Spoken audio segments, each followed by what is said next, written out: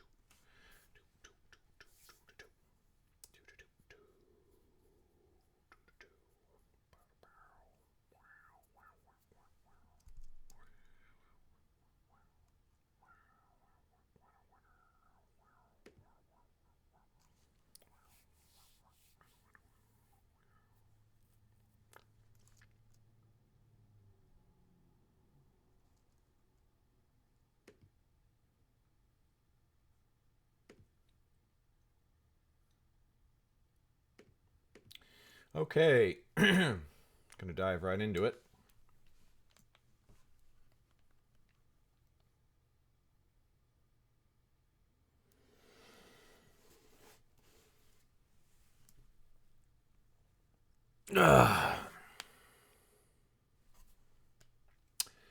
Chapter 17.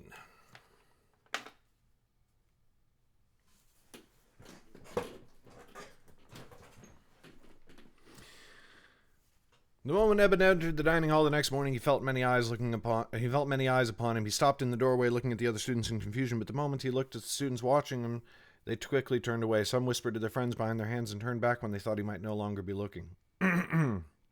He moved forwards again, frowning, and then it dawned on him. Word must have already spread of their exploits in the vaults. These were not looks of fear or scorn. Most were curious, and mayhap some even admired what he had done. A grin tugged at the corner of his mouth, which he quickly tried to suppress. Eben reached the line of students who awaited their meal. There, just 2 students ahead of him, was little Estrella. Her frizzled hair stuck out even more than normal, as though she had not taken much care to brush it that morning. Estrella, said Eben. She did not move. He tried again, louder. Estrella. She turned to look at him, and a chill struck his heart. Great bags hung beneath her eyes, which were bloodshot, and her skin was paler than could be explained by long hours of study. It did not seem she knew who he was at first, for she had to blink twice before recognition dawned in her eyes. Eben, she said, trying to smile. She stepped out of line to join him. Her thin arms wrapped him in a hug, but it was a half-hearted thing. Credel's death must have struck her far harder than he had thought. Guilt coursed through him, for he had not once gone to check on her since they saw the body. She was only a child. He opened his mouth to ask her how she fared, but then thought better of it. Instead, he patted her hair and said softly, I have greatly missed seeing you. And I you. But soon I will graduate into your second-year class. Thank the sky, said Eben, giving an exaggerated sigh. I need you to teach me. Perrin is a fine woman, but she does not understand the intricacies of my mind as you do. That earned him a small smile, which warmed his heart to see. Indeed, a fool's thoughts can often be hard to decipher, she said.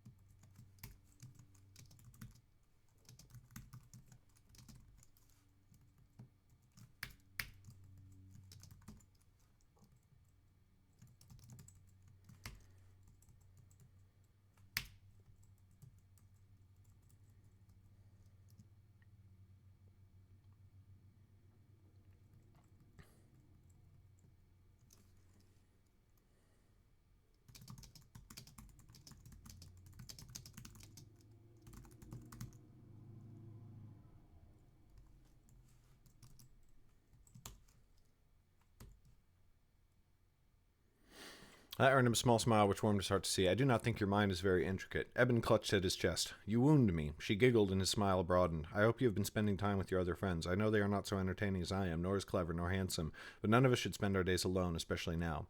It seemed she understood his true meaning, for her eyes clouded. I have been spending much time with my sister, she said softly. She has been a great comfort to me.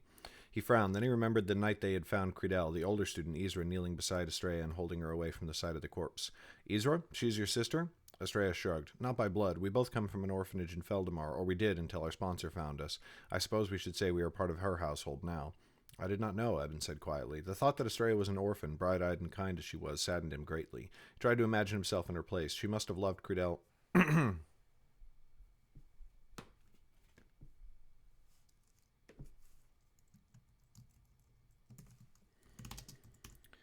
Hey, Wordwin.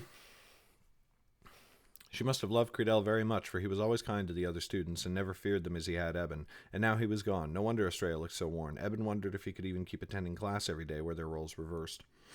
Estrella looked down at her shoes now, and her chin had begun to tremble as though she might cry. Quickly, Eben put a hand to her shoulder and smiled. I cannot wait to study with you in Perrin's class.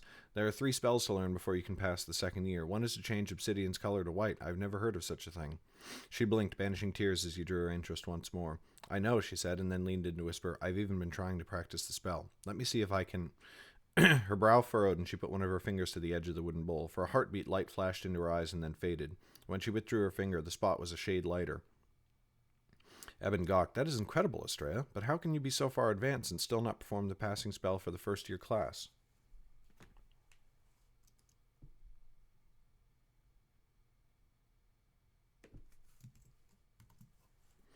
Estrella shrugged with a self-conscious smile. Some wizards take more easily to one spell than another, but I am almost done with the testing spell, too. I meant it when I said I would join your class soon.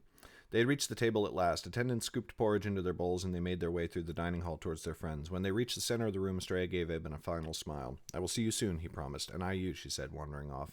Caitlin was waiting at their table when Eben sat down. Good morning, he said, speaking around, cheeks filled with food. Good morning, said Eben. Did you have as much trouble sleeping as I did? I cannot know, for I was not there, but most likely, yes.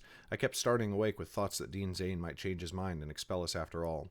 I thought he might abduct us in our sleep and have us thrown into the bay, muttered Eben. That indeed had plagued his nightmares.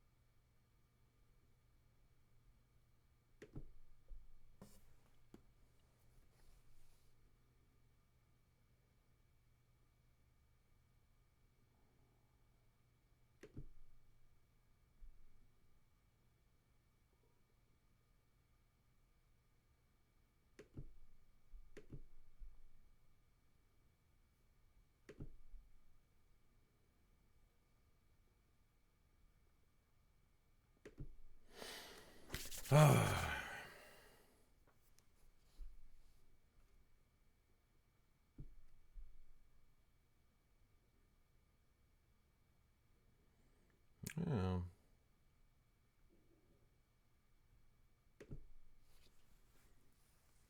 Oh, God. Ugh. Hey, morning, Kristen.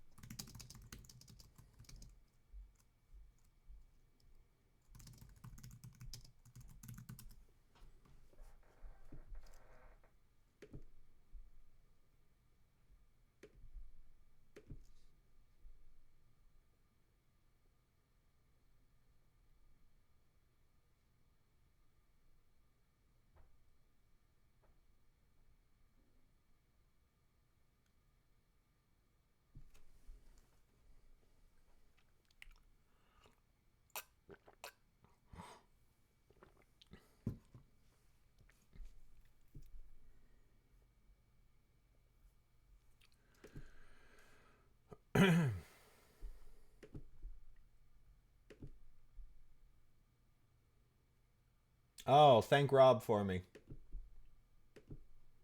But don't apologize. Because fuck that guy.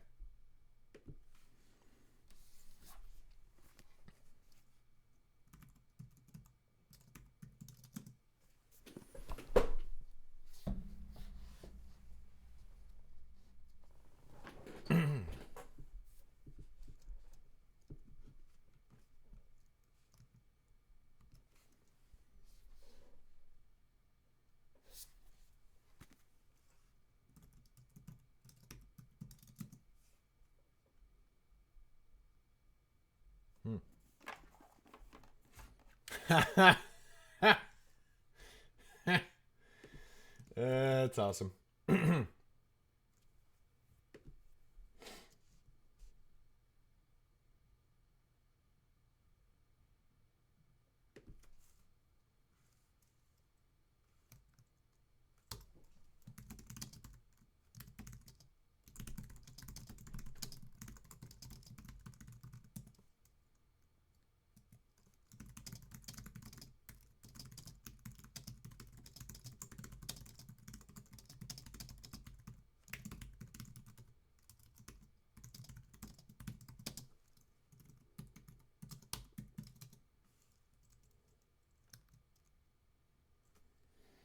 Mary Duke!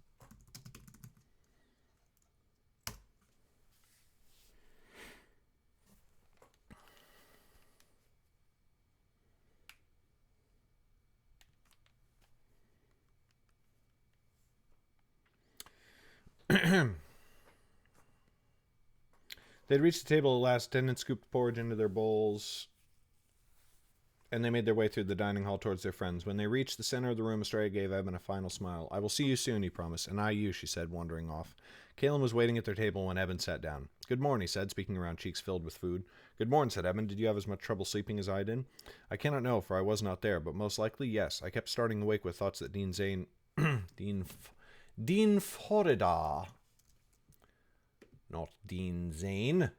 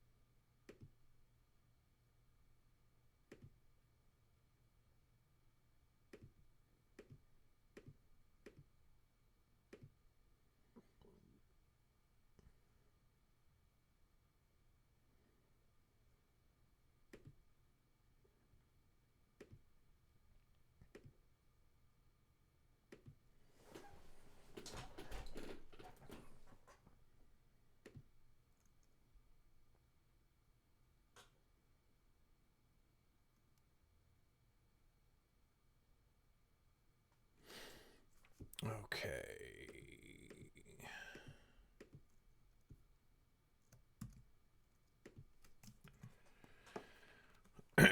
Dean Florida.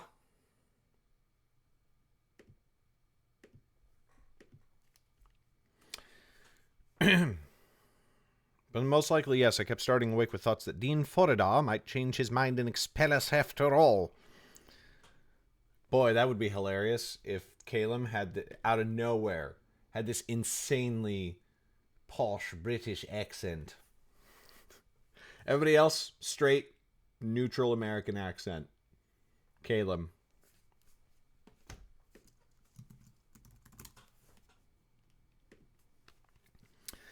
I thought he might abduct us in our sleep and have us thrown into the bay, muttered Eben. That indeed had plagued his nightmares. He had seen it like the day he had fought Cyrus on the cliffs, except that he was Cyrus and Zane was the one on the ground. The Dean gripped Eben's ankles and turned them to stone, and then he was falling into the ocean where dark waters swirled around him and crawled down his throat. But morning has come, and still we reside within these walls, said Calum. I, for one, am grateful. And I, said Eben, but we must decide what to do next. Calum fixed him with a glare. Eben. Come now, Calum, a thief is still on the loose and a murderer, and we know Lilith must have been the one to tell the instructors what we were up to. It is another sign of her guilt. Leaning forwards, Calum spoke in a harsh whisper. And what do you mean to do about it? I mean to do exactly what we should have done from the first. Nothing. You were eager enough to pursue Lilith before. What of her guilt? What of the family Aaron's treason against the High King? Calum shook his head. I was a fool before, and so were you for agreeing to Theron's scheme.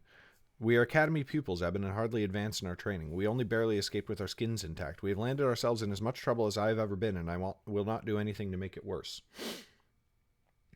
Eben opened his mouth to answer, but then he heard raised voices a few tables away. He turned and saw Estrella standing beside the table where she had been eating, facing another student her age. Eben recognized him as a boy named Valley, a weremage. Valley.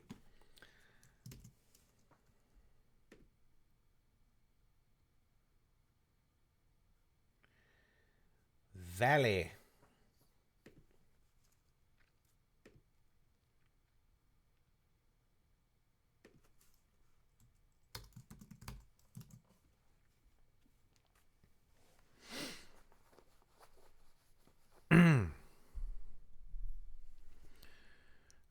A weremage and one of Estrella's friends, but now the boy stared at Estrella with cold eyes while her face contorted with tears. It was her voice Eben had heard.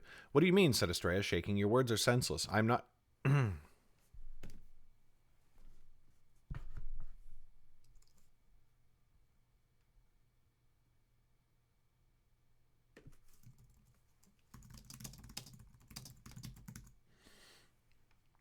I am not your friend. Valley's voice was odd, monotonous. I do not wish to see you. We are in the library together every day, you idiot, said Estrella, her voice cracking. I am not your friend, Valley said again, and then turned to leave her. Estrella burst into tears and slumped back down to her bench. Something was wrong. Eben frowned, trying to place it. He took a step forwards, but before he could go to Estrella and comfort her, the dining hall door burst open, and Theron flew by him in a rush, her face twisted in rage. Eben and Calum glanced at each other and then scrambled to follow. Soon they were a half step behind her. Finally, Eben saw where they were headed. There, sitting with some other seventh years, was Lilith. Her back was to them, so that she was unaware of Theron approaching from behind. Too late, her cousin Orin looked up and saw them and tapped Lilith on the shoulder to warn her, but Theron was already there, snatching Lilith by the back of her robe and dragging the girl to her feet. You flat-mouthed sow. Not bitch. She cried, shoving Lilith back so that she nearly fell across the table. Orin leapt forwards, trying to shove Theron away. She caught one of his wrists and twisted it, and then kicked his leg as he recoiled in pain. He fell back, his rear striking the bench hard. Lilith's friend Nella stood to the other side, but she seemed reluctant to enter the fray. Eben realized she was looking at him. When the seat had been attacked, she and Eben had stood together against the Shade soldiers. Now they looked at each other.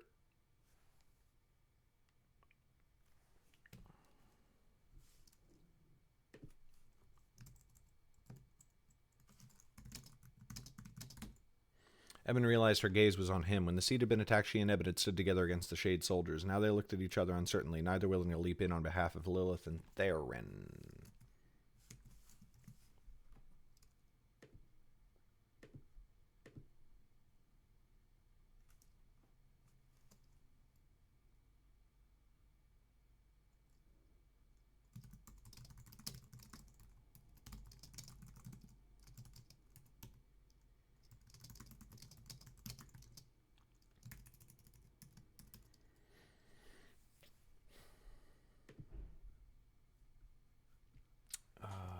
Ba-bum, ba-bum, ba-bum, ba-ba-ba-ba-bum.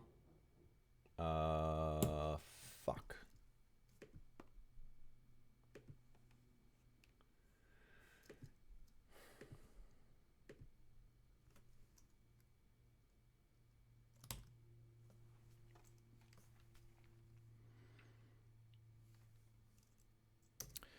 But the girls did not need the help. Lilith had found her feet, and she stared daggers into Theron's eyes. Theron's nose was less than a finger's breadth from Lilith's, and she matched the girl's stare with equal hatred. "You were a fool to go along with the Drayden boy," said Lilith. "Do not dare to point fingers." Theron shoved her again. Orn shot to his feet, but seemed reluctant to take another trouncing from Theron.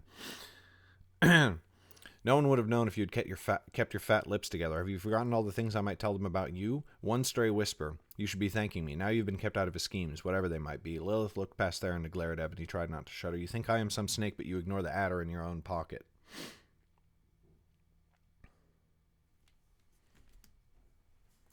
Didn't she actually call her an adder? I wish Scrivener had a bookmark feature.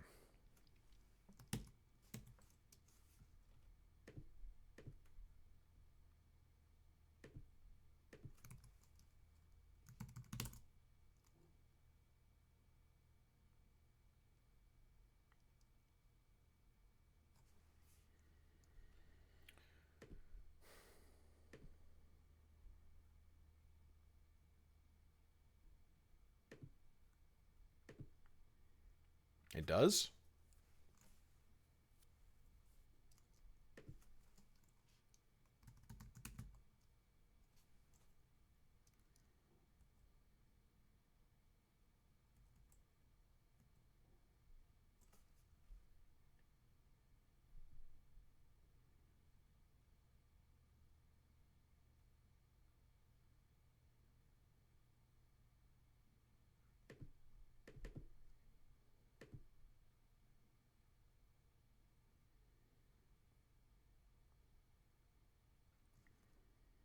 Apparently there is some sort of bookmark feature, but I don't have any idea how to use it.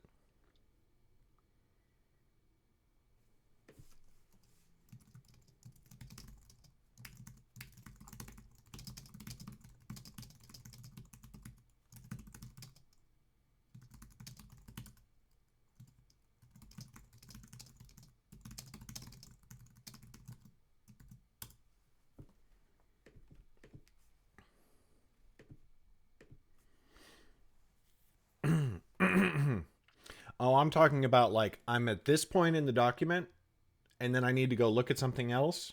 So I go look at the something else, and then I go right back to wherever I am in the document. That's what I need.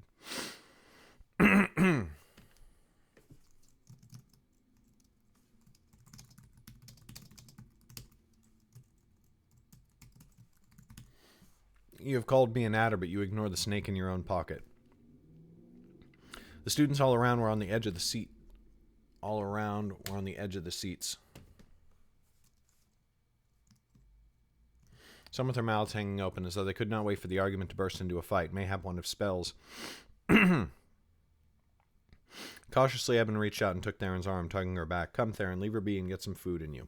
"Yes, heed the words of a sniveling Drayden," sneered Lilith. "Only do not be surprised or come running to me when you find his knife between your shoulder blades." Theron had drawn back a step, and though her fists were shaking at her side, her face was an impassive mask. "You were the one who had shown herself faithless, and not for the first time."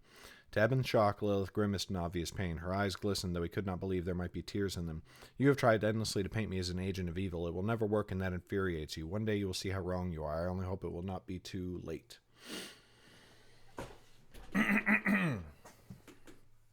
I know I can do that, Wordwin. That is not the feature that I want.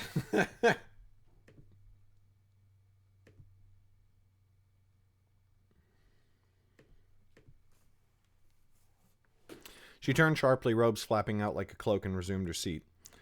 Orn still gave them a sullen look while Nella breathed an audible sigh. Theron looked as though she might push them at her, but Eben and Kaelin took her arms and turned her gently away.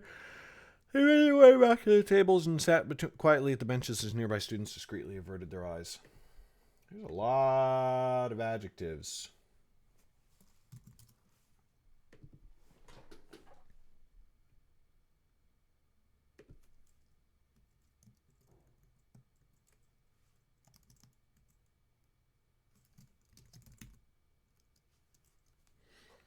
While nearby students discreetly averted their eyes.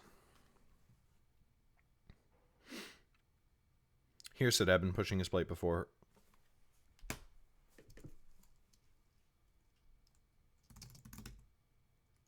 her. "Here," said Eben, pushing his plate in front of her. "I was finished anyway." Theron stabbed the gruel with her spoon, but did not scoop any to eat. Caleb was staring down at his hands, mouth working as though searching for words to say. We might have gotten away with it, said Theron, if it weren't for those pesky kids.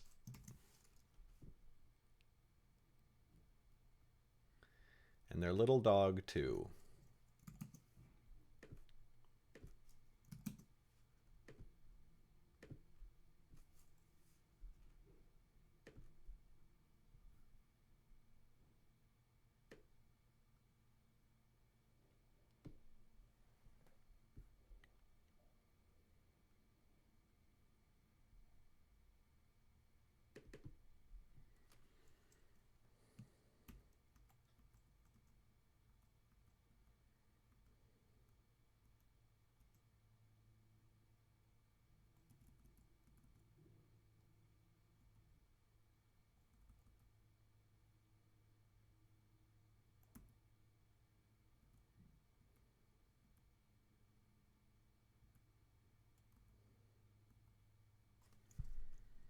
What in the shit?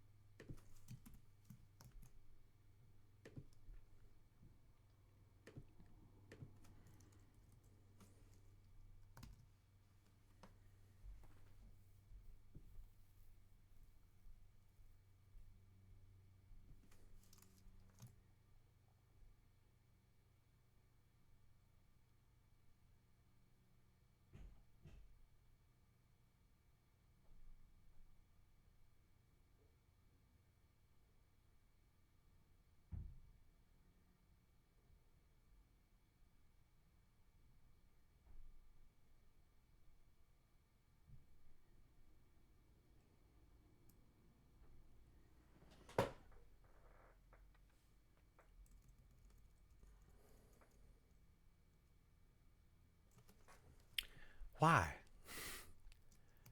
Why?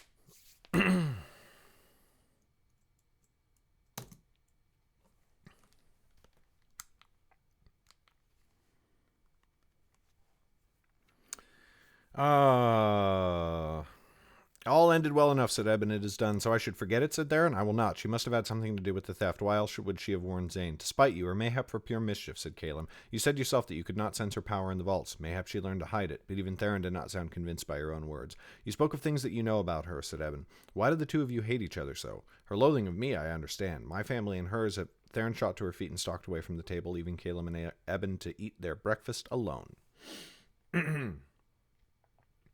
Chapter 18. For many days afterwards, they had to remain on their best behavior. Gia, or mayhap Zane, must have passed word to their instructors. Eben found that Perrin now watched him closely and was reluctant to let him leave class for any reason, even to visit the privy. When they met and studied each day in the library, Caleb and Theron told him that their classes were much the same. Under such careful watch, it was impossible to continue searching for the thief who had broken into the vaults. Since Shay had not come with the rest of his family, Eben did not fear to see Adara, and so he visited her every other day or so.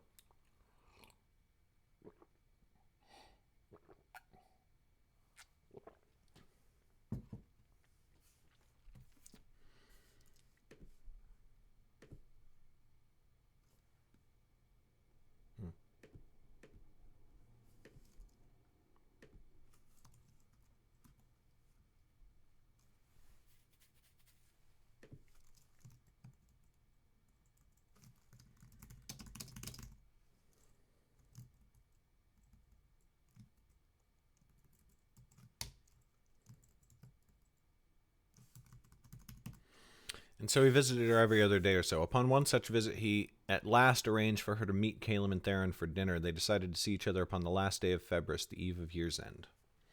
Hey, Crypto Fantasy, greetings. Oh, don't worry about it. It's all good. It's a minor inconvenience.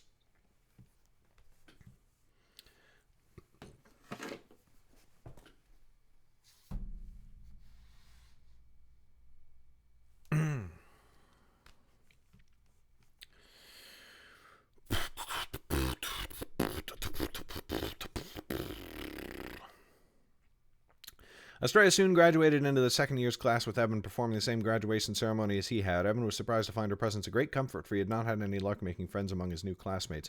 Though he was unable to speak with her often or for very long, she would always smile at him as they passed each other in the classroom, though he could see how tired her smile had become, for she went about her days haggard and careworn, showing a glimmer of life only in his presence or Ezra's. After sneaking into the vaults, Evan often felt that the eyes of all the faculty were upon him, especially Zane's, but in a way that was a blessing, for it made him focus upon his studies, and under parents' tutelage he found a renewed passion for learning that he had not felt since before the academy.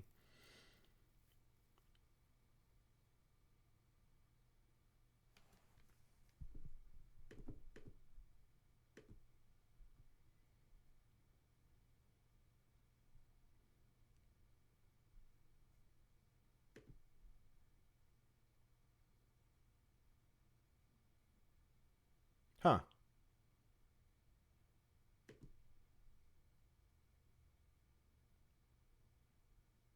Okay.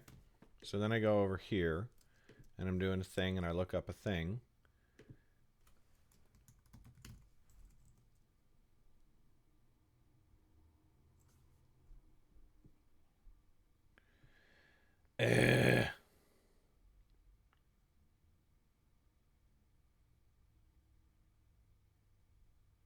Why did that not do anything?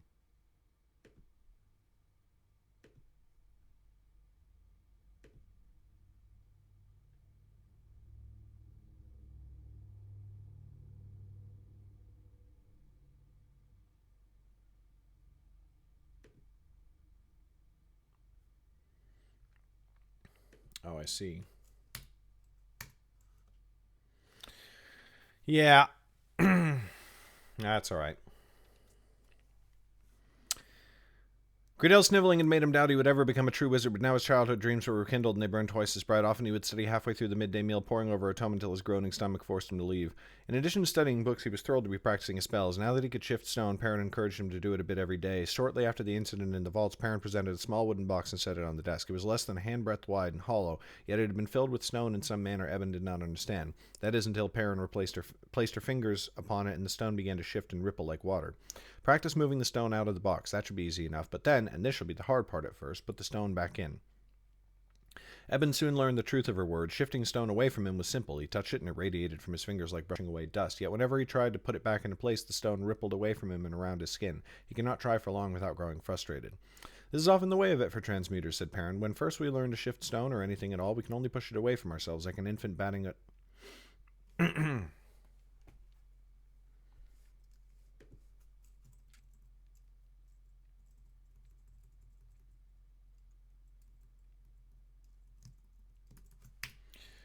When first we learn to shift stone or anything at all, we can only push it away, like an infant batting at a coin held before its face. Eventually, they learn to take hold of things and move them where they will. Evan glared when she said that.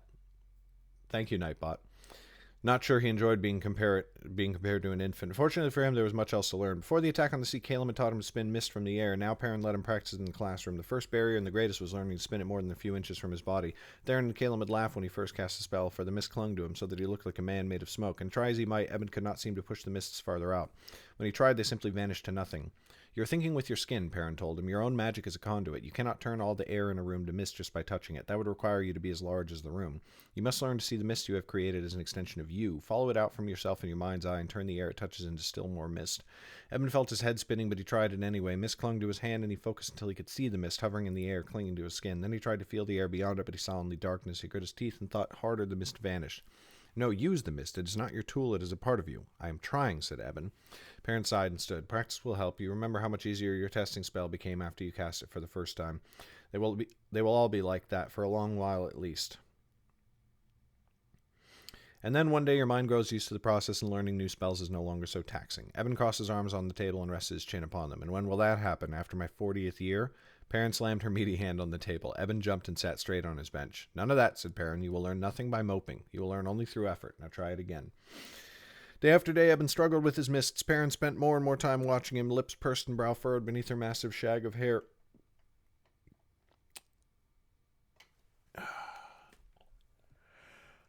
Every time.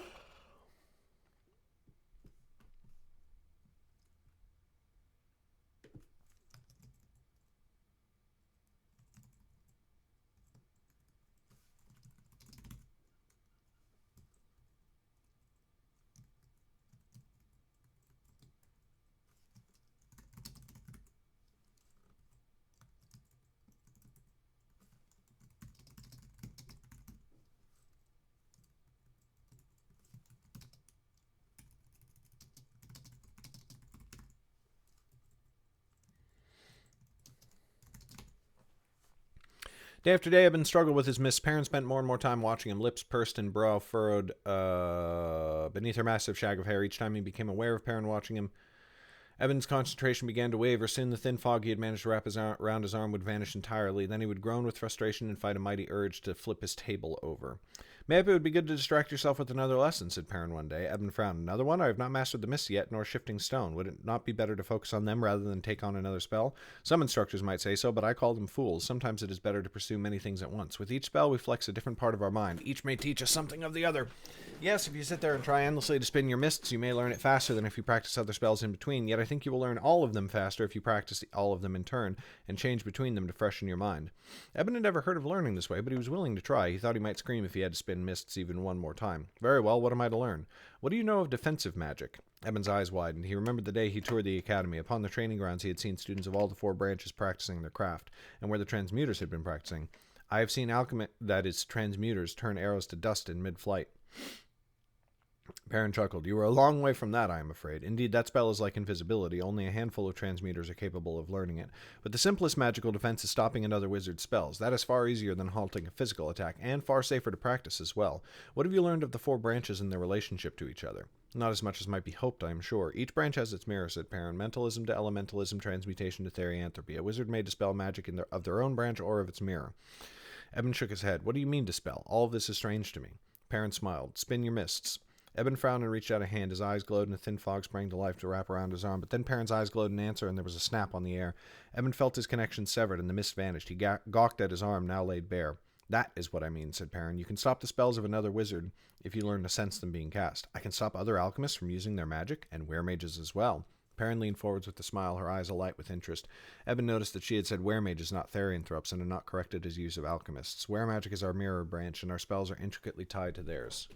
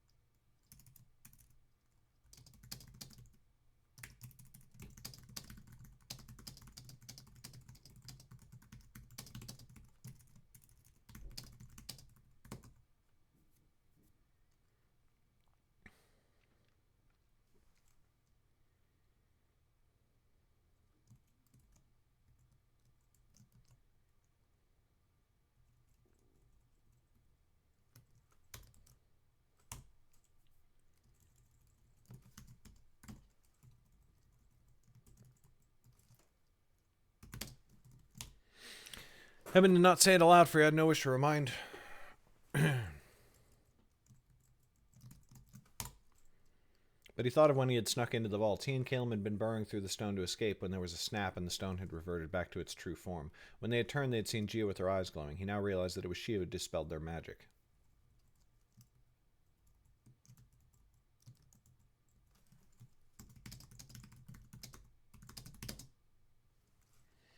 I see, he said, nodding slowly. That makes sense to me. Alchemy and weremagic are of a kind. They both turn things into something else. A weremage changes their own body, and we change that which we touch. Fire magic and mind magic are similar in that they both exert power outside of the wizard.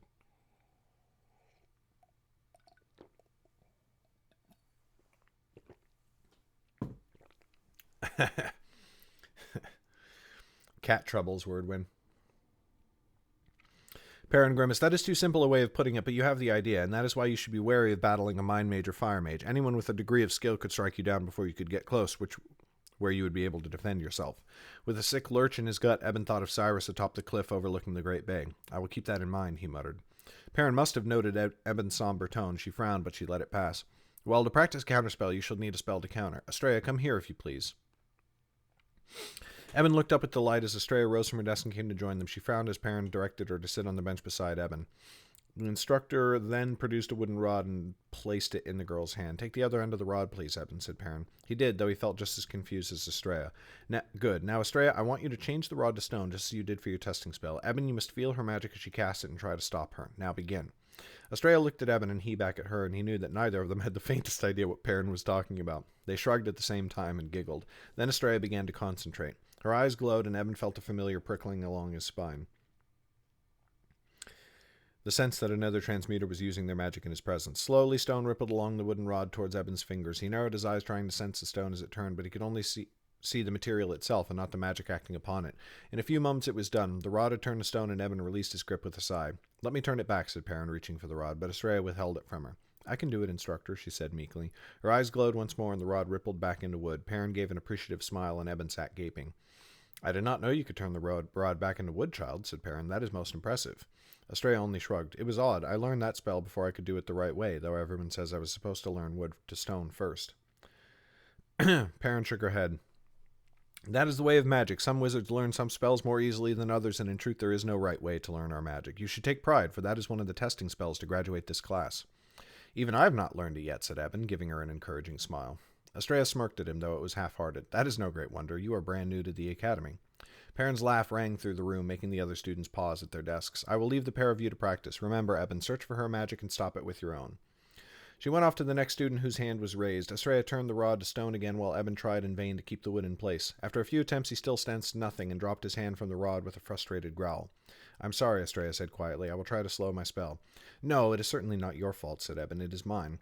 Perrin gave me this spell because I had grown frustrated with the others, and yet it turns out I am no better at this one. Estrella gave him a small smile. I have enjoyed my other spells. Have you learned to shift stone yet? I cannot master it. Yes, said Eben, not without some small degree of pride. Then, thinking that might have sounded boastful, he added, Of course I can only shift it away from myself. I cannot control it enough to put it back inside the box.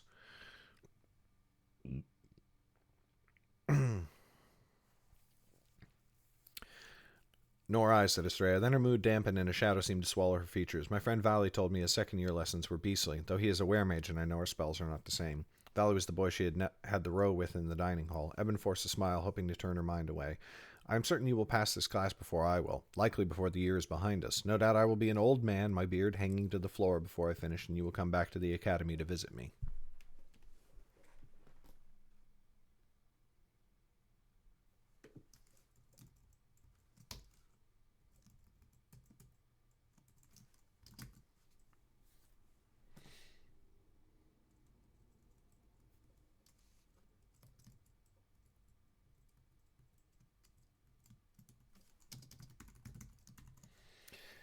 I'm realizing as I'm reading this that Estrella speaks a little too...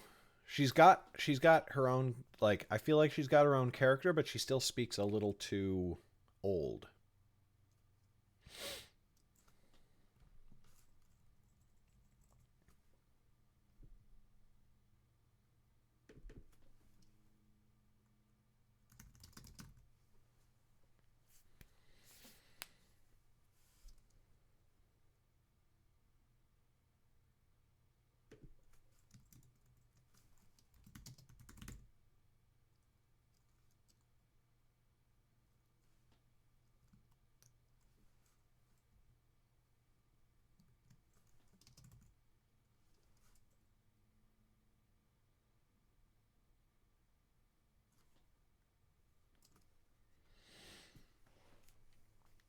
She tried to smile, but her chin trembled as tears filled her eyes. I do not understand him. Valley, I mean. First he told me he wanted nothing to do with me, but just this morning he came to me and said he did not know what he was thinking, and that of course he has always been my friend.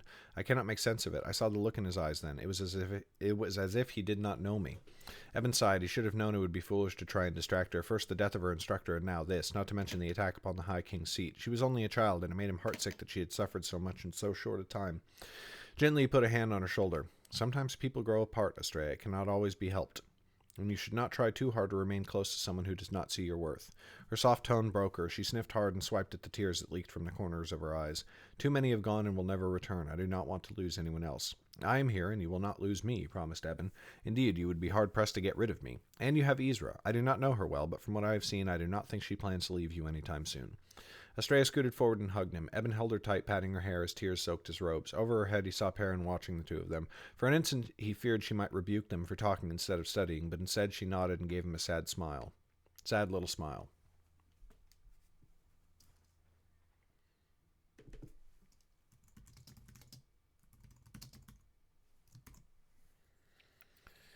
For talking when they should be studying, but instead she nodded and gave him a sad little smile. These days we must all take care of each other, Eben thought.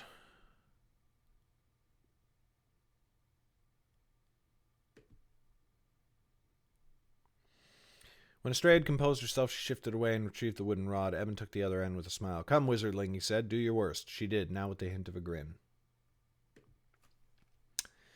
Chapter 18, Dean. Good jobs.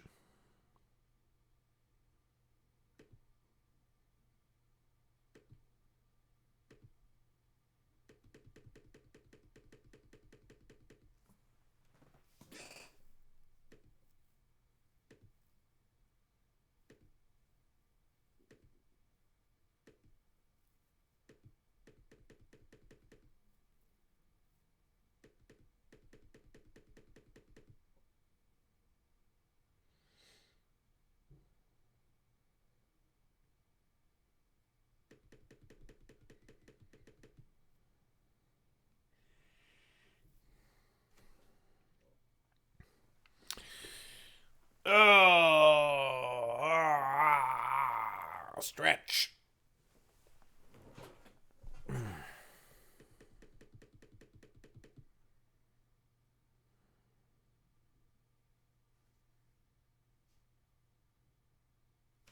All right, break time.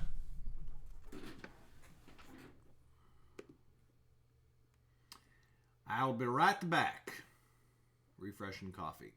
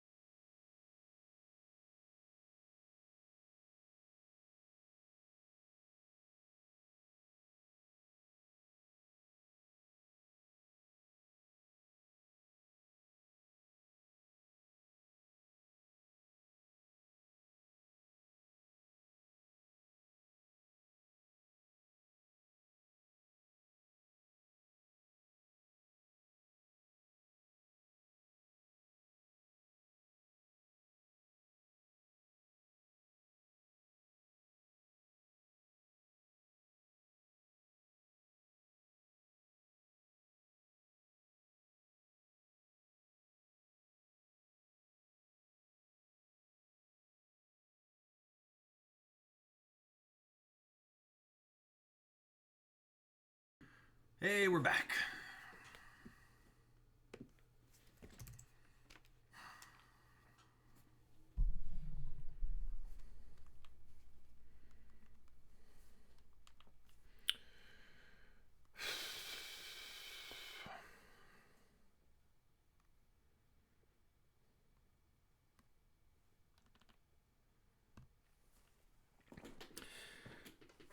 Chapter 19.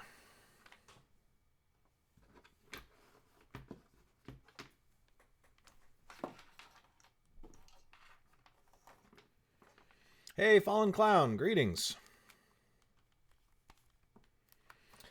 The next day was the last day of February and the eve of year's end. It was the day Eben would take Caleb and Theron to sup with the Dara, and his nerves tormented him throughout his morning classes. His distraction must have showed.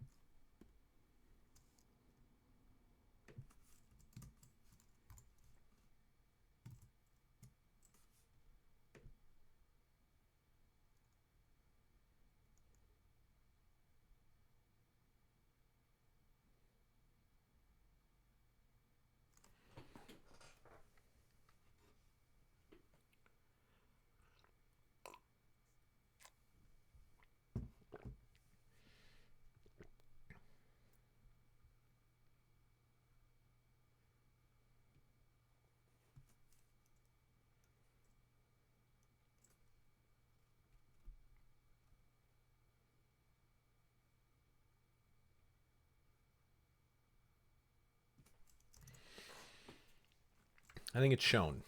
His distraction must have shown, for Perrin barked at him more than once, telling him to keep his mind on his spells. The moment the midday bell rang, Eben made for the dining hall, gobbled his meal, and then spent the rest of his spare time out upon the grounds. He shook his hands often as he walked, letting them chill in the freezing air, hoping to untie the knots his stomach seemed determined to twist itself into. While walking, he saw a curious thing. The boy Valley, Estrella's former friend, was out walking alone.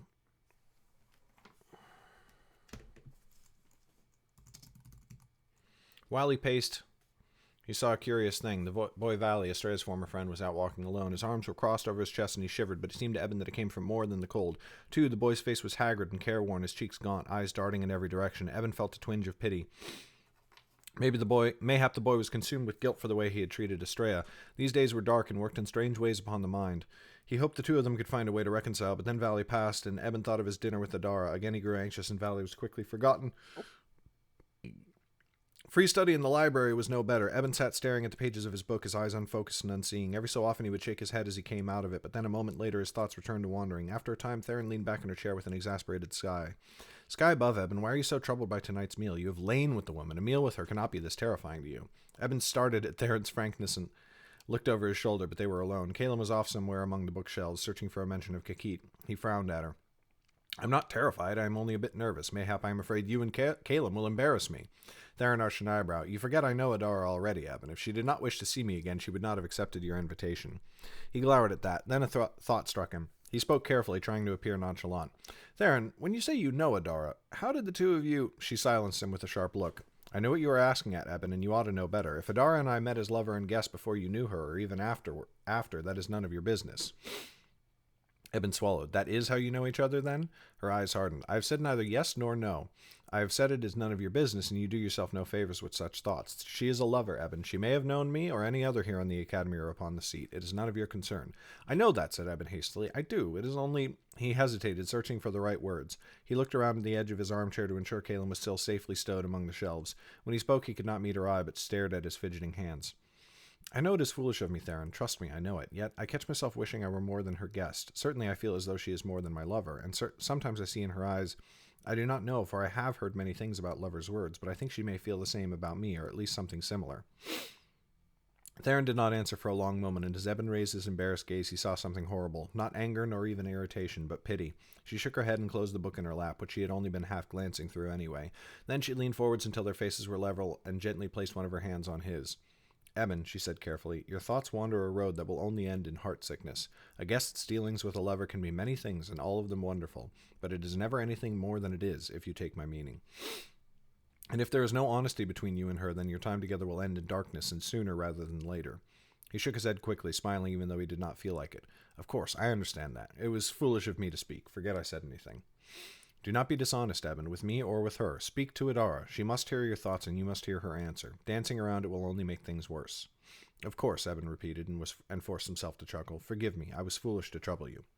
Theron looked as though she was about to say more, but her gaze drifted over his shoulder. Eben followed it to Caleb, nearly running as he came towards them, hoisting a book like a trophy over his head. I have found her, he said in a shouted whisper, as though he wanted to crow, but was afraid to disturb the library's peace. I have found Kikit. Be silent, said Theron sharply. Though no one was close enough to hear, Eben understood her caution. The last thing they needed was for some instructor to hear them discussing the Wizard King whose amulet had been stolen from the vaults. Sit down and tell us what you have found, but keep your voice hushed. Caleb nearly leapt into his armchair between them and flipped the book to a page he had held with his thumb. Here she is. I had been searching in ancient histories of Idris, but none bore mention of her. At last I realized that many tomes from before the Dark War had been lost, and such histories would not help us. Then I thought to look in accounts of the Dark War itself. By the account of that logbook page we already found, Kikit died long before that time, but if she was as powerful as she seems, I thought there might be mention of her, like an echo of her power reverberating down through the centuries, having finally faded away before we were born. Very poetic, said Eben, arching an eyebrow. Now stop regaling us with your brilliance and tell us what you have learned. Theron hid a smirk while Caleb scowled, but the boy lowered his eyes to the page and held his finger against a passage. Here it is. This says she was an ancient wizard king of Idris and a being of unstoppable power. She could hide the glow in her eyes when she cast her spells so that her foes had no warning of her power. Her magic could strike whole armies dead, and she once captured a dragon and forced it to serve as her steed when worms were a common sight across Underrealm.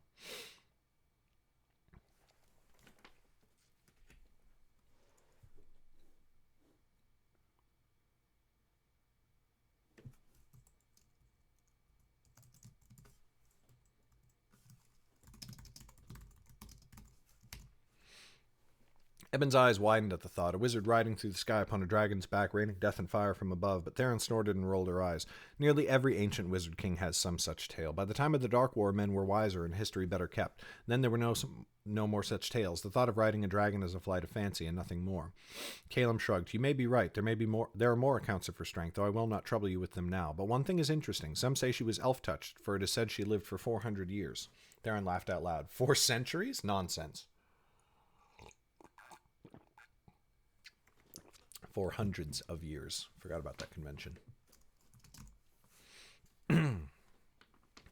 Eben might have believed the dragon, but now even he had to shake his head. That is impossible, Caleb. There are elf-touched who walk the 9 lands even today, but they live their spans and then fade like all the rest. Elves do not grant everlasting life. That gift is theirs alone. Caleb gave them both an exasperated look. I am not vouching for the author's integrity, he snapped. I am only relaying her words. Now, do you wish to hear about Kikit's amulet or not? Theron and Eben leaned forwards together. The book speaks of it? In fair detail, said Caleb. It seems Kikit enchanted many objects with dark and eternal magic. Of all the artifacts she imbued with power, none have lost the strength of their spells. Chief among them was her amulet, which she wore always and never let another lay a hand on it. It allowed her to transcend all other wizard kings of her time, giving her the strength to cast dark fire without the use of mage stones. Theron's face blanched and she drew back in her seat, but Eben looked between them without understanding. What is Darkfire? I've never heard of this. Caleb's face grew solemn and he leaned in to speak quietly. You remember when I told you of the power of mage stones and how a transmuter who consumed them could cast a spell called Blackstone?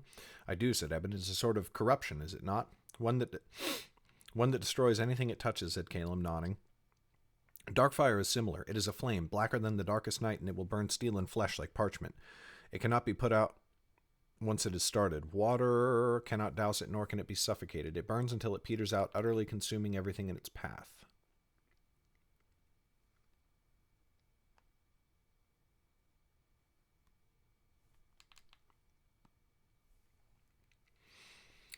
Eben felt a tingle creeping along his skin. His mind's eye filled with visions of melting flesh and bone, and he thought he might be ill. That is horrible, he said, and the words cracked.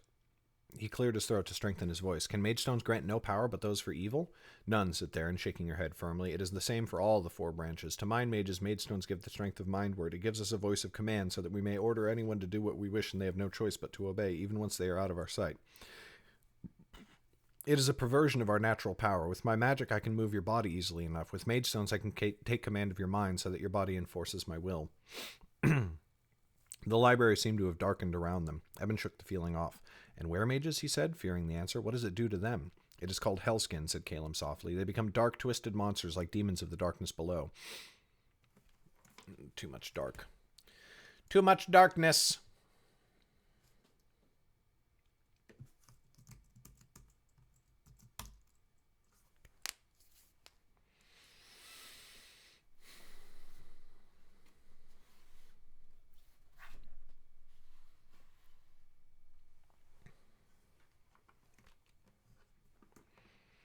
Their shape depends on the were-mage and their strength, but their skin is always covered with jutting horns and barbs, and their strength is unmatched by any natural creature. In their hellskin form, were-mages are impervious to magic, and the greatest among them can tear armies apart with their bare claws. Eben felt the blood drain from his face. Theron saw it and smirked. Now do you understand why the Academy so stringently bans any discussion of mage stones? Many of us react as you are now.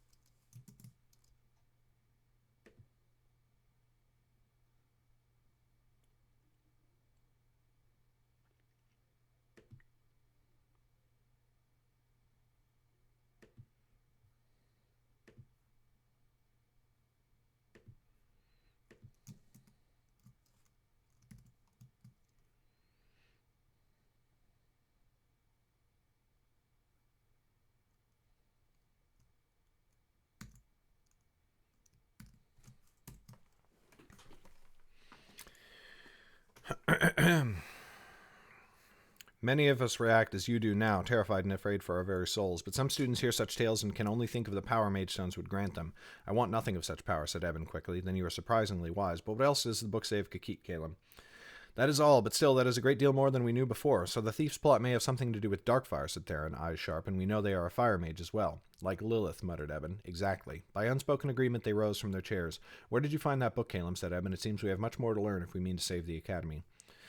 Chapter 19, dude! Chapter 20. Despite their earnest search, they found nothing the rest of the day. Eben half wanted to spend the evening in the libraries to continue the hunt, but at the same time, he had no desire to miss their dinner with Adara, and so reluctantly they left the library and made ready for an evening upon the seat. Some days ago, Eben had asked Theron to recommend a fine tavern for their meal, and she had spoken of a place called the Sterling Stag. She had She had only been there once, but it had served the finest food she had ever tasted. When Eben asked her how she had afforded such a meal, she glowered and told him to mind his own business. So after a bath and a quick dab of perfume at his wrists... Oh.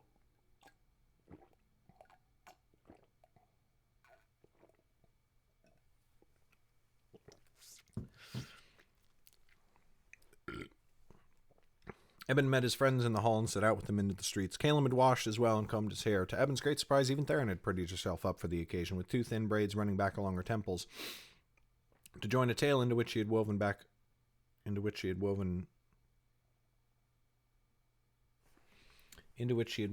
her hair.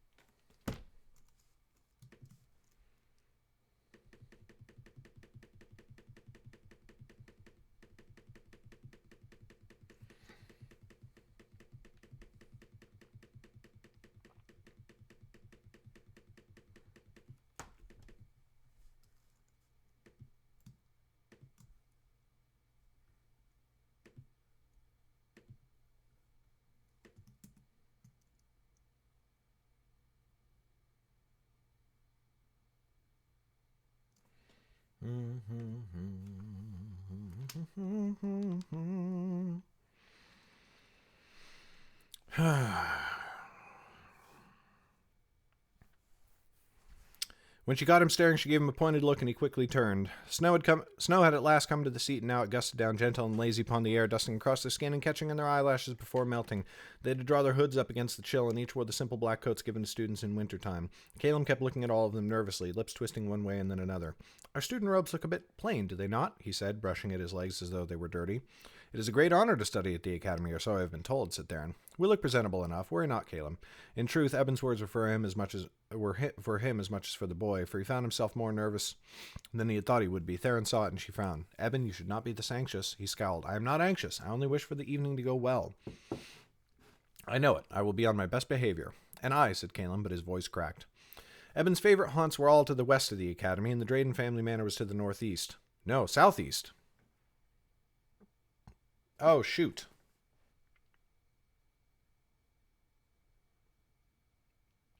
No, yeah.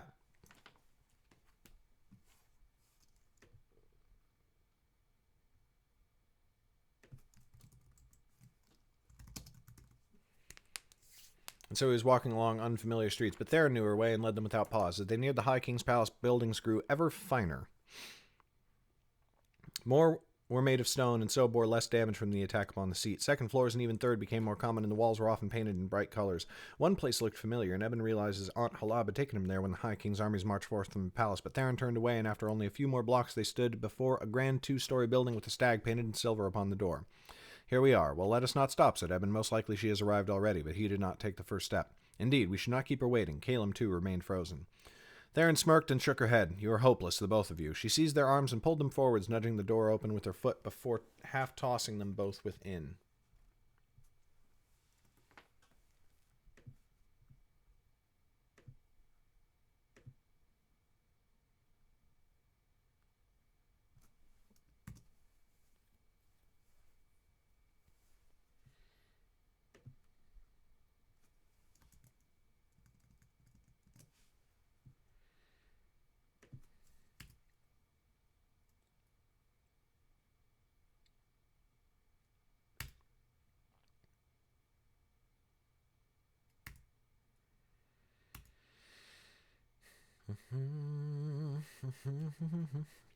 God, what is going on with the internet these days? Amazon server went down the other day. Yesterday, maybe even.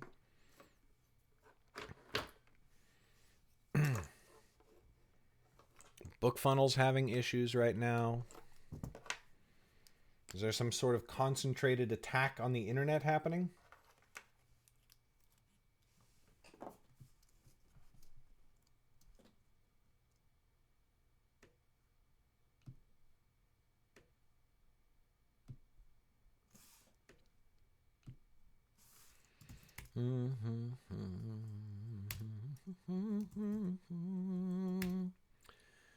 Ba-dum-bum-bum-bum-bum.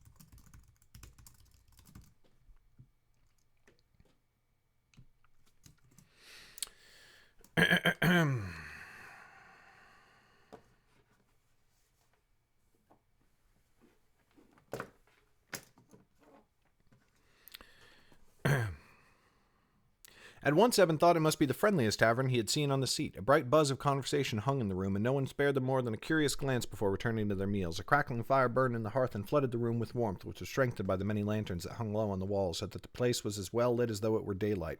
Evan saw no others in academy robes, not even instructors. Instead, there were many people with fine clothing, dresses and tunics and pants all woven with the most expensive silks. A dozen perfumes wove a wreath of heady odor, and he drank it in with a long breath. They scanned the room, searching for an empty table, but before they found one, the tavern's matron approached.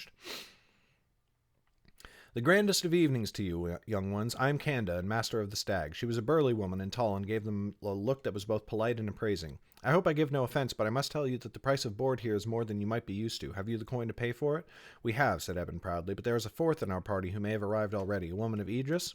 You mean Adara? Canda beamed a sudden smile. Forgive me, young master. She did not tell me you were academy students, or I should have brought you to her at once. She waits at your table. Let me show you the way.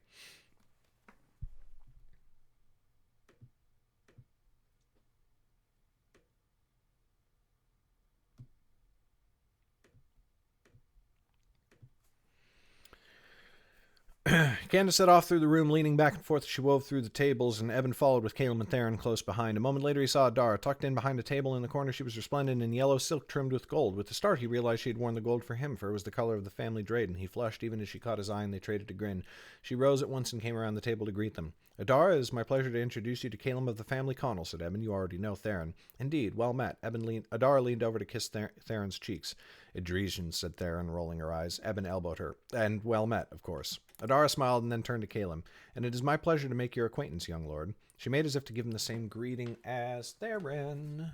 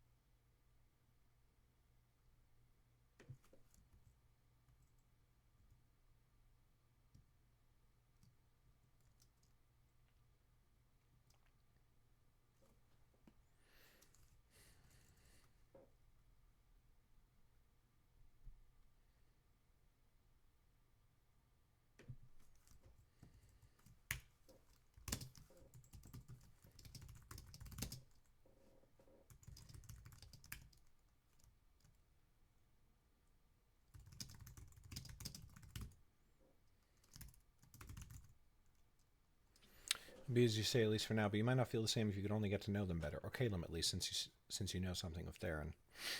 What if we spent time together, all of us, beyond the blue door?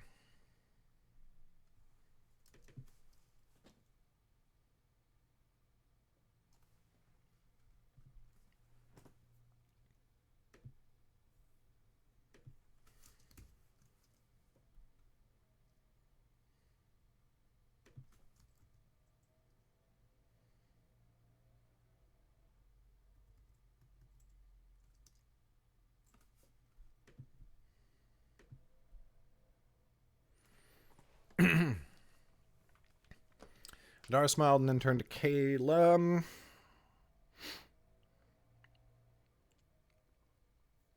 And it is my pleasure to make your acquaintance, young lord. She made as if to give him the same greeting as Theron, but Caleb drew back, shifting on his feet. I'm sorry, he mumbled. In Hedgemond, that is such a greeting. Adara nodded at once. I did not know you were from Hedgemond, she said easily. My apologies if I was unseemly. Of course she knew he was from Hedgemond. What the fuck was I thinking?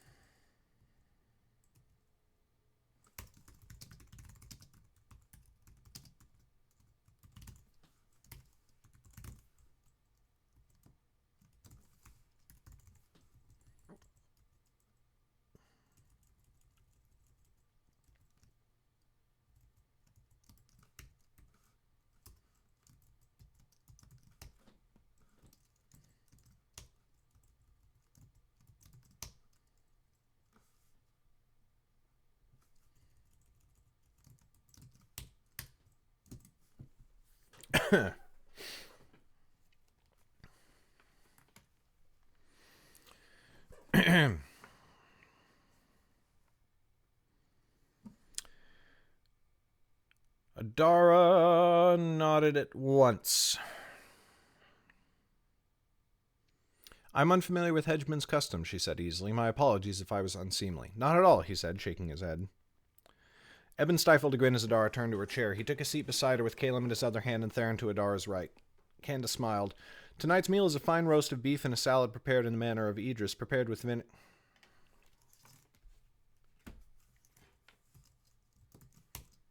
vinegar at Adara's request. I also have some figs if you would like them. Eben smiled at Adara and her eyes glinted with delight. That sounds wonderful, and wine as well, please, for all of us.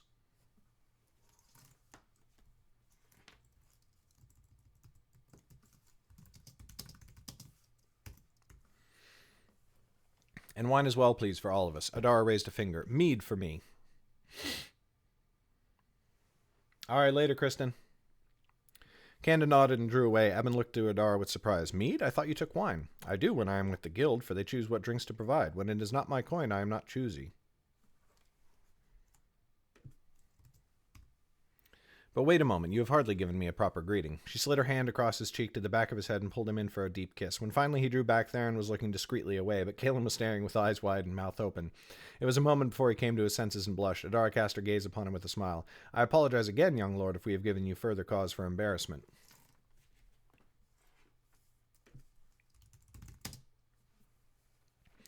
I should be the one to apologize, mumbled Caleb. I am your guest. It is only that I am unused to such things. Forgive me. Think nothing of it. Just then a girl came by with their wine. Caleb drained one cup quickly and then refilled it from the flagon. Theron raised her eyes at him. Adara sipped at her mead. Very fine, she said, licking her lips in satisfaction. You made a fine choice in this place, Eben. You may thank Theron. It was at her advice. Where did you learn to drink mead? It is not common in either Idris or Feldamar. But I have not been to only those kingdoms. I left Feldamar in my youth and dwelt for a time in Dulmoon. That darkened their mood, and they fell silent. Eben and Caleb looked down at the tabletop, and even Theron picked with her fingernail at the edge of her cup. My apologies, Adara said softly. I spoke without thinking. I did not mean to silence a pleasant conversation. It is nothing, said Theron. You cannot be blamed for the war Dulmoon chose to wage upon us. They have always been a proud people, said Adara. Though I am as shocked as anyone at their revolt, they are mayhap the least surprising kingdom in which to find such treachery. For they all are, after all, descendants of Rena Blackheart herself. I am only glad no others have joined them. Not yet, said Theron, but few are willing to wage war against them either. Hedgemond is willing, said Caleb. Eben was scarcely paying attention to the conversation, for he was deep in thought as he looked upon Adara. It surprised him, though he knew it should not have, that he had never learned of her time in Dulmoon. There was still much of her past he did not know. It bothered him, though he knew it should not. Adara caught him staring and gave him a small smile and a peck on the cheek. Enough of darkness. Let us speak of something more pleasant. What have the three of you been up to? It has been some days since Eben and I spoke. Theron's mouth twisted. That subject is not much brighter than the other. We have found nothing of use, only dark words of peril. Caleb looked wide-eyed at Eben. She knows of the theft from the vaults? Eben nodded. Of course. That is the least of the secrets she carries. Indeed, I had heard before Eben told me. The Academy is a wonderful place for many things, but keeping secrets is not one of them. Adara smiled and placed a hand over Eben's. But what are these dark words you spoke of? We think we may have found what was stolen from the vault, said Amulet, and... Stolen from the vault, said Eben. An amulet, one of immense power, though we know not what it does. Theron leaned in and lowered a voice. It belonged to some wizard king of ages gone by, one named Kakit. Adara shook her head. I have never heard of her. She is the thing of ancient times. She may even predate the years of Underrealm, said Eben. Now we are searching for any tale of her, some history that might help us understand what the amulet might do. I have been doing some searching of my own, said Adara. I will spread word of this and see what may be learned from those who help me. Eben frowned. What searching? Theron gave him a crafty smile. Do you know nothing of the Guild of Lovers? They are a meddlesome lot. Adara gave her an admonishing look before turning back to Eben. Different houses and members within the guild maintain close contact with each other. Our clients' secrets are never shared, but some information may be passed along if it does not violate trust. Since you first told me of the theft from the vaults and then of that ghastly murder, I have had friends searching for any sign of the culprit. Eben's stomach lurched, and he spoke soft but urgent. Adara, that may be folly. If anyone were to learn of your prying. They will not, she said, raising an eyebrow and smirking as though Eben were both very sweet and very foolish. The guild looks after its own. In any case, I have learned nothing certain about the theft, though I have heard many other whispers. It seems there is a girl skulking about the seat. She wears black robes like a student of the academy. Theron looked at Eben. A girl? What did she look like? Adara shrugged. No one has gotten close enough to see, but she has spent much time around the northern end of the seat and after curfew. Eben raised an eyebrow at Theron. That sounds like something you might do, Theron. She frowned. I told you, since the attack I've been unable to sneak out, for the sheds to help me are gone. And besides, I have no business in the north. It could be Lilith.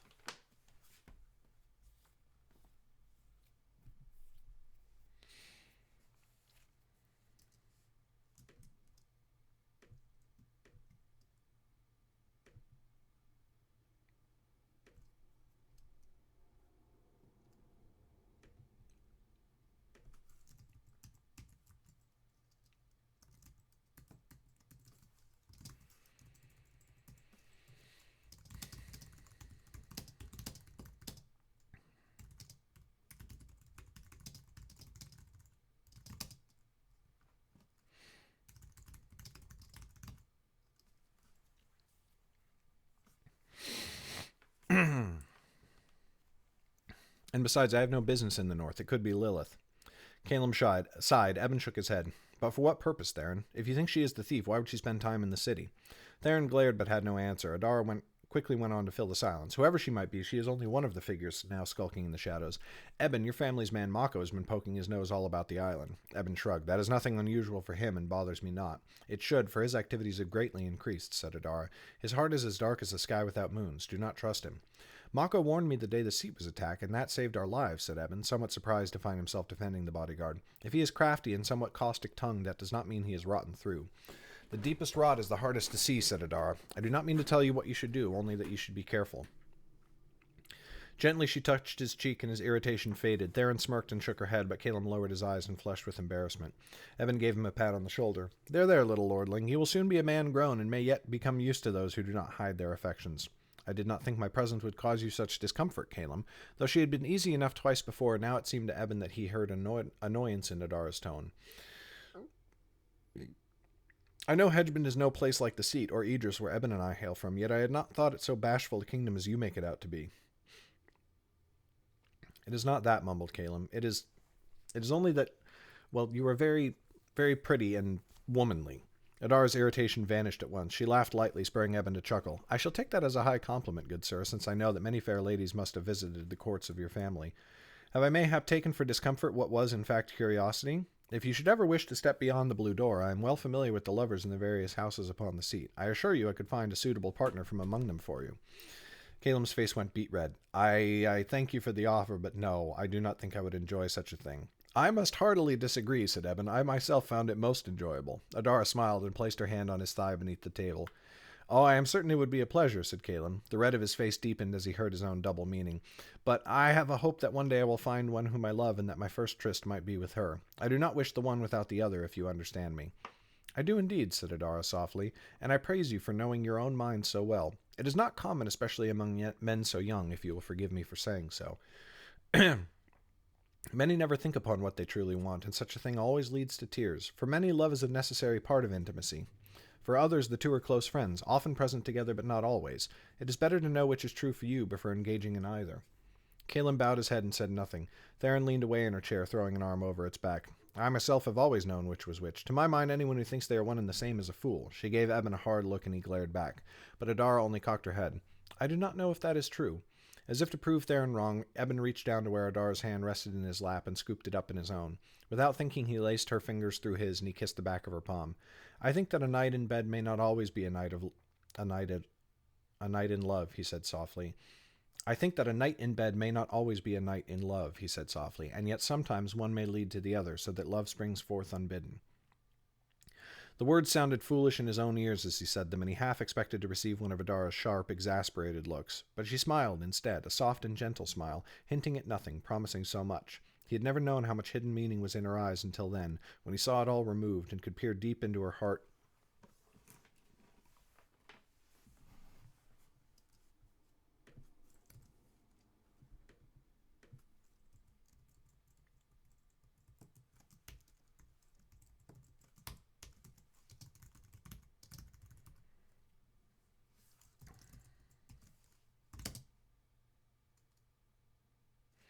He had never known how much hidden meaning was in her eyes until then, when all pretense seemed removed, and he could peer deep into her heart for the first time, pure and unadorned and revealed at last.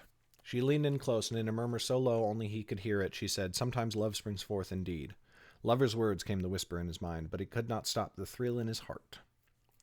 Aww.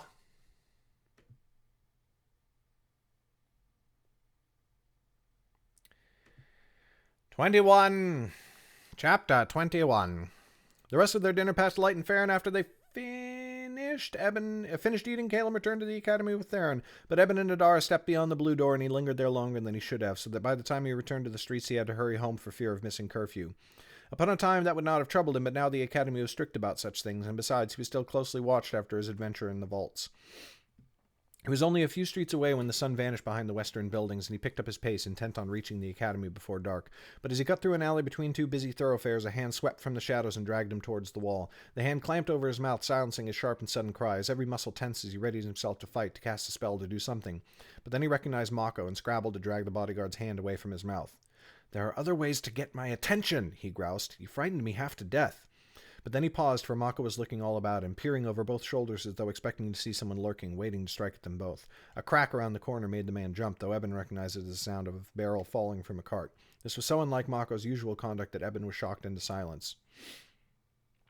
"I have found something most interesting, little gold shitter, but we must act quickly if we are to take advantage of it." Eben frowned. "What is it? What did you find?" "You know I have my ways in and out of the academy, ways that allow me to pass through the citadel unseen, to visit you, and to see what may be transpiring within its walls. I do, though I know not how exactly." "Nor should you." Mako smiled for the first time, and Eben found that strangely comforting. "Some knowledge is dangerous for others to have. Suffice it to say, my pathways take me to the nooks of the academy that are seldom seen, yet it seems one such nook has been visited by another." His fingers fished in a pocket on his black leather vest, and from it he drew a piece of parchment. This he unfolded and held before Eben. Do you recognize this? Eben frowned, but only for a moment before his eyes shot wide with shock. It was a page torn from a vault logbook. From the yellowed edges and the fact that the paper had been torn out, Eben would have wagered it came from the same logbook they had found in the library where they had learned of Kakit's amulet. Where did you get this? Mako cuffed his ear and snarled. I told you, in one of the Academy's hidden passages. You are not seeing what is important. Look again. Eben scanned the page. It described an orb of unknown origin and terrible destructive power. A mind mage could speak a word.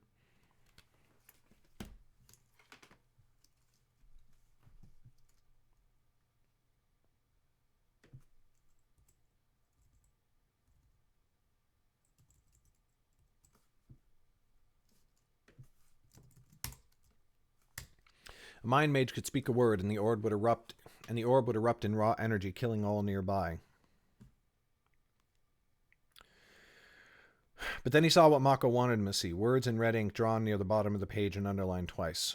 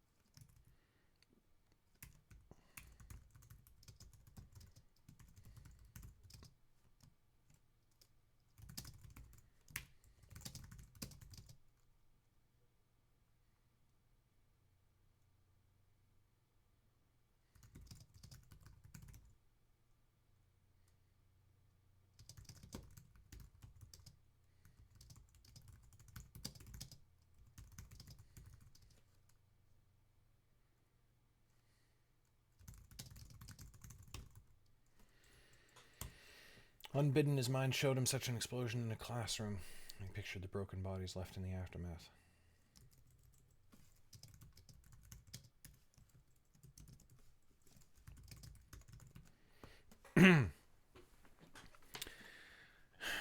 Look again. Eben scanned the page and read, "The globe's origins are unknown, though it has passed from hand to hand through the centuries, and many wizard kings used it.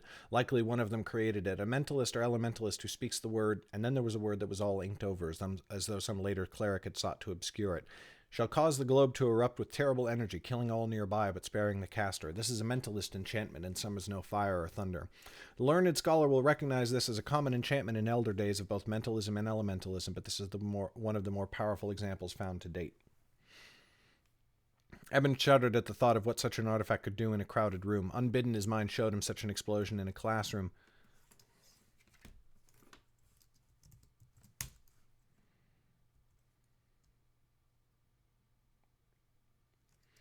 And he pictured the broken bodies left in the aftermath. But then he saw what had caused Mako such distress. Words in red ink drawn near the bottom of the page and underlined twice. 30 February. He stared at it for a moment. The eve of year's end. What do you mean for me to see about it? It is today's. Realization struck him like a hammer blow, and his knees went weak. Mako saw it. His grin widened and turned cruel. "You see it now, do you not, gold shitter?" Eben snatched the page and threw the bodyguard's hand from where it held his shoulder against the wall. He began to sprint from the alley towards the academy, but Mako seized his shoulder.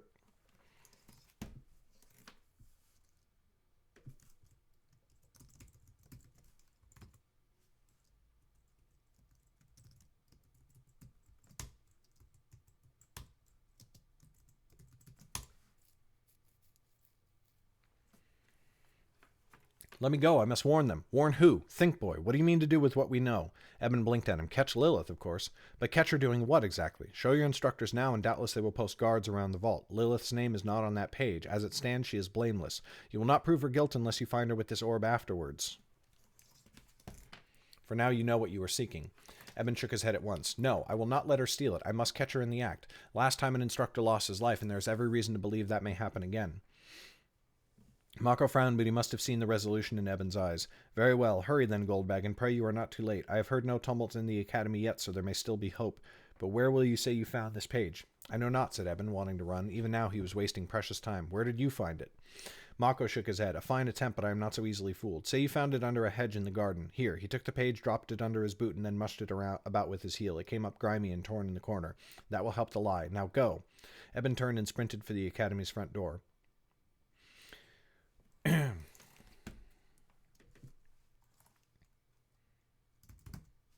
His shoes pounded on the stone floors of the hallway, and the slapping sound ran on ahead of him, echoing all around so that it sounded as though an army ran beside him. But no army, only me, and mayhap too late. At first he thought to make for the vaults, to catch Lilith on his own. But almost at once he realized the folly of such a plan. She might have Kakit's amulet, and therefore power beyond reckoning. But even at her weakest, she was far more than Eben's match. So he ran instead for the instructor's offices. Halfway there, he rounded a corner and nearly ran into Theron. Eyes wide, she opened her mouth to ask him a question. "No time," he cried, wheezing and short of breath, and ran on. She caught up a moment later, running by his side. "Where are you going?" "Gia. Lilith is about to strike." Her eyes narrowed as she doubled her pace. She reached Gia's office before he did, threw open the door for him. They practically fell in across the doorstep. He thanked the sky above, for Gia was there at her desk with Dasko. Both instructors looked at them wide-eyed in shock. "What is the matter?" said Gia. "Instructor," said Eben, wheezing as he thrust forth the logbook page. A fit of coughing claimed him, but he choked out his words. "I found this. The vault thief. They mean to strike again. Tonight." He thought she might look alarmed or mayhap frightened, but she glared at him instead. "Eben, you were specifically warned to stay out of—" "No," cried Eben. "I found this in the gardens by chance. I swear it. Just look, instructor." Dasko had taken the page from Eben, his eyes scanning the text. He took Gia's arm, and she met his eyes. For half a moment they stared at each other, Eben nearly holding his breath. A blast rocked the academy, thundering through the halls. A chorus of screams followed it.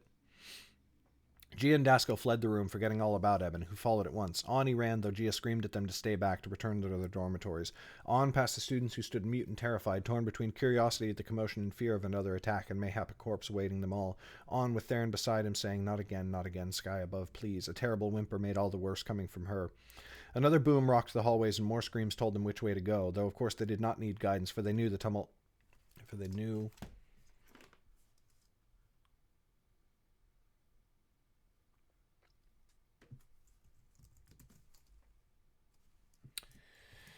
Need a better word. Need a better word.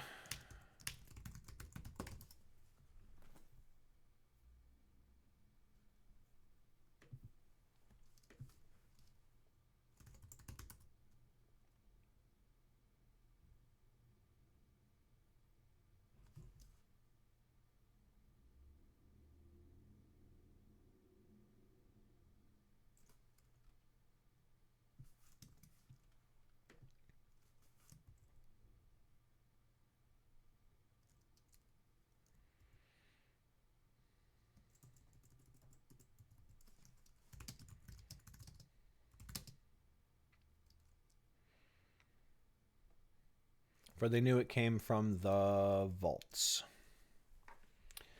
Internet sensations! Greetings. Welcome to the stream. Have a free book. Oh.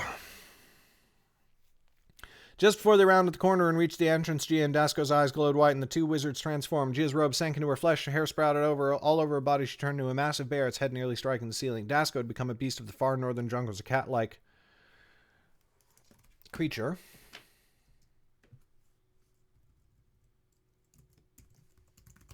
With a huge mane of golden fur, together they roared, loud and terrifying enough to make Eben's heart skip a beat. Almost he stopped in his tracks, for his limbs had seized up, but he forced himself onwards. Theron had not abandoned the chase, and her eyes glowed as she reached for her magic. He would not abandon his friend nor his instructors, though he did not know what he might do to help.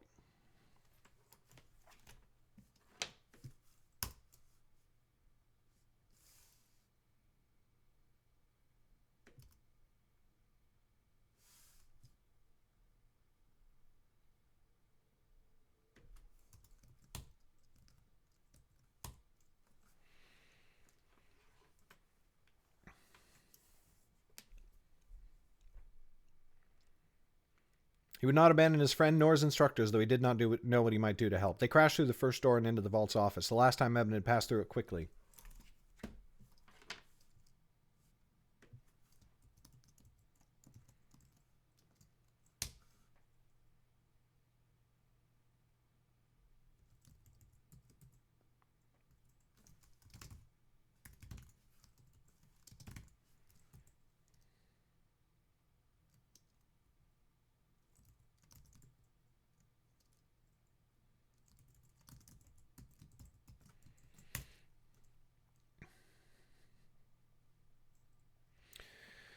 He remembered the two tall windows in the walls. They were open now, their shutters flapping. He remembered the wide wooden desk where Egil worked and the several smaller desks around the room's edges. But now his eyes were drawn to the student hovering in the air 10 feet off the ground.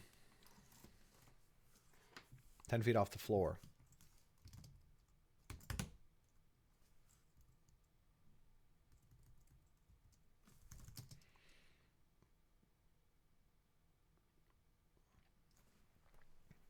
His body and limbs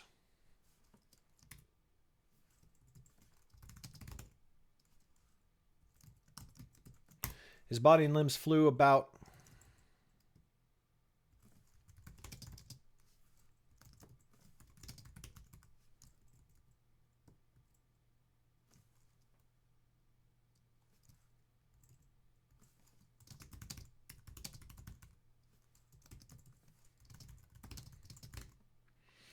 His body and limbs flew wildly in the wind that gusted through the windows. The air formed a spinning funnel of destruction, whipping him about.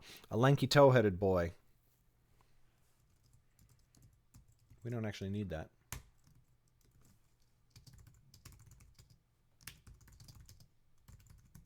The wind from the windows.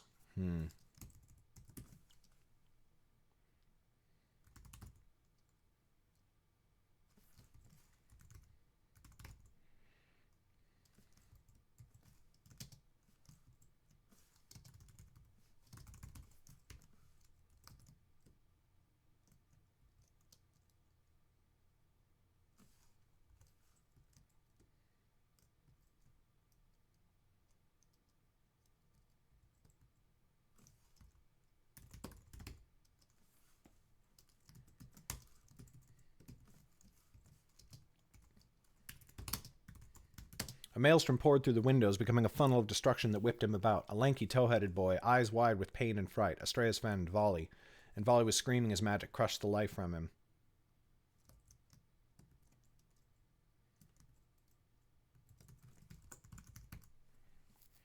Horror-struck, Eben was so focused on Volley that at first he missed Lilith.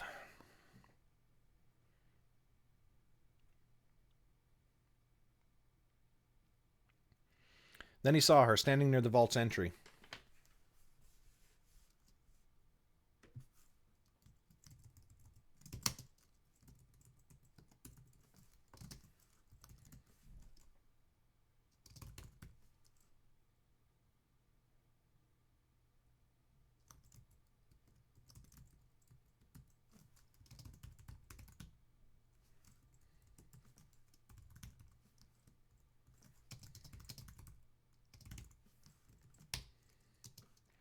Lilith's eyes glowed as she held her hands high, commanding the squall as it battered the boy. Her mouth was open in a grimace, flashing her white teeth as she shouted.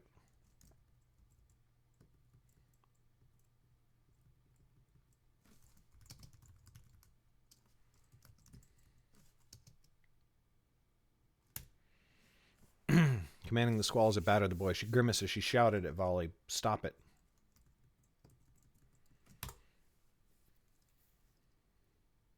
Lilith's eyes glowed as she held her hand high, commanding the squall. She grimaced as she shouted at Volley, "Stop it, stop it."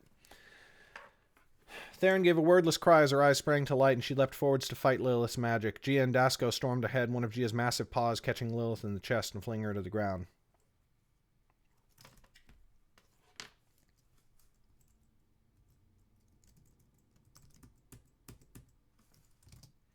Dasco planted a clawed foot on her abdomen, but Lilith managed to keep an arm raised and the glow in her eyes did not die. Her lips quivered with words of power.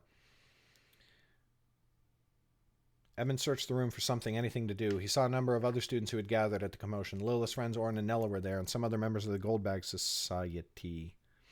Ezer was there, her dark brown eyes wide and staring, horror-struck at Valley suspended in midair. He leapt forwards and... Eben leapt forwards. Eben leapt forwards and pushed the three of them to draw their attention. "Use your power. Stop her." Orin blinked without understanding, and Ezer did not even look away from where Valley hung in the air. Eben shoved Orin harder. "Stop her," he cried again, pleading. As though waking from a dream, Eben shook his head. He nudged Eben aside as light sprang into his eyes. Nella, too, shook off her horror as a light.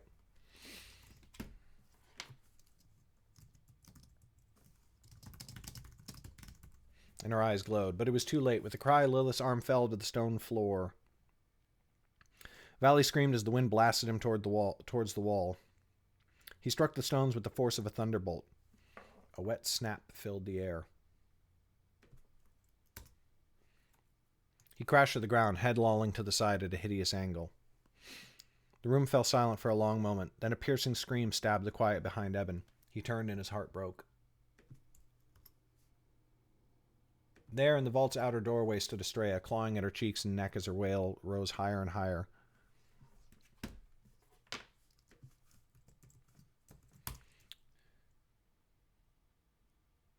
Until it seemed to be the only thing in the world. "Get her out of here." Gia had taken human form again, and she waved a sharp hand at Eben as she spoke. Shaken from his inaction, he went forwards to take Estrella's arm and pull her from the room. Ezra darted to his side and reached down, sweeping Estrella up into her arms. As he stepped out through the door, he took a final glance back. Lilith had been seized by the instructors and several students. Someone had found a gag and wrapped it around her mouth.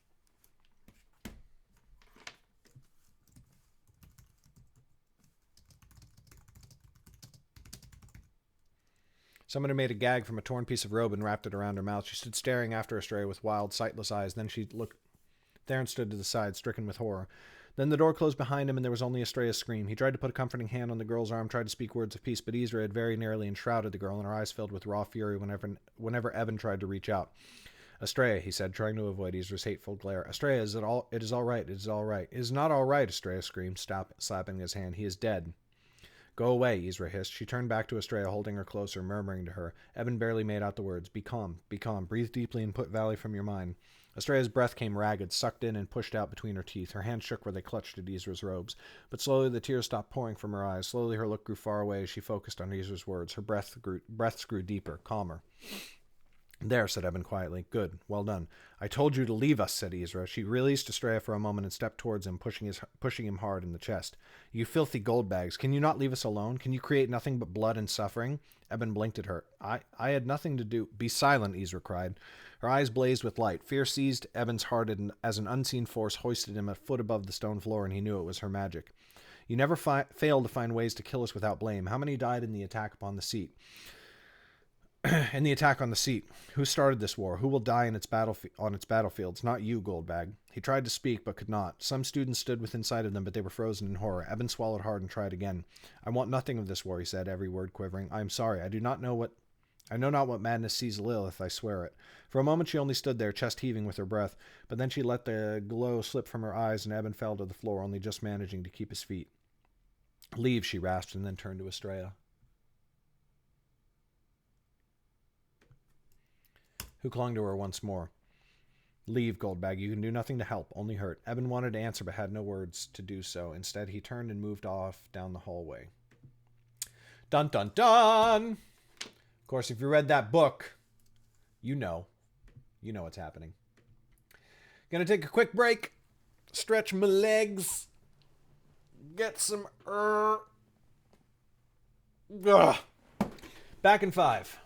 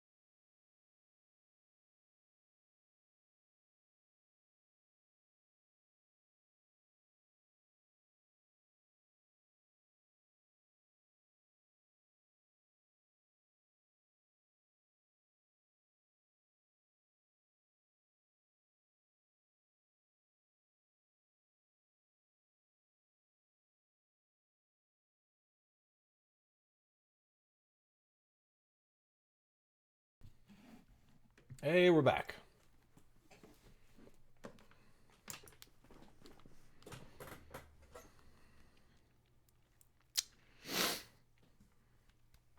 Chapter 22. Eben woke to a dark day at the academy. It was the first day of year's end, but there was no celebration. Eben was grateful that classes were suspended for the holiday, for he could not imagine trying to sit in parents' classroom and read tomes of magic.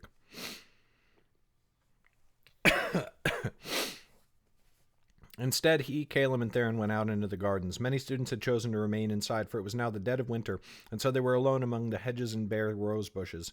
For a while they said nothing, listening only to the crunch of their shoes in the snow, watching only the mist of their breath upon the air.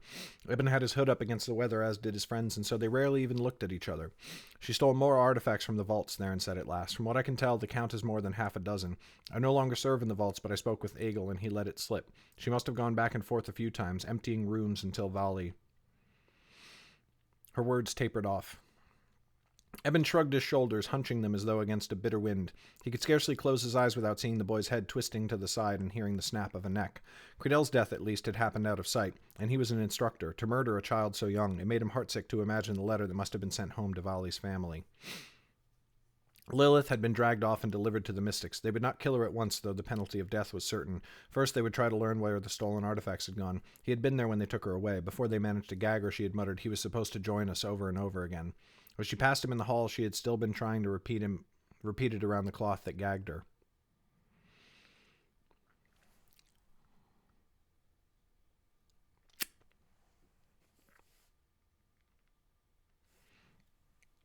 Credel was a tragedy, said Theron, the words quivering, but had I ever imagined she might kill a boy so young, I would have stopped her. I would have snapped her neck myself. Her voice shattered at last, and she hid her face behind her hood, her shoulders shaking with sobs. Eben had only seen Theron weep once before, and like then it was an unnerving sight. He and Caleb looked away, feeling suddenly awkward. Footsteps crunched across the snow towards them, and they looked up grateful for the distraction. To Eben's surprise, he saw Dasko. The instructor came forwards with his hood up and his hands tucked into his sleeves, shielding them from winter's chill. He stopped a few feet away and nodded to each of them in turn. "Well met," he said softly. "I had hoped... I'm sorry I could not come and see you earlier, Eben, but I wondered if I might still speak with you, as I requested some time ago. I would not think to trouble you now, but mayhap tonight, after the year's end feast?" Eben glanced at Caleb and Theron. "Of course, instructor. Very good." But Dasko remained, fidgeting with his hands and tugging on his thumbs. Then his head jerked up and he winced. "I have an unpleasant question. Might I..." He waved a hand. Eben glanced at Caleb and Theron and then stepped away with Dasko. The instructor's gray eyes wandered for a moment before he spoke to...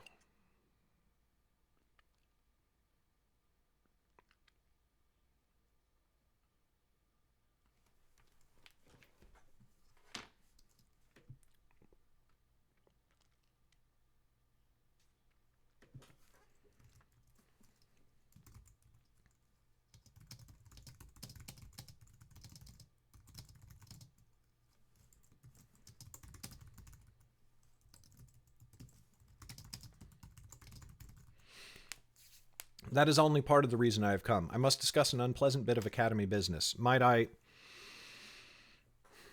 He waved a hand. Eben glanced at Caleb and Theron and then stepped away with Dasko. The instructor's gray eyes wandered for a moment before he spoke to Eben in a low murmur.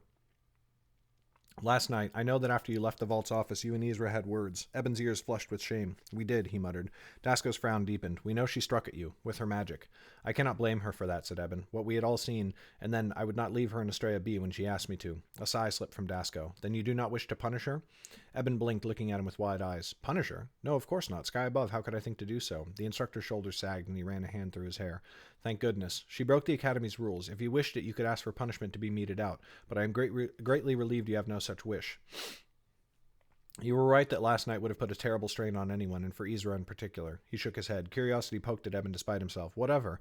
I have never thought she viewed me very highly." "Indeed not," said Dasko. "It is not a happy tale, and mayhap it is not mine to tell, but it might shed some light on her actions, and since you have shown her mercy, I see no reason not to tell you. Ezra was sent here as an orphan, as was Estrella. I heard something of that from Estrella herself." Dasko grimaced. "She likely did not tell you, mayhap she does not even know, why Ezra came to that orphanage in the first place, but her parents were killed by the royalty of Wadeland." A chill crept up Eben's spine. "What? Murdered?" The instructor looked away.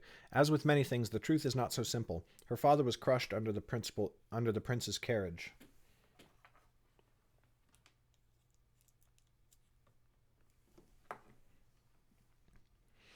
When her mother sought recompense, the king tired of her pleading and had her executed. Eben stared at him. But that is monstrous. The king's law provides for no such thing, I know, said Dasco. The king of Wadeland is foul indeed, but the high king cannot interfere with every injustice across Underrealm, especially when no witness remained to bring word of this misdeed to her. I cannot believe. Eben shook his head, afraid he might be sick. The way Ezra spat every time she said the word gold bag. At last he felt he understood. I told you it was no happy tale, Dasco said quietly, but I have taken enough of your time. Be with your friends and be grateful you are all whole. Also, I have this for you. From an inner pocket of his robes, Dasco produced a letter and placed it in Eben's hand. Eben broke the Drayden family seal and unfolded a letter from Halab, inviting him to the manor for lunch to celebrate the holiday. Hot fire burned in his veins, and he could not stop his hands from shaking. Lunch with his family would mean he would have to see his uncle Matami, and Matami might have been involved in Lilith's crimes. That truth might come out in her questioning, but then again it might not.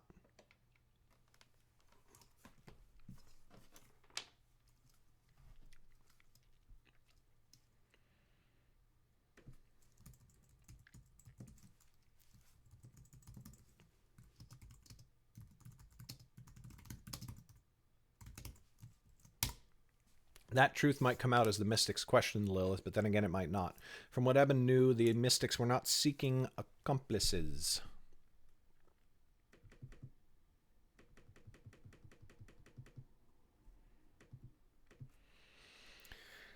But only where she had taken the artifacts. The thought of sitting across from Matami's haughty, smirking face for an entire meal made him want to melt a stone and throw it in the man's eyes.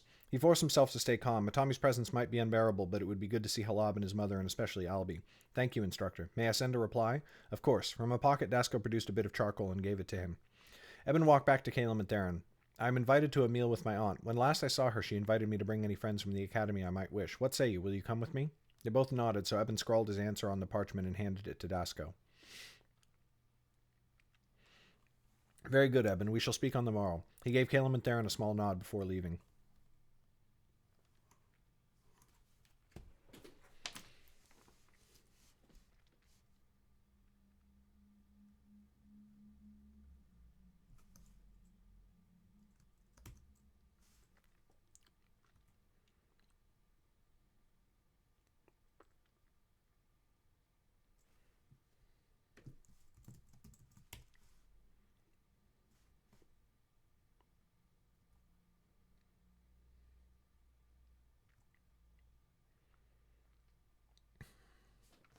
What did he have to say to you, said Theron? You spoke longer than I thought you might. But Eben had no wish to speak of Ezra's story, which still turned his stomach. He only said, in her anger, Ezra used her magic upon me last night. It was a small thing, and no harm came of it. But Dasco wished to make sure I did not want to see her punished. I told him, of course I did not. It is year's end, after all, a time for forgiveness. Year's end, said Caleb with a sigh. It seems such a hollow thing. Who can care for a holiday now? Mayhap we need it, said Eben. Something to take our minds from the darkness we have borne witness to. What better for the purpose than a celebration? Midday meal in a Goldbag's manor and the year's end feast for supper, said Theron. Fine distractions indeed, yet I do not think they will rid me of the darkness. Try to let them, said Caleb. It is not as though we can blame ourselves for what happened. Theron chewed at her cheek. We knew what she was up to. We might have done more to stop her. You did all you could. We all did, said Eben. We were very nearly expelled because of it, but Theron only shook her head and looked away. An hour before midday, they went to their dormitories. Now that Eben knew Shay would not be in the Drayden Manor to see him, he took a bit more care to wash away the stains of the academy, bathed, donned fresh robes, and dabbed on a bit of perfume he had bought some time ago and kept hidden in the chest at the foot of his bed. The hourglass in the common room told him he was running late, so he hurried to the front hall.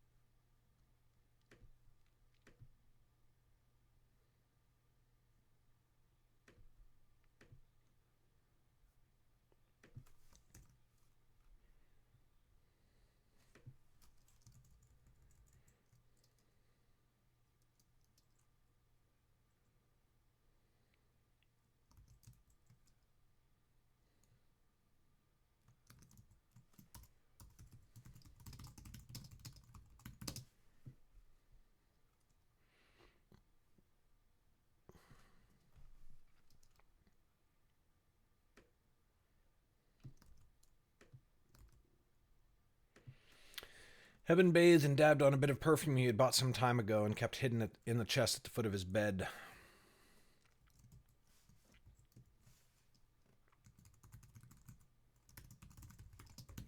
Finally, he met his friends in the hall and set out with them into the streets.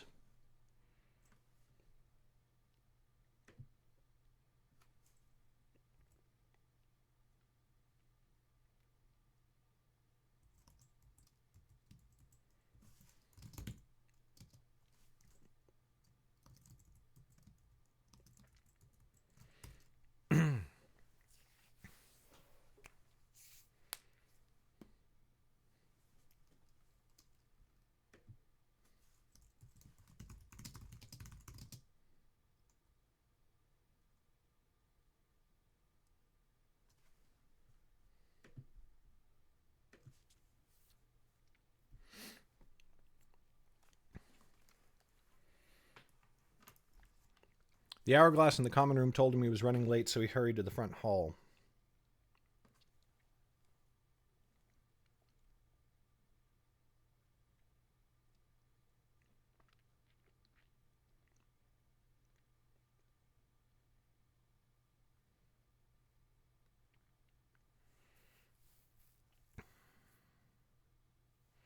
Theron was already waiting, and it seemed that she had done nothing special with her appearance. Caleb joined them soon after, scuttling down the stairs and still trying to fix his mussed hair with his fingers. The streets did much to lift their spirits, for they bustled with year's end celebrations. Those outside the academy cared little for what took place within its walls. They caught many friendly smiles, and soon Eben found himself returning them. Some vendors gave away little sweetmeats without asking for coin in observance of the holiday, and horses and carriages were a bit more considerate of passers-by on foot. Many musicians played as they walked, singing fine songs while they strummed at lutes and small hand harps. Soon Eben and Caleb were laughing as though it were a day like any other, but Theron's mood only darkened the further they went, and after a time she rounded on the others with a snarl. "How can you giggle to each other so, as though you were little children?" Caleb stopped in his tracks, frowning. "We are only trying not to dwell in darkness, Theron. Look around you. Darkness is everywhere, and we cannot help ourselves but dwell in it." She folded and then unfolded her arms, fist bunching as though she wanted to strike at the air itself. I hope they drag the truth from Lilith on the tips of sharp knives. May she lead them straight to her accomplices. And for my own satisfaction, I hope it is that worthless ferret Cyrus. Nothing could make me happier than to see that dung heap die the slowest of deaths. Eben lowered his gaze to his shoes so Theron could not see his sudden discomfort.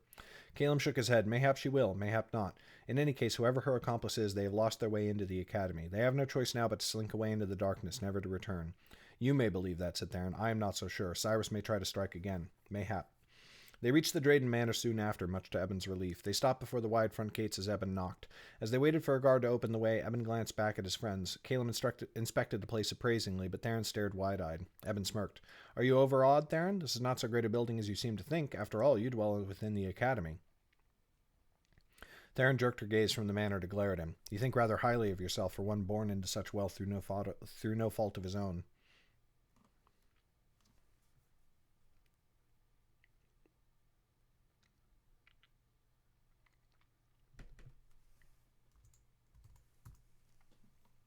Eben chuckled. Just then a guard opened the hatch and saw him, and soon the gate swung open. They stepped through the gap as soon as it was wide enough, and Eben led them through the courtyard towards the manor's front doors. "What is in these wagons?" said Caleb, pointing at Tommy's trade wagons, which were still out in the open. "Spices and other trade goods for the High King," said Eben. "That many wagons filled with spices?" said Theron, gawking again. "But that would be worth a fortune. And now you know why our coin purses are so deep. Here we are." Eben opened the front door and led them inside. The entry hall was bright with many candles and torches lining the walls. Someone must have notified Eben's family of their arrival, for they found a reception waiting. Halab, Hesta, and Albi. "Dearest nephew," said Halab, coming forwards to give Eben a tight hug. "Dearest aunt," said Eben, kissing her cheeks, "allow me the pleasure of introducing my friends." But she interrupted him, smiling at them each in turn. "There is no need. I know their names already. Welcome, Caleb of the family Connell. The honor of your house is well known throughout the 9 lands. I have had many favorable encounters with your kin, and I look forwards to many more in the future."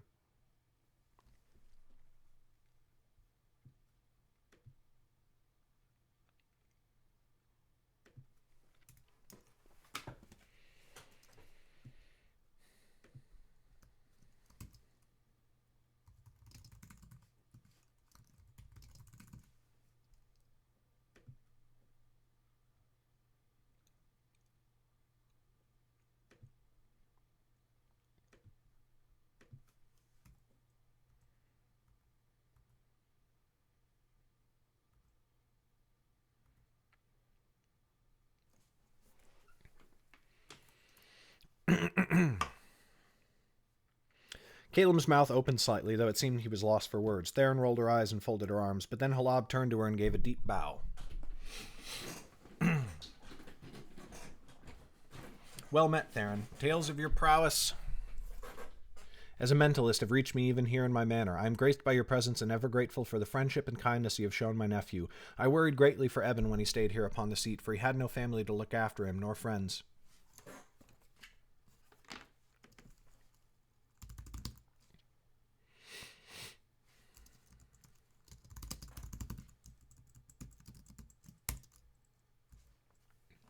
For he had neither family nor friends to look after him. You have my thanks for being part of the remedy. Theron seemed as flustered as Caleb. She cleared her throat and looked about uncomfortably before trying to mimic Halab's bow. It is my pleasure, I suppose, my lady, though friendship might be a strong word, for sometimes it seems I only get him into trouble and he only gets me out. Halab laughed, so warm and hearty that every face in the room burst into a smile. What else are friends for, dear girl? She stepped forwards to embrace Theron and then Caleb, but when she drew back from the boy, he flushed and, stepping forwards, kissed her first on one cheek and then the other. Halab went stock still in shock, and Eben's eyes widened. I have heard that is the proper greeting in Idris, said Caleb, mumbling and keeping his eyes lowered. A slight flush crept into Halab's cheeks, but her tone maintained nothing but grace. It is, son of Connell, though normally it is reserved for family greeting family, or one lover to the next.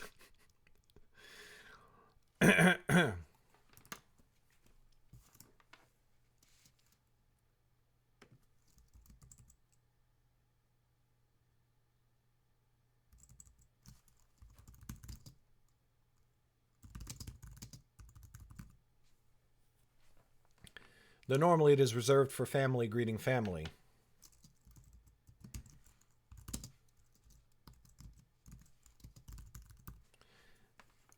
Or for very close friends indeed, because Adara did it to Theron and Caleb. Eben tried desperately not to burst into laughter, for Caleb's face went so red it was nearly purple. He jerked and twisted, trying to stammer out an apology, but his voice shook so hard he could not get out so much as a word. But Halab only laughed again, and this time they joined her. Worry not, my friend, Eben put a comforting hand on Caleb's shoulder. Your intent is welcome, even if your knowledge is lacking. Halab then waved an arm to beckon Hesta and Alby forwards. Allow me to introduce my sister by law, Hesta, Eben's mother, and Alby, her daughter, Eben's sister. Well met, said Hesta, bowing. Alby joined her for a half moment, for she was giving Theron an appraising look. But when she rose from her bow, she gave Caleb a wink. Will you try to kiss my cheeks, Caleb? We shall have to see if I try to stop you. Caleb's blush deepened. Halab arched an eyebrow while Hesta slapped her daughter's wrist. Alby, that was ill said. It is not seemly to embarrass a guest in our home. I did not mean to embarrass him, mother, said Alby, and this time her wink to Caleb was broader. Who says I spoke in jest? Alby, if you cannot compose yourself, you may take your supper alone, said Hesta. Forgive my niece, said Halab, giving her a steely look. She nears womanhood and does not yet know what to do about it. In time she may yet learn to behave as befits her station. Finally, Alby wilted. I meant no offense, she said, lowering her gaze. Forgive me. Think nothing of it, said Caleb. After all, I have embarrassed myself far worse.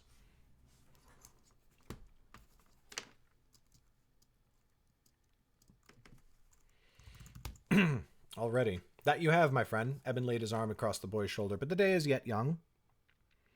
With much time to redeem yourself, and I smell lamb. Lamb it was. Halab led them to the dining room where the meal had already been laid. There, waiting for them in an armchair, was Matami. He rose as they entered, giving Eben a curt nod. Nephew, uncle, my friends Theron and Caleb of the family Connell. He nodded without speaking, looking at them as though they were pieces of dung he had just noted on the bottom of his shoe. Then they sat to eat.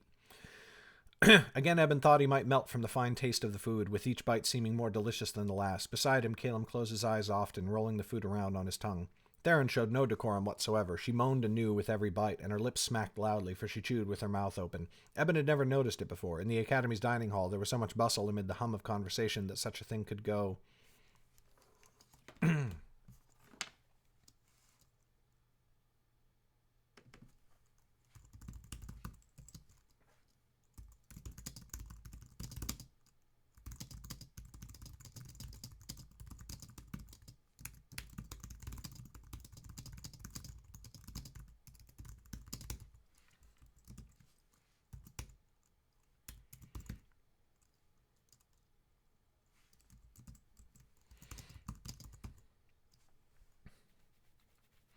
He wondered if she had eaten this way in the Sterling Stag and how he could have missed it. It made him more and more uneasy, and he kept trying to nudge her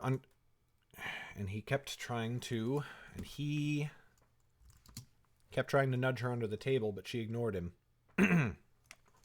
Across the table, Albie stared at Theron with wide eyes, utterly scandalized. But Matami's scowl grew with every wet smack of Theron's lips.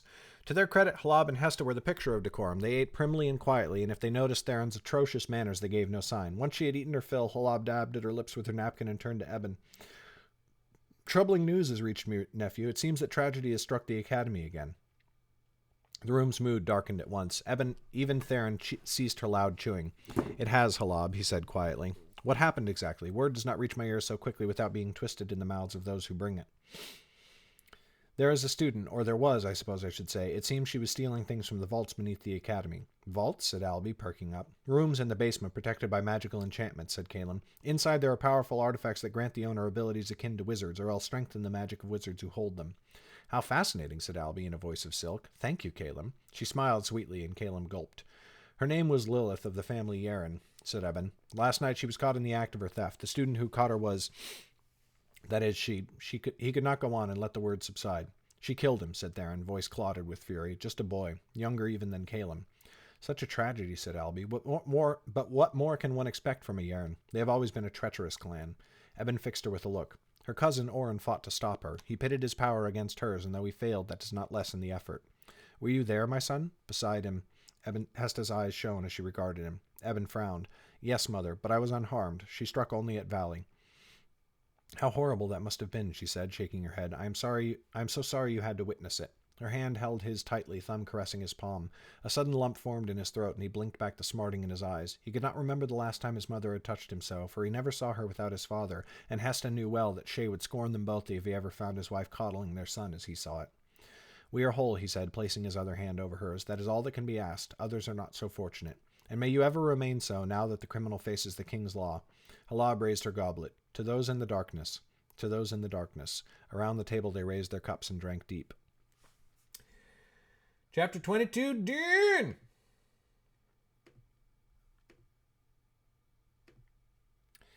Chapter 23. Talk soon turned to lighter matters, and it was not long before the meal was done. Halab excused herself, saying she and Hesta had some business to tend in the city. Matami vanished without a word. Eben wondered whether he ought to leave the manor with his friends, but before he could, Albie bounced to his side and seized his arm tight. Well, brother, what say you? Shall we walk in the garden again? This time there are more of us, and mayhap this company is more interesting as well. She fixed Caleb with a coquettish smile. The boy blushed and stared at his shoes. Eben tried to hide a frown, but did not entirely succeed. I suppose so, but let us show my friends the manor first. Oh, what greater pleasure could there be, said Theron, rolling her eyes. I have often longed to explore the dwelling of wealthy goldbags. Albie gasped, but Eben shook his head ruefully. Try not to mind her. I have had to grow used to it. There are many in the academy who resent us for our coin. Some of the other merchants' children, or children of nobility, wear the term gold bag like a badge of honor.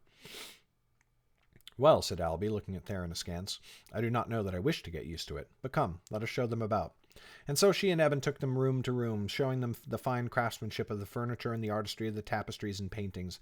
Caleb was most interested. Eben knew the boy's family had fallen upon hard times, and likely he now walked among more wealth than he had ever seen. What was more, Albie would often take his hand briefly as she pulled him from room to room, or press up against his arm as she pointed out a particular detail in a painting.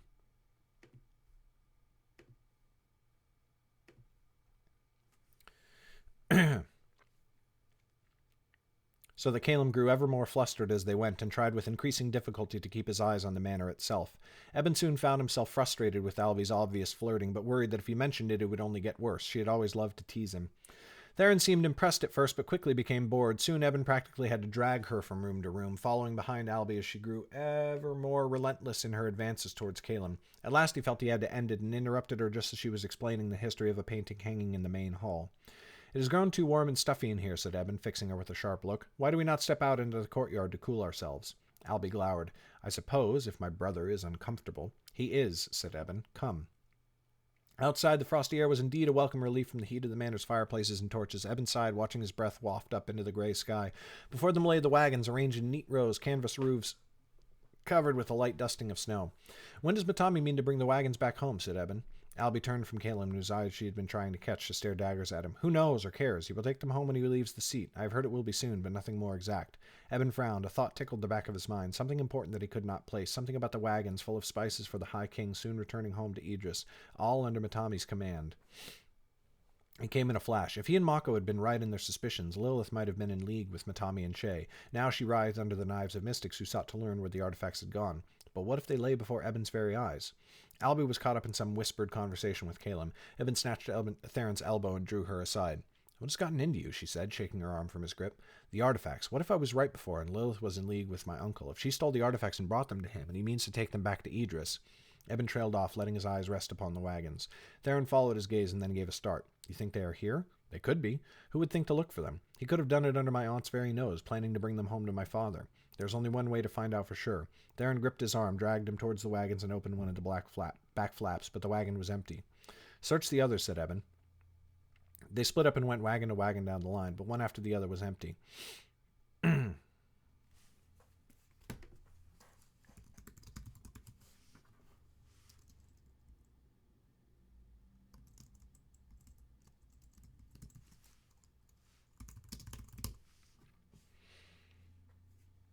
"What are you doing?" Albie appeared at his elbow and was now looking at him as if he were mad.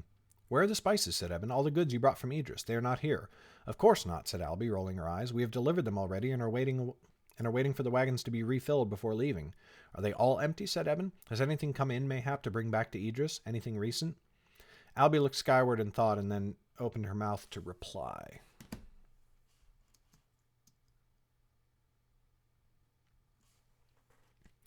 "What in the darkness below do you wretches think you are doing?" Matami pounded through the snow, approaching them with fury blazing in his eyes. He seized Eben's shoulder and shoved him away from the wagons. "Leave off," cried Theron, going to Eben's side. She scowled up at Matami, who tried to loom over her, though he was only 2 fingers taller. He raised a hand to strike her, but that was a mistake. Theron's eyes flashed with light, and she put forth a hand. Matami reeled suddenly, struck by an invisible force. Albie screamed. "Guards," cried Matami, "take her." Drayden men in chain shirts, holding spears and with swords on their belts, streamed into the courtyard from the manor and the gatehouse, but they balked upon seeing Eben there with his friends.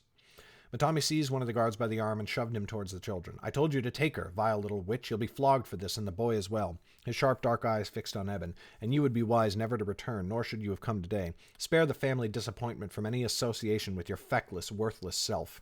Still the guard seemed reluctant to move. Theron's hands remained raised, and her eyes held their powerful glow. "I see only one worthless wretch here. Why do you not try to take me yourself? You call Eben a disappointment, but at least he is no coward." Matami bared his teeth, and he turned to the guard beside him, grasping for the man's sword. "Stop this madness." Halab's shout pierced the courtyard, ringing in Eben's ears. He turned to see her behind him, standing in the gateway leading to the street, but she did not meet his eyes, for she never removed her furious gaze from Matami. Eben's uncle blinked, and his hands froze halfway to the sword. "Sister," he rasped, "these 3... "Silence your weeping sore of a mouth." Halab came forwards, pushing the children firmly aside to stand before them. A finger pointed at the guard beside Matami, who straightened to attention at once. "You there. Jara, is it not?" The man bowed at once. "Yes, my lady." I think it's actually Jara.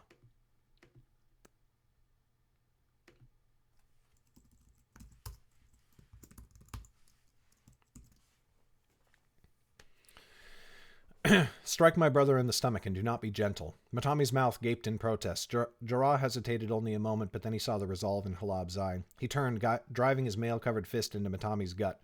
Matami gasped, his breath leaving him, and fell to his knees in the snow. "Get him up," said Halab.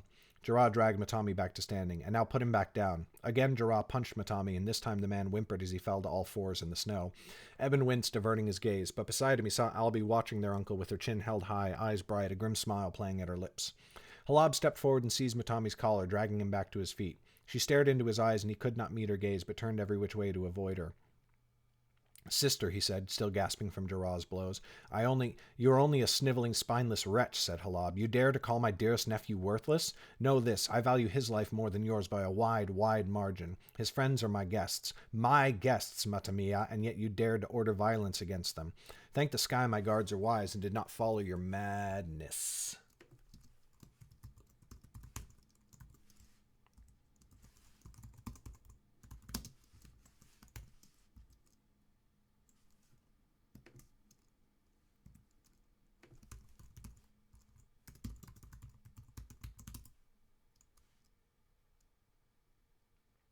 Diminutive is definitely a word.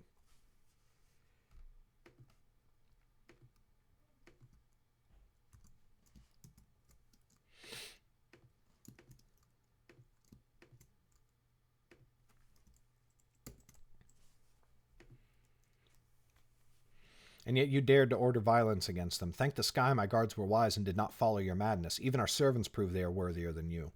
She released his collar, folding one hand into the other and twisting the ring on the middle finger in her left hand. Matami sagged in relief, probing at his tender stomach. But then Halab removed the ring and struck him in the eye with her own balled fist. He cried out and fell again, clutching at his face. I have always been able to tumble you, and I see nothing has changed, said Halab, her voice dripping with scorn. Were you anyone but my brother, I would throw you to the king's law, or mayhap mete out her justice myself. Never lay eyes upon my nephew again. Now be gone. Matami reached up towards the guard, seeking their help to stand. But Jirah and the others stepped away, lifting their gazes from him in contempt. So he scrabbled on the grounds till he could stand, and then, without a backwards glance, slunk away between the wagons.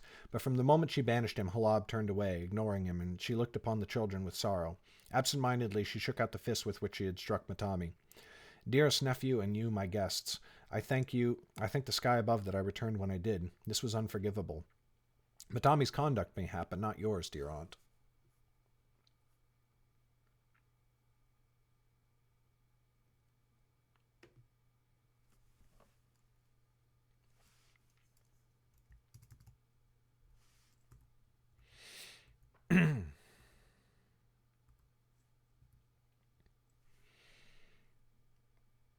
He is right, said Caleb. Think nothing of it, I beg you. There was a moment of silence. Then Eben drove a sharp elbow into Theron's ribs. Ow! Oh, it is no great worry. I could easily have bested him in a fight. You should never have needed to, said Halab, shaking her head. This is my household, and his dishonor falls upon my own head.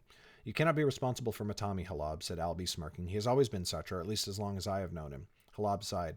He has never enjoyed being the youngest of us. It clouds his thoughts, leading them to anger more easily than is desirable. I assure you his intentions are not so bad as they seem, though of course intent matters little when one's conduct is so wretched. Caleb stepped forwards and gave her a bow. I hope I do not speak out of turn, madam, but for me he is more than overshadowed by you, in whom intent and conduct are united in honor, and both warm the heart. From the corner of his eye, Eben saw Theron roll her eyes, but Halab put a hand to her breast, cocking a head as she smiled down at Caleb.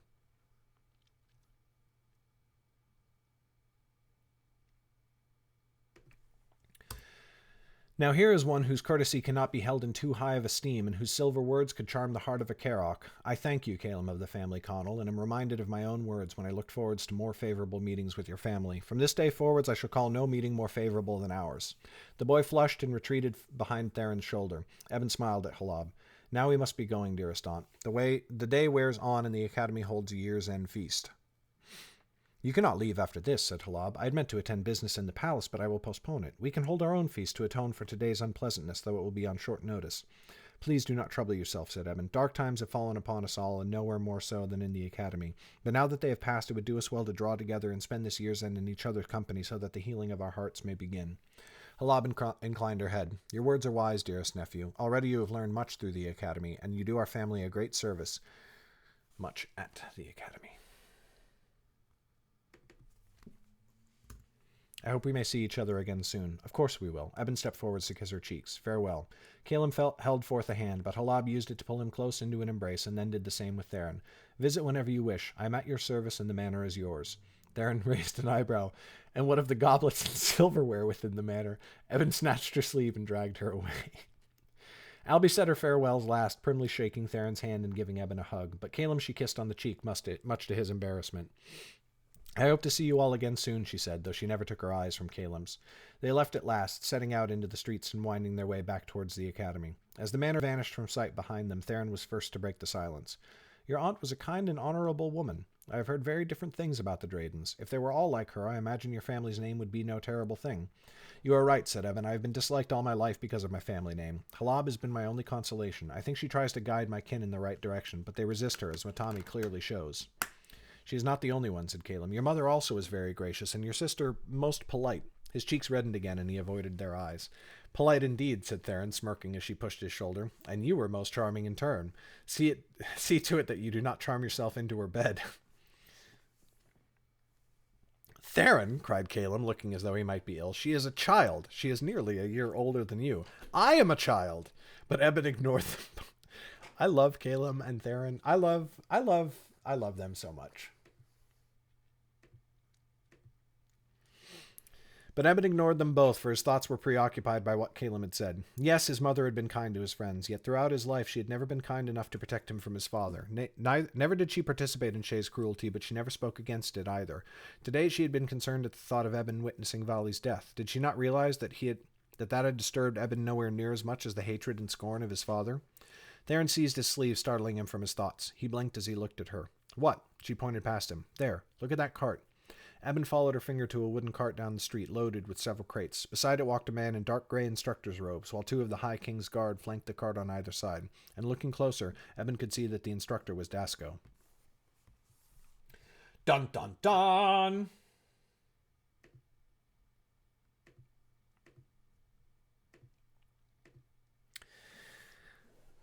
Chapter 24. That is Dasco, said Caleb. Hush, said Theron. We can see that. Get out of sight. Why? Asked Eben. But she and Caleb were already scampering behind the edge of a nearby shop, and so he followed.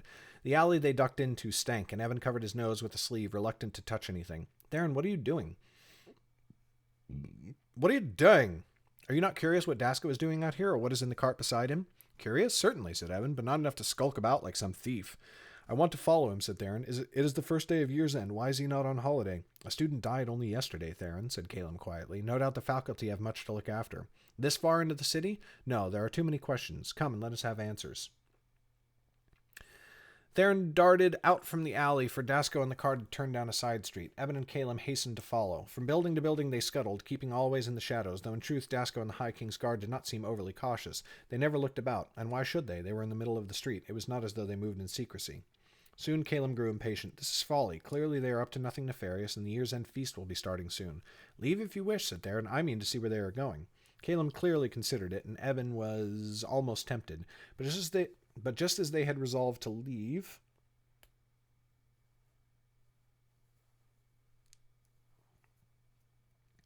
the cart pulled to a stop, and the guards took position at its rear. It had halted in front of a modest stone dwelling, 2 stories like the Drayden Manor, but nowhere near as lavish. But Eben noted that none of the other buildings on this street had doors accessible from this side. The front entrances were all on other sides, other streets. It gave the home a sense of isolation, and there were few passers-by. Theron drew them farther out of sight into the alley. Sky above, she breathed. Why are there so many guards? Eben blinked first. First he could not see what she was talking about. But then he looked again. There were 2 more guards from the High King's Palace, one in each of the building's front corners. Near the home's front door stood 2 figures in regular clothing, yet when Eben looked closer he recognized 2 instructors from the academy, neither wearing their traditional dark gray robes. Then Theron pointed to the roof, and Eben saw 2 red hoods silhouetted against the sky, mystics standing guard from on high.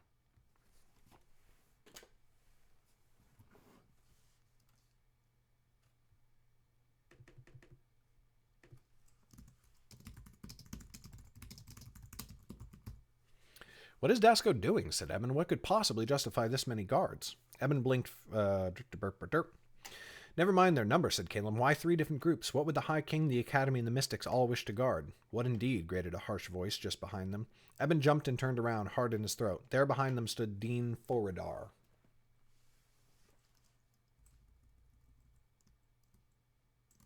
There behind them stood Zane. Zane is fine.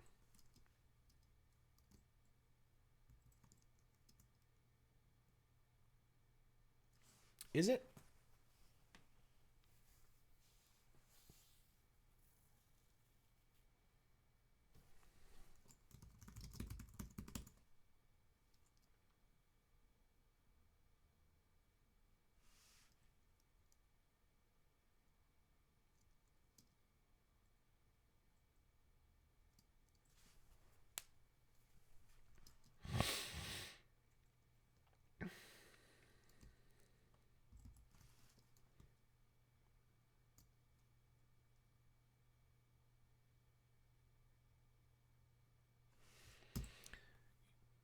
Dean Foridar and then Zane. Yeah. There behind them stood Dean Foridar.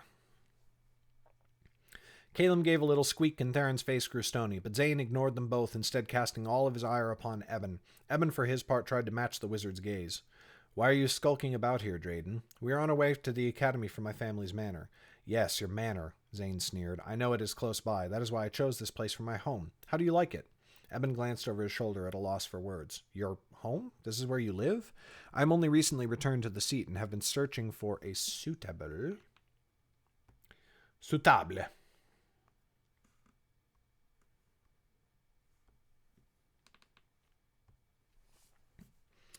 Searching for a suitable dwelling. When I found this one, I knew I had to have it, so close to the Drayden Manor where I can keep an eye upon the scheming of your kin. Keep foes closer than friends, as they say. It seems a sturdy house, said Caleb, his voice cracking. Zane ignored that. I have a warning for your family, Eben. Tell them to be on watch, for they are being observed. Too long did they plague me when last I dwelt on the seed, and too long did they keep me gone after they drove me out. Now I have returned, and I have the High King's favor. The days of their power in Underrealm are numbered. I had nothing to do with whatever quarrels you had with my family, said Eben. I mean you no ill will. Ill will? What does your will matter? You've been raised as one of them. Doubtless you have joined their schemes without even realizing it, so whoever your master may be, tell them what I have told you. I have no master. But even as Eben said it, he thought of the task Mako had given him. The counterfeit uniform he had delivered in the dead of night. He shook the thought away. Nearly all of my kin hate me anyway. Zane looked to Theron and Caleb then. As for the two of you, you would do well to quit this boy's company. No matter what he has told you, you cannot trust a Drayden. Walk by his side, and one day you will find yourselves alone and friendless, betrayed in pursuit of some long-festering scheme. I can choose my friends for myself, Theron snapped. Caleb raised his hands, palms outward. Outwards. Outward. Palms outward. His palm was turned outwards. Yes. I think tempers have run high. Certainly there is some sort of common ground. Light snapped into Zane's eyes, and he raised a hand. Begone, he growled, and if I catch you skulking about again, I will not be so lenient. Theron raised her own hands in response, but Eben seized her arm even as her eyes glowed to meet Zane's. No, Theron. He pulled her towards the mouth of the alley, refusing to meet the dean's eye. At first Theron resisted, but in the end she let herself be pulled along.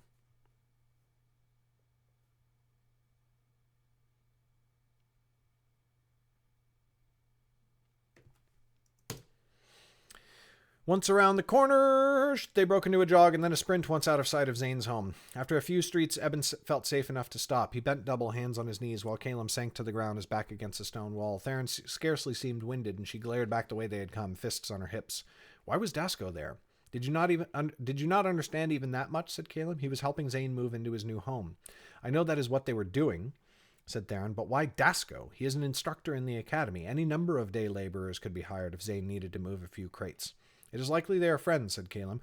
I know Zane and that new instructor, Perrin, attended the academy together. Dasco seems of an age with them. It is not Dasco's presence that intrigues me, but that of the other guards. I think I know something of that, said Eben, for he had just remembered his conversation with Mako. Zane performed some great service for the High King, for which she honored him greatly. It is why he was allowed to return to the seat after my family drove him out, as you heard him say. The guards must have been posted by the High King. She could command the mystics and the instructors from the academy to join her own guard, said Theron, nodding. That makes sense. But what threat does she think Zane faces? What threat does he think he faces? Surely he is not afraid of Eben's paltry might, though I mean no offense by that. Eben raised his eyebrows. No, clearly not.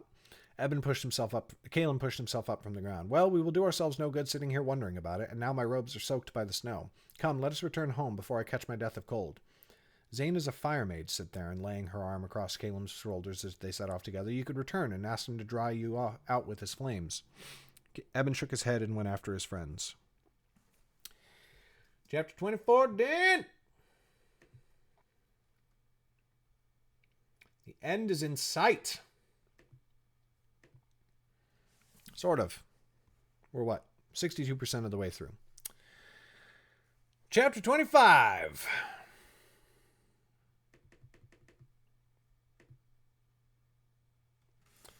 They gathered in the dining hall for the year's end feast. Sometime later, the food had been laid out and was hidden beneath white sheets held up on wooden frames concealing the meal from view, but the sheets could not mask the smell which wafted through the hall and set every mouth to watering. The instructor's table stood at the head of the hall. Zane sat in the place of honor with his son Aaron beside him. Once the hour struck, Zane stood and raised a goblet of wine. Everyone quieted, and he waited a moment in silence.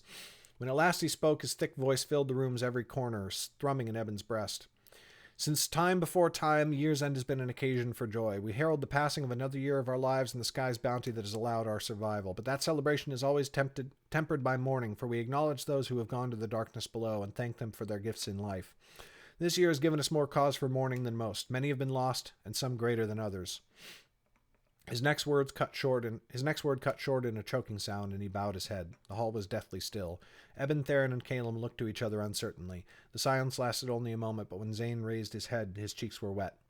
Some give their lives that we might go on. Others give their lives that we might find redemption. They bring us back from the darkness that we stand on its brink. Still others give their lives to time's natural sway, and then our mourning is not so bitter. But worst of all are those who are taken without reason, claimed by the madness of a sick mind or by the treachery of a kingdom breaking its vows. Often we seek explanation. It is rarely to be found. We can only honor the dead, who we shall never see again. Another pause. Eben heard many students in the hall hiding their sniffles, while others sobbed openly. Zane raised his goblet higher. To those in the darkness. Every cup lifted. To those in the darkness. They drank, and then the first course was brought round the tables. That evening's year's-end feast left nothing to be desired, fulfilling every wildest tale Eben had ever heard of the celebration's splendor upon the seat. Throughout each year, the Academy had to serve hundreds of students 3 times a day. While the food was wholesome and hearty, it was rarely delicious. During year's end, it seemed, the cooks aimed to make up for all the rest of the year's plain fare. There were fine roasts of meat, of boar and beef and lamb, flavored with wonderful spices, served tender enough to fall off the bone. They were joined by crops from all across the 9 lands, so that the students had chickpea spread and figs from Idris, and then at the next table buttered yams and yellow rice from Calentin. In the center of the spread was a table filled to bursting with desserts where honeyed confections of every type were piled high, and students were free to take what they wished. Wine was also served, although this was held by the cooks and only given to students who were old enough, and even then withheld if they thought a student had had too much. The last thing the Academy needed was a drunken brawl with hundreds of young wizards who had yet to fully command their powers. Boy, that would be hilarious. Again and again, Eben went to the serving table to load his plate with more food, again and again, leaning back on his bench and clutching at his belly, afraid it would burst. At last he gave up, leaning heavily on the table, sipping lightly at the last of his wine. Caleb's head was nodding beside him, and across the table Theron was licking honey from her fingers. "A particularly fine feast this year," she said, and gave a loud belch. "I will not say it is the finest food I have ever eaten, yet I would count this as my favorite meal," said Eben. "Rarely in my life have I been able to take such a meal with friends, rather than a father who made my life a torment." Said Caleb, looking at them sleepily. "Ah, yes, a fine feast indeed." Theron chuckled and shook her head. But then Eben felt a hand on his shoulder and looked up to find Dasco looking down upon him. "Good eve, Eben. Have you enjoyed your feast?" Eben nodded. "Very much so, instructor. I hope you have as well. Indeed. Might we still take that walk, as I requested?" "Of course." Eben stood, but then looked to his friends. Theron waved him off. "Go. I should get this one to bed." She pointed to Caleb, who seemed in danger of falling asleep and drowning in buttered yams. "Good night, then," said Eben. "I will see you upon the morrow." And he set off through the dining hall after Dasco. Dasco led him through the hallways and out a white cedar door into the training grounds. The moons lit the night well, and torches mounted along the citadel's walls helped them pick their way forth on the garden path. The instructor did not speak immediately, but let the night's silence rest, occasionally looking up at the stars as they shone bright in the sky. "I've only been an instructor here for a few years," Dasco said at last. "I studied here in my youth, of course, but that was long ago. I feel as though I have been rediscovering the place anew. It is certainly a different experience, being an instructor." Eben blinked and then frowned. "I imagine it would be." Dasco sighed. "My apologies. I am not certain how to say what I mean, so I prattle about inconsequential things. That, and not my preoccupation with Lilith's crimes, is what kept me from speaking with you before today." He stopped, and Eben halted beside him. Again Dasco looked up at the stars, his jaw working. "Before I returned to the Academy, I was a mercenary," he finally said, his voice so soft that Eben leaned closer to hear it. "I fought for a sellsword army that marched across the 9 lands. We served with many great families, both merchant and noble, and in one campaign I served your family, the Dradens. That is when I met your brother." Eben felt as though someone had struck him in the gut. He had scarcely thought of Momen since first he came to the Academy. Indeed, ever since his brother's death years ago, Eben had tried to avoid thinking of it at all. He felt suddenly light-headed. "Momen and I became fast friends after our first battle together," Dasco went on. "When you came to the Academy, I hardly noticed you, though sometimes a thought tickled my mind. Then, after the attack on the seat, Gio was frantic because you had been separated from the rest of the students. Though we eventually found you, her mention of your name was what let the pieces fall into place. Eben of the family Drayden, younger brother of my friend Momen. During all the time we served together, he would speak of you more often than anything else." A gasp escaped before Eben could stop it. His eyes burned, and he turned away, swiping at them with the back of his sleeve. The air felt suddenly frozen, and he raised his hood against it. Dasco took his shoulder gently and guided him toward the stone bench. Eben sank onto it, hiding his face in his hands and trying to master himself. "I am sorry to resurrect grief," murmured Dasco. "I did not mean to bring sadness, but advice." "What advice?" said Eben, no longer caring at how his voice broke. He found himself growing angry with Dasco, angry that the man would presume to speak of his brother, who he could not have known half so well as Eben. "Before Dean Cyrus fled the Academy, it seems that you and he had little love for each other," Dasco said carefully. Through his grief, Eben's heart skipped a beat. What did Cyrus have to do with anything? He was not over fond of me, no. Dasko looked him in the eye. Was that because of some personal disagreement between the two of you, or because of some more general schism between you and the family Drayden? Eben shrugged and looked away. I know not what you speak of. I think you do, said Dasko. Momen often felt the same way, never comfortable in the company of his family and always burdened by their reputation, which, as you know, is fearsome. Always he wanted to cast off their name, and something tells me that you may be similar. Though he would have been loth to admit it, a trill trickled through Eben's heart. He never knew Momen had felt the same way about their family. Even if that were true, what do you expect me to do? I was born a Drayden. I will die a Drayden. Yet you need not live your life under the suspicion of others. You must know that Dean Zane thinks ill of you for no other reason than your family's name. I know it cannot be easy to shed that shadow when everyone you meet can see only the darkness it wraps around you. And what can I do about that? In truth, I am used to it. I have little choice but to duck my head and hope to go unnoticed. But you have been noticed, Eben, said Dasko, leaning forwards. Zane does not wish to admit it, but the other faculty know you suspected Lilith from the first, and you may have helped expose her earlier than she would have been otherwise. Soon the mystics will have wheedled the artifacts out of her. Because of you, the Academy now takes steps to ensure the artifacts will be safer in the future. You should be proud of that, at least, and you owe nothing of that to your family. Pride in myself helps nothing, certainly not Zane's view of me.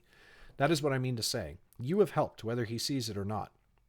Continue to do right, not in the hope that Zane will love you. Your kin have wounded him, and that wound may never heal. But do it because of the people you may help along the way. That, I think, is what Momen would do.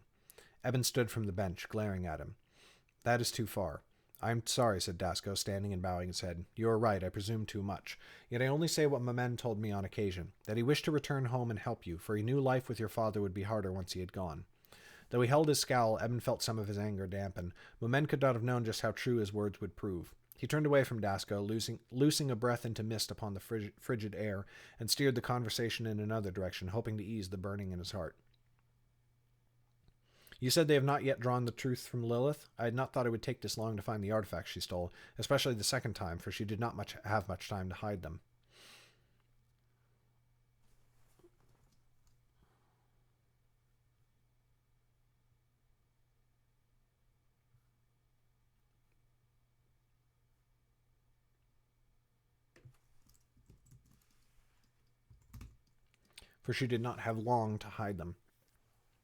Dasko shrugged. She must have worked quickly. It will not be long. The mystics are very persuasive when they wish to be. Will they kill her? Not the mystics, no, said Dasko softly, but once they have recovered the artifacts, they will turn her over to the constables who were put her to death under the king's law. And there might vanish any hope of learning Lilith's link to Matami or Shay. Eben ground his teeth in frustration. It seemed that she would suffer for her crimes, but that the conspirators behind her, and he was sure such conspirators existed, would escape, for no one seemed to be looking for them. Yet mayhap if Eben could speak to her.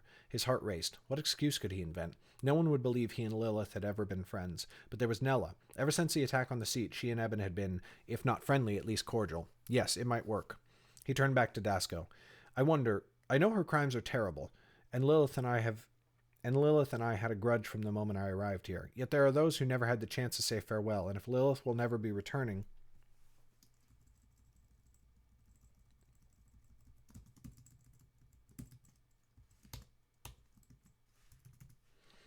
And if Lilith will never return,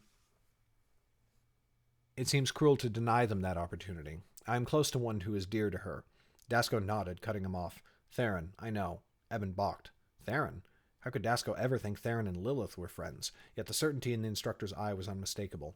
Eben nodded and quickly continued. Just so.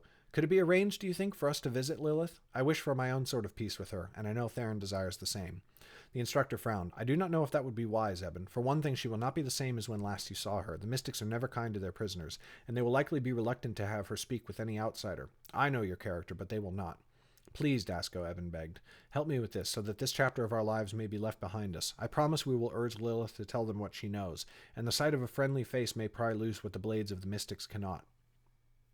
Dasko's frown deepened, but he looked away in thought before nodding. Very well. I will see if I can arrange something with Gia, if it is that important to you, and mayhap as some token of payment for the ill will borne against you here at the Academy, which you did not deserve. Thank you, instructor. If given the chance, I promise I shall not waste it. I believe you, said Dasko, shivering suddenly. And now let us return to the Citadel. I am not yet an old man, yet I find myself less resistant to the chill than I was in my youth. They made their way back to the Academy and then parted inside, off to their beds. But Eben lay awake for a long time, thinking of Momen and Lilith and Theron.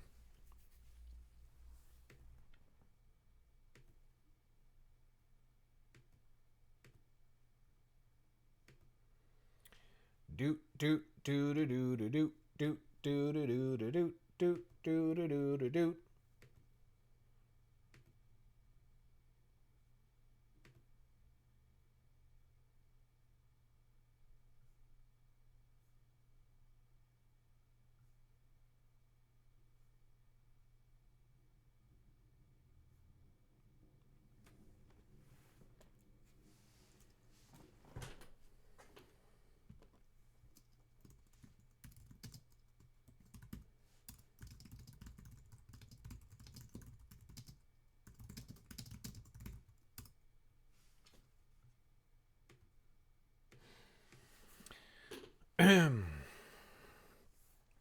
Chapter 26.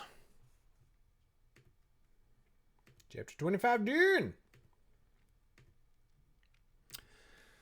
The next day, Eben wanted to tell Theron what he had asked Dasko about their visiting Lilith, but his courage failed him every time he sought to speak, and so the day passed without her knowing. The next was the same, and the third. At last he decided to tell her when the moment seemed right and not before. After all, there was every chance that the mystics would not allow Lilith to see them at all. What good could come if that were the case from telling Theron? So they spent the first 3 days of year's end in calm and rest. All day, Eben was with Caleb and Theron, either in the academy or out upon the seat. Though studies were suspended for the holiday, they spent a few hours each day in the library. Caleb still searched for more lore concerning Khajiit, and Eben helped, but it was a half-hearted quest now. Lilith had been caught, and whatever mischief she had plotted with Khajiit's amulet, she could not hope to accomplish it now.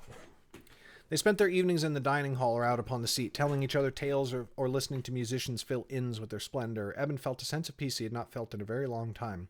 True, there were rumblings that the High King was readying her armies to make war on Dol Moon at last, and whispers about the 9 kingdoms, how some were on the cusp of joining the war, while others were on the cusp of joining it on the wrong side. But all was peaceful on the seat.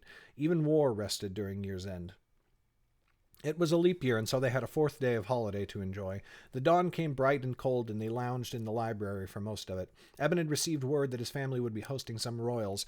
Halab had given him the opportunity to visit the manor, but had not required it, and so he had declined. He had attended such dinners before and knew he would be bored to tears. So in the morning he sent word to Adara asking if she wished to meet in the evening, and by the midday meal she had replied that she would be delighted. She had even painted her lips and pressed them to her letter, which Eben laughed to see.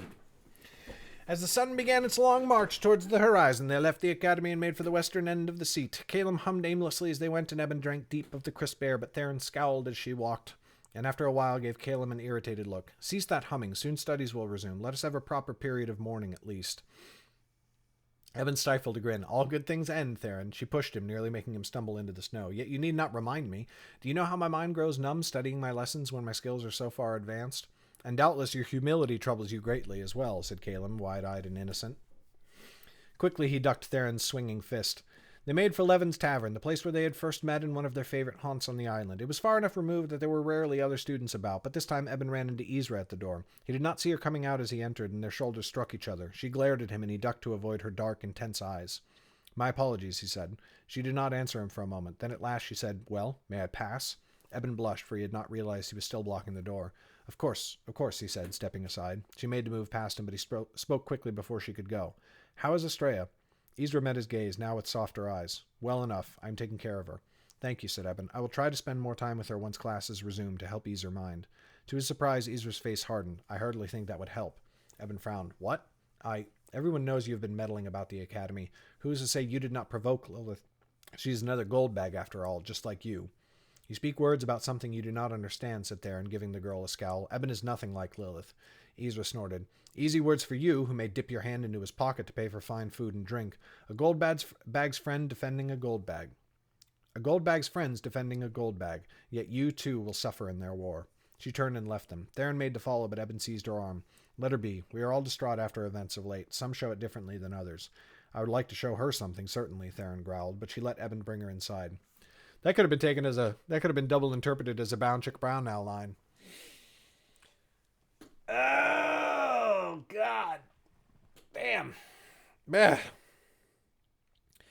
Levin hailed them the moment they entered the bar, and they waved back from the doorway. Their table was empty, and they made their way towards it, but then Eben noticed that one table sat Orn and Nella, Lilith's companions. They were together in a corner, shoulders hunched over their drinks, neither of them speaking. Their eyes wandered, and Eben could not help feeling that they looked somewhat lost. Give me a moment, he said, letting Theron and Caleb go on without him. He crossed the room until he stood by Orn and Nella's table. Nella gave him a courteous nod, but Orn only glowered up at him. My condolences for what happened to Lilith, Eben said softly. That cannot be easy. Oren's brow furrowed deeper. Get away from us, you sniveling little... Oren! Nella cut him off. They matched glares until Oren relented, taking a sip from his cup. Nella looked back up to Eben. Thank you, but I do not believe Lilith could do this. Times are strange indeed, said Eben. Many have revealed in themselves things we can scarce imagine. You mistake me, said Nella, frowning. I mean, I do not believe Lilith could do it. She is no monster. I know it. Her voice broke and she looked away. Evan stood uncomfortably for a moment. Then he tossed a gold weight upon the table. Have yourselves a fine bottle tonight. Oren glared. We do not need your coin, Drayden. I know you do not need it, but I wish to give it. You may choose not to believe me, but I was not happy to see her taken away. Good evening. He backed away.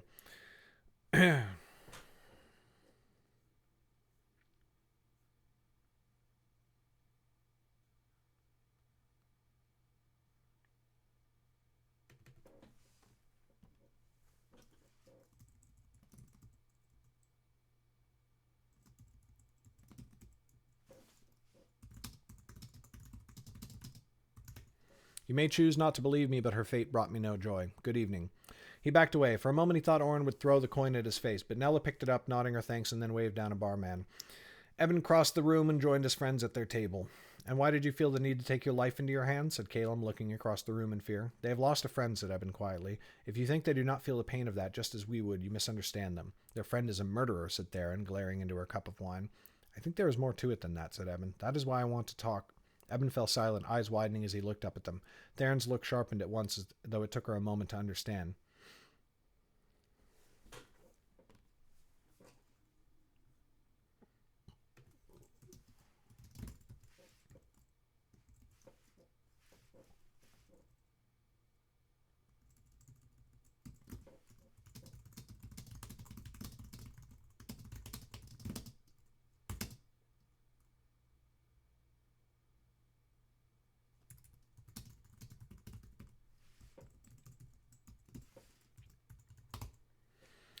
The words came out before he could think about them.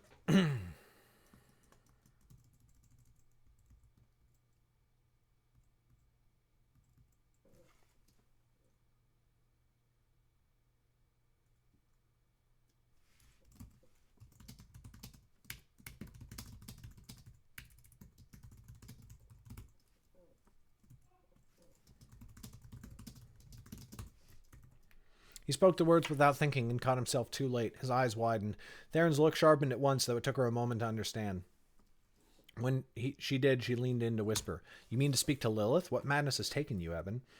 I need both of us to speak to her. We know, though no one else wants to admit it, that Lilith could not have worked alone. I could still have traitors in my family, and they must be exposed. You want me to come with you? Theron leaned back and folded her arms. Never. Not though my life depended on it. I have no wish to lay eyes upon her again. Not even if it might save more lives? Even now, the artifacts may be on their way across Underrealm. The criminals behind the theft are at large, and no one is yet safe. Theron glared, but Eben met her gaze and did not waver. Caleb looked uncomfortably between them. Theron, it could help, he said. And besides, if you are so angry with her, you will never get a better opportunity to say so. You will never have another opportunity at all, said Eben. Once they find the artifacts, Lilith will be put to death. Theron blinked and looked away. Very well, if only to help you and because of my failures to do so in the past. Thank you. Eben put a hand on Theron's. I will not forget this. You had better not, she said, sighing. Then her eyes slid past him and brightened. But forget all of that now. Someone has arrived. Eben looked over his shoulder to see Adara stepping through the front door. She wore new clothes, or at least ones he had not yet seen, colored violet and trimmed in black. Eben and Caleb stood to greet her, Caleb blushing furiously. Good evening, Theron, and to you, Caleb, said Adara. She smiled and then drew Eben in for a kiss. And good evening to you, my love. He grinned back at her. A good evening it is, now. Please sit. We have ordered a fine bottle for ourselves, and Levin knows to bring you some mead. Thank you, she said, sliding down the bench. He took his place beside her.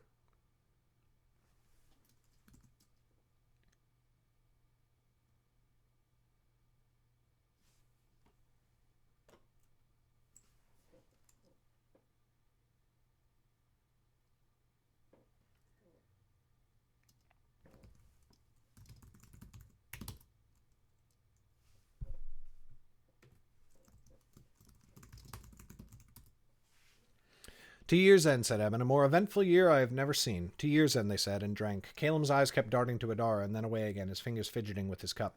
Theron raised an eyebrow. What has you so anxious? Adara laughed lightly. It seems I have made the son of Connell uncomfortable again, as I seem to have a knack for doing. I chose to wear his family's colors tonight. Aha, said Eben. Caleb, you did not tell me. Aha. What is the family Connell's colors? Violet trimmed in black.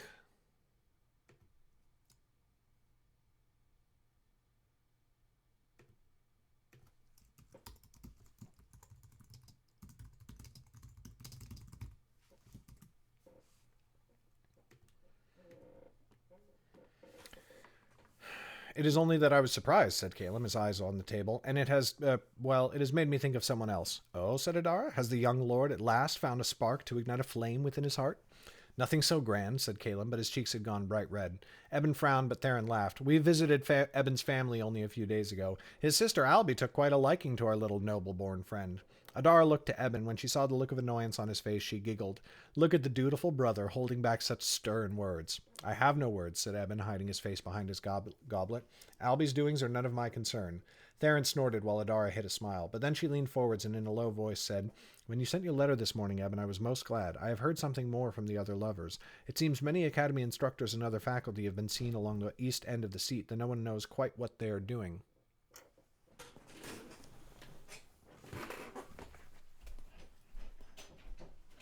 I thought I heard you.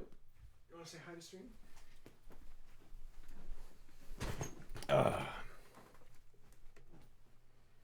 Say hi to my beautiful wife. Hi to his beautiful wife. No, they are supposed to say hi to you, who is my Hi beautiful... to you. Get the fuck out of my office. What? What's up, sweetie? I wanted to see when your break was. I can take a break. I've been going for a long time. I think I'm going to work more than 4 hours today. All right, guys, I'm going to take a break because I've been going for a while. You should do this to me. I did give you a back rub. I know, there's one little knot. Okay. All right, guys, I'll be back in a few minutes.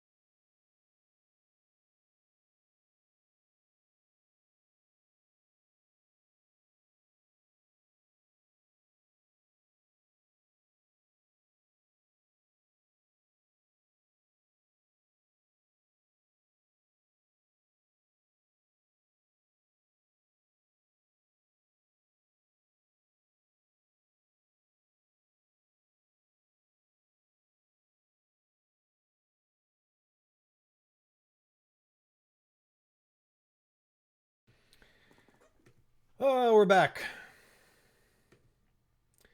All right, so I'm gonna go for. I'm gonna go. I'll go for another 45 minutes. Go till 12:30 Pacific, or whatever the equivalent time is wherever you are. Doot doot doot doot.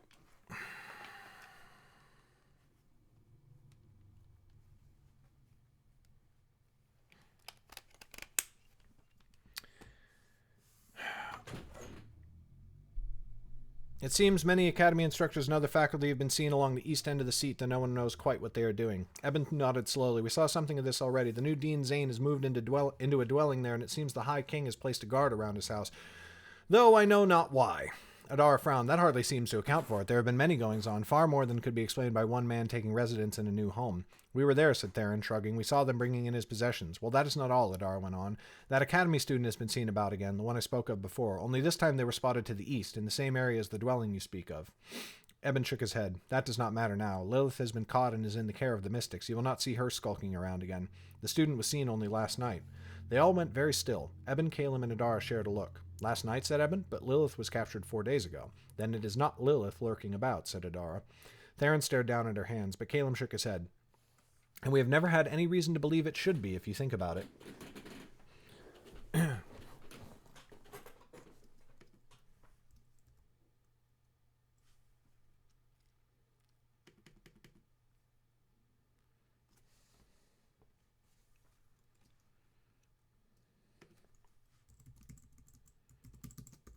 we have never had any reason to believe it was, if you think about it. Likely it was someone causing harmless mischief, mayhap going to see a lover, as you do, Eben. Yet I always return before curfew, Eben muttered. All this talk of Zane's home and the skulking student had brought it back, the itch at the back of his mind. The itch in his mind.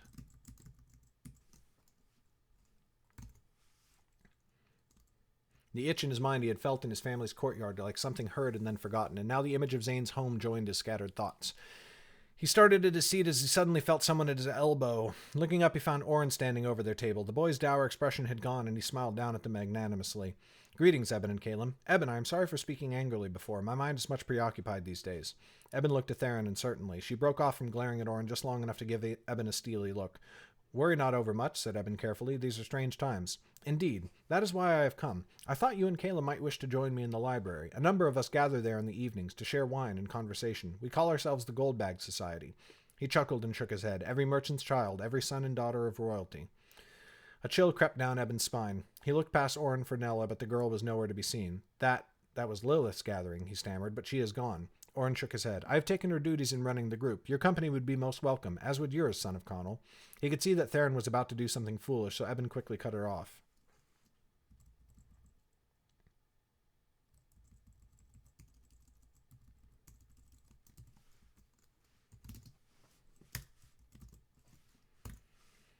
Eben could see that Theron was about to do something foolish, so he quickly cut her off. I thank you, Oren, but I will decline. I have friends to spend my evenings with already.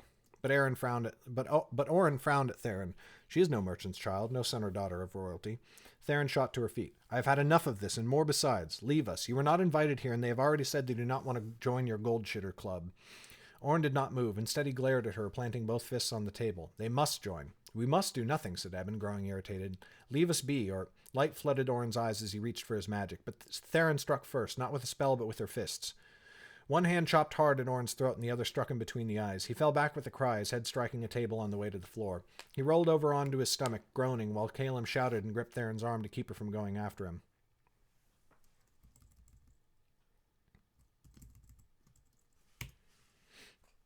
Eben was standing, unsure of what to do. But when Oren turned back to them, the glow had gone from his eyes. Instead, they were wild and wide, turning in all directions. At last, he focused on Eben, mouth twisting in hate. I know not what I was thinking, he spat. To have you and this whelp of a boy would shame us all. I am glad you have seen reason, said Theron, her voice filled with steel. Now begone, or next I will use my spells. Oren fought to his feet and swept away, weaving between tables and bursting through the tavern's door. What few curious eyes had found them slowly drifted away. Eben took a seat as did Theron, who was still fuming. That was most odd, said Adara, still looking in the direction Oren had gone. Mayhap you can tell your lover friends about it, said Theron, more whispers to slither across the seat. Theron, said Eben, frowning. It is all right, Eben. Adara put a calming hand on his arm. He was beastly. I am sorry it tarnished what was a most pleasant evening. Evan smiled at her, but Theron snorted and stood from the table. The night is still young. I shall see you back at the academy. Just now I find I need something more than wine to soothe me. She flung the tavern's door open and left. Caleb frowned. Do you think she will seek Orrin and try to finish their fight? Evan shook his head. Theron is hot-headed, but even she is not so foolish. I believe she makes for a house of lovers. Caleb blinked and sank back onto his bench. Ah, I see. Speaking of which, said Adara, her hand sliding onto Eben's leg, Theron was right about one thing. The night is yet young. Eben smiled, but then paused. He looked at Caleb, raising his eyebrows. Caleb rolled his eyes. Oh, go on. It is the eve of the new year, after all. I shall go spend mine alone in the library. Only do not leave me to pay for the drinks. My allowance is late, and it has been scant besides. Eben threw a gold weight onto the table, and then he and Adara stole off into the night, making for the blue door to the west. Chapter 26, Din!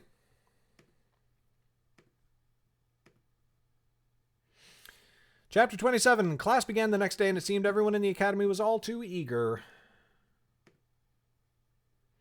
to throw themselves into the business of learning once again. Eben hoped that year's end had been a healing time for them all, a time to reflect upon their tragedy, to wrestle with their feelings, and then to put sorrow behind them. Now life could go on as it had before, and everyone seemed eager to embrace it. But 3 days later, Eben received a sobering reminder of the Academy's losses, though he did not recognize it when first it came. A messenger in dark gray robes came to the door, one of the Academy faculty, bearing a scrap of parchment that bore only a few words. Please come and speak with me. You are still not in trouble. Gia. That made him smile. He showed the note to Perrin, and she waved him off before resuming her lessons with Estrella, who these days barely looked up from her desk.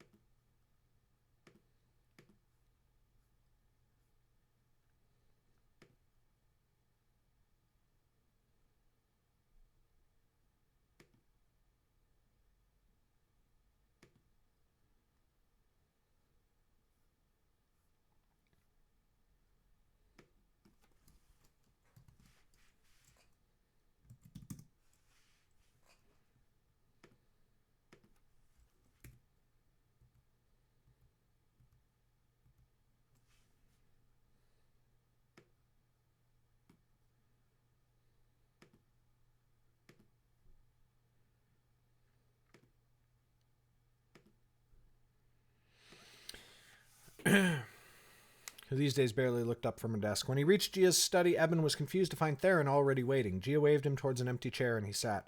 I have spoken with Dasco since he made your request, and also with an old friend in the Mystics. She has secured their agreement to let the two of you see Lilith. Theron had been scowling since before Gia began speaking. Now she opened her mouth to speak, but Eben saw the fury in her eyes and interrupted her. Thank you, instructor. It will do us good, I think, to see her. Gia looked bemused, knowing something of his feud with Lilith, and she was no fool. She likely knew something of Theron's feelings toward Lilith as well. Yet for some reason she had arranged the meeting anyway. He would not squander this chance, for he might never have another to learn the truth of Lilith's motives.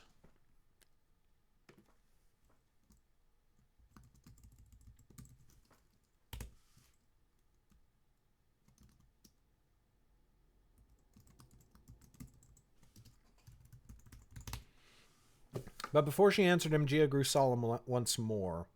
You must understand something before you go to see her. Lilith has been put to the question since she left us, almost a full week ago now. Do you understand what that means?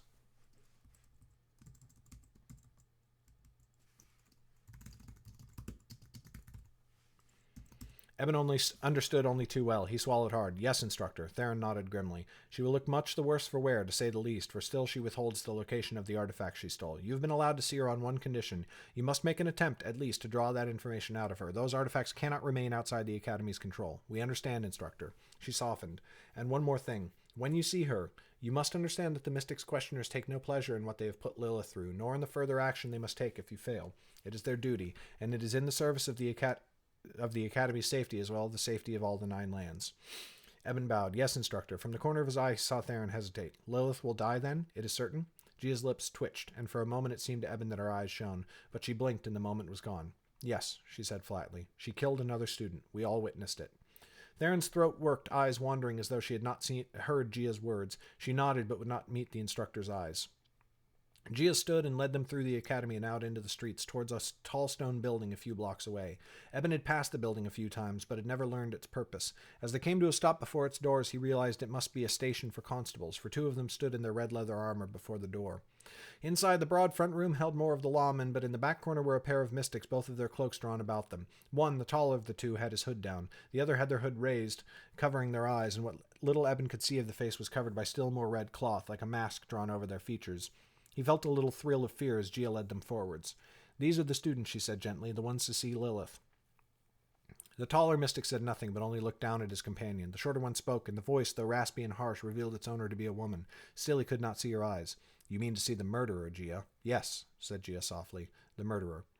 The mystic's head jerked towards the door behind her. She is in there. We will be just outside, ready to act if she should try to harm you. I can handle any harm Lilith may try to inflict upon us, said Theron, eyes flashing. Can you now? The mystic erupted in a hideous, bubbling laugh.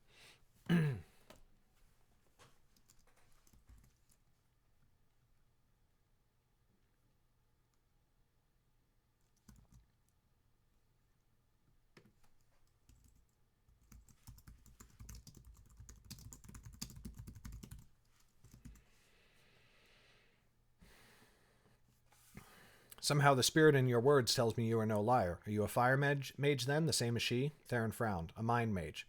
Still better, or so I have always said. Again came that laugh, sending shivers along Eben's arms. Well, you have come for a purpose. See to it. The mystic pushed open the door. Theron did not hesitate and pushed in at once, but Eben looked at Gia uncertainly until she ushered him on with a wave of her hand. There, sitting and chained to a table in the room center, was Lilith. Eben did not recognize her at first and thought they must be in the wrong room. The girl's hair had been cropped close to her head. Her limbs were pale and gaunt, and though she still wore the black academy robes they had brought her here in, now they were covered with filth and matted with blood. Blood, Eben guessed, from the cuts that covered her body. They were on her fingers and her hands, her ankles and feet. They had left her face free from cuts but not from bruises, which welled up her cheeks and eyelids until she looked a different person. Eben threw a hand to his mouth, suddenly nauseated, but almost worse than her wounds was the look in her eyes. They were wide beneath the swelling, roving wildly in every direction. They must have been starving her, or else she would not eat, for her body had wasted away. She murmured and whimpered and grunted in an unending stream of unintelligible words as though she were half mad. The sight of her froze Eben in his tracks, and beside him... Almost forgot one person.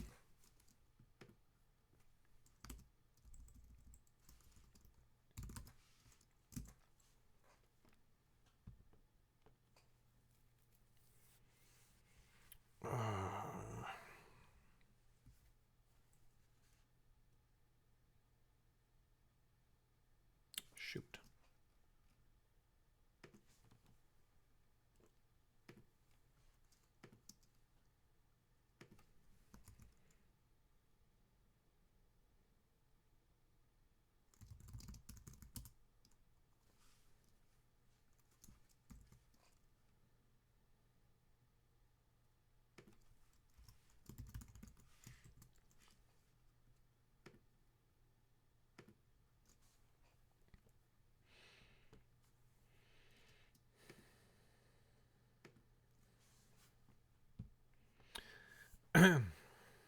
The sight of her froze Eben in his tracks, and beside him Theron looked just as horror-struck, but Lilith did not even appear to see them. Theron started when Eben at last put a hand on her arm. He led her forwards, and they took their seats across the table from Lilith. Eben leaned over, trying to put himself in the girl's line of sight, but her eyes moved with him in a way so that he could not move.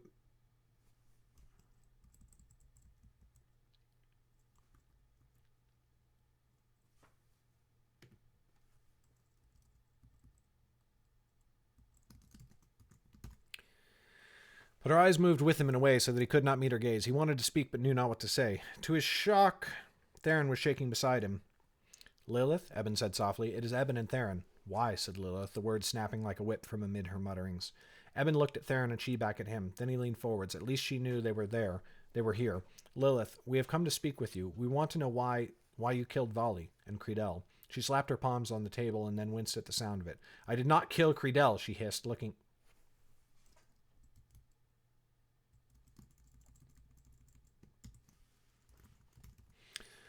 him in the eyes for the first time. But then she looked away again, eyes roving across the walls. I did not kill Vali either.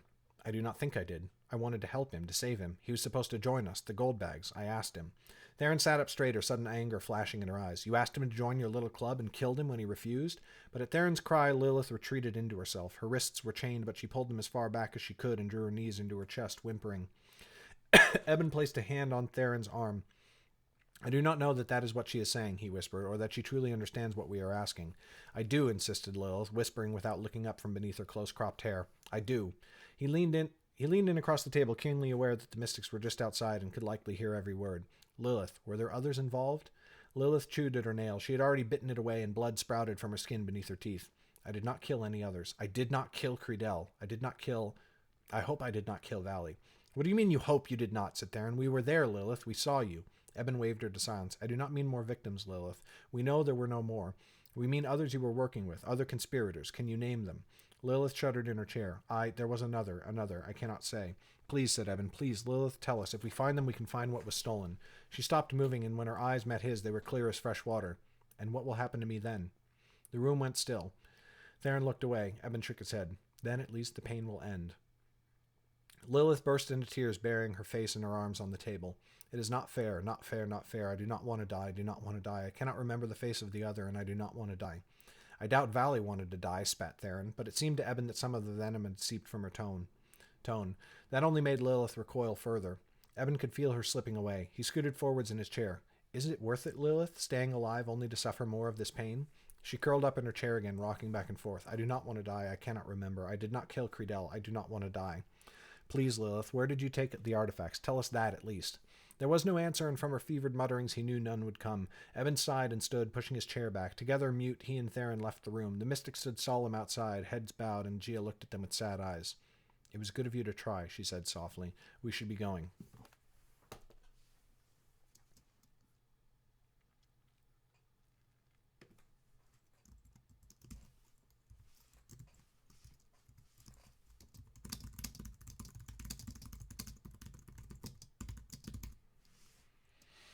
Gia must have seen failure in their expressions, for she looked at them with sad eyes. It was good of you to try, she said softly. We should be going. She took them outside the constable station, but Theron's legs shook beneath her, and she gripped Eben's arm for support.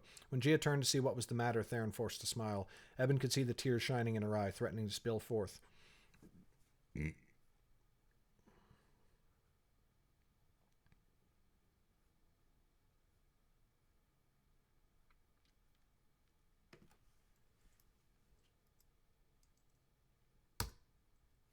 I wonder if I might walk back alone, Instructor. I need more air to clear my head.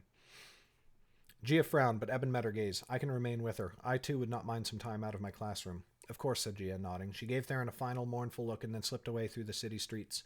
At once, Theron staggered off, away from the street and down an alley between two buildings. Once in the shadow, she began breathing hard, her shoulders heaving, little screams of frustration bursting forth every few moments.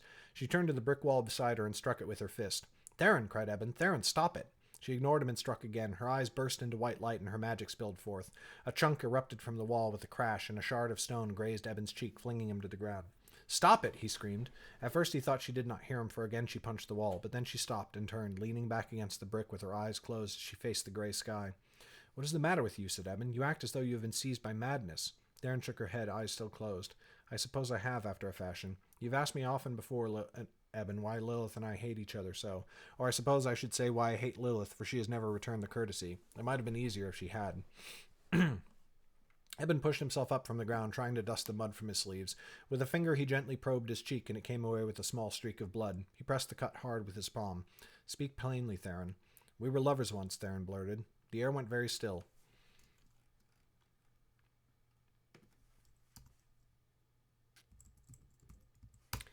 And for a moment Eben forgot to breathe. She gave a deep sigh and then at last opened her eyes to meet his gaze. Lilith and I, for almost 3 years before the two of us knew much of what we were doing. Eben blinked, shaking his head. You and Lilith? But you have hated Goldbag since even before we met. I do not even understand. I hated them, it is true, yet you and Caleb have earned my trust, for you are not like most of them. Neither was Lilith once. She was only a child, or scarcely more than one. And of course we were not in class together, but we studied together in the library, and we spent time together in other places. I learned another side of her, and it was one I came to love dearly. She felt the same, but then as we both grew into adulthood, she began to act more like the rest of her family. The family Yaren is not so dark as your own, but neither rest of her kin.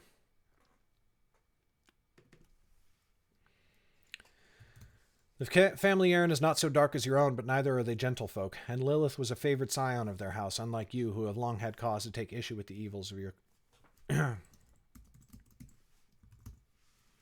Lilith embraced them instead, and so I knew I could be with her no longer. She never forgave me for leaving, but I think her feelings for me never faded as mine did for her. But you were so eager to prove her guilt, said Eben, shaking his head. How could you... Theron blinked hard, fighting to hold back her weeping. I thought her family was behind it. I thought to prove it and thus to show Lilith that they had no love for her in their hearts. At last I thought she might see the folly of her ways. I did not know she had been seized by this madness, and now Valley, that poor boy... She turned away. So much seemed clear to Eben now that had been strange before. The way Theron had always hated Lilith beyond logic or reason. The way Lilith would never fight back no matter what Theron did to her. It must have been terrible for you, seeing her do that. Theron choked on a sob and tried in vain to turn it to a barking laugh. It was. For many, love is a cruel and unkind mistress, and never more so than with Lilith and I. Love, you say. Do you love her? She shrugged. Who knows? I think it is better I do not, for her time in this world will soon be ending. Yet often love springs forth unbidden. Even through her tears, Theron smirked. This is not some elf tale between you and Adara, Eben. This is life, and life is cruel. Lilith embraced its cruelty, and now she will pay the price. Once Eben might have been secretly pleased at the thought of Lilith's death, not that he wished her such harm, but that she would no longer torment him. But now its inevitability only made him feel hollow. He reached out a hand for his friend. Come, Theron, it is cold out, and the day is only just beginning. Let us leave the streets and try to leave our troubles as well. I do not think it shall be as easy as that. But she took his hand and let him draw her away from the wall, and together they made their way back to the academy.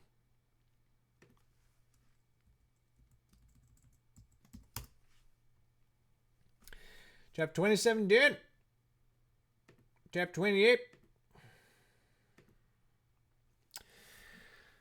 The memory of Lilith and the constable station haunted Eben for the next few days. Often he would catch himself thinking of her in class when parent sharp rebuke would bring him back to his spells, or he would sit in the library staring at the same page for nearly an hour before realizing he was not seeing the words at all, but Lilith's wild, darting eyes.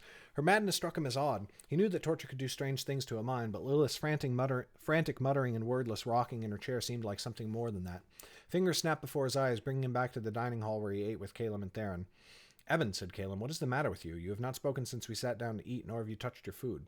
I'm sorry. My thoughts these days are troubled. What were you saying? Caleb sighed and turned away. Oh, nothing of great import. But you had better treat your classes with better attention.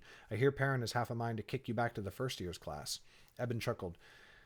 She did, until yesterday when I managed to shift stone back into the box. It had almost been an accident, but still he had done it. After shifting the stone from the little wooden cube, he had managed to scoop it all back in. When he tried repeating the spell, of course, the stone had splattered all over the place, but at least he had done it the once. Theron was silent beside them, glaring down into her oatmeal, sullen as she had been since their visit to Lilith. Eben had come to regret bringing her along. He was glad to know the truth of her relationship to Lilith, but at the same time it was obvious she had been greatly disturbed by what they had seen.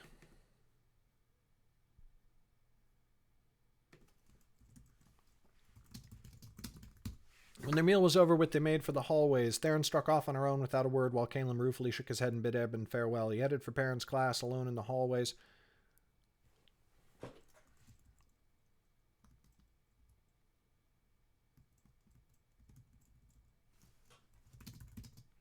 But soon a sharp whisper stopped him. He rounded and saw Orin lurking in an alcove. Eben glanced up and down the hallway in both directions, suddenly unsure. He wondered if this might be some trick, especially since he did not see Nella, who he trusted more. With a frustrated growl, Orin seized his sleeve and dragged him down the hallway, ducking out the first white door they found and emerging onto the academy's grounds. Quickly he hauled Eben to the great outer wall, stepping into a hedge where no one could see them. What is this about, Orin? The boy's eyes were wild. I have heard you saw Lilith. Relief flooded Eben, and he loosed a sigh. Oh, yes, I did, but you could have asked me that in the hallway. Orin ignored him, seizing the front of his robes. How is she? Are they treating her well? Eben gave him a quizzical frown. No, Orin, they are not. She is a murderer, and being put to the question for... He stopped, for he could not tell Orin about the artifacts.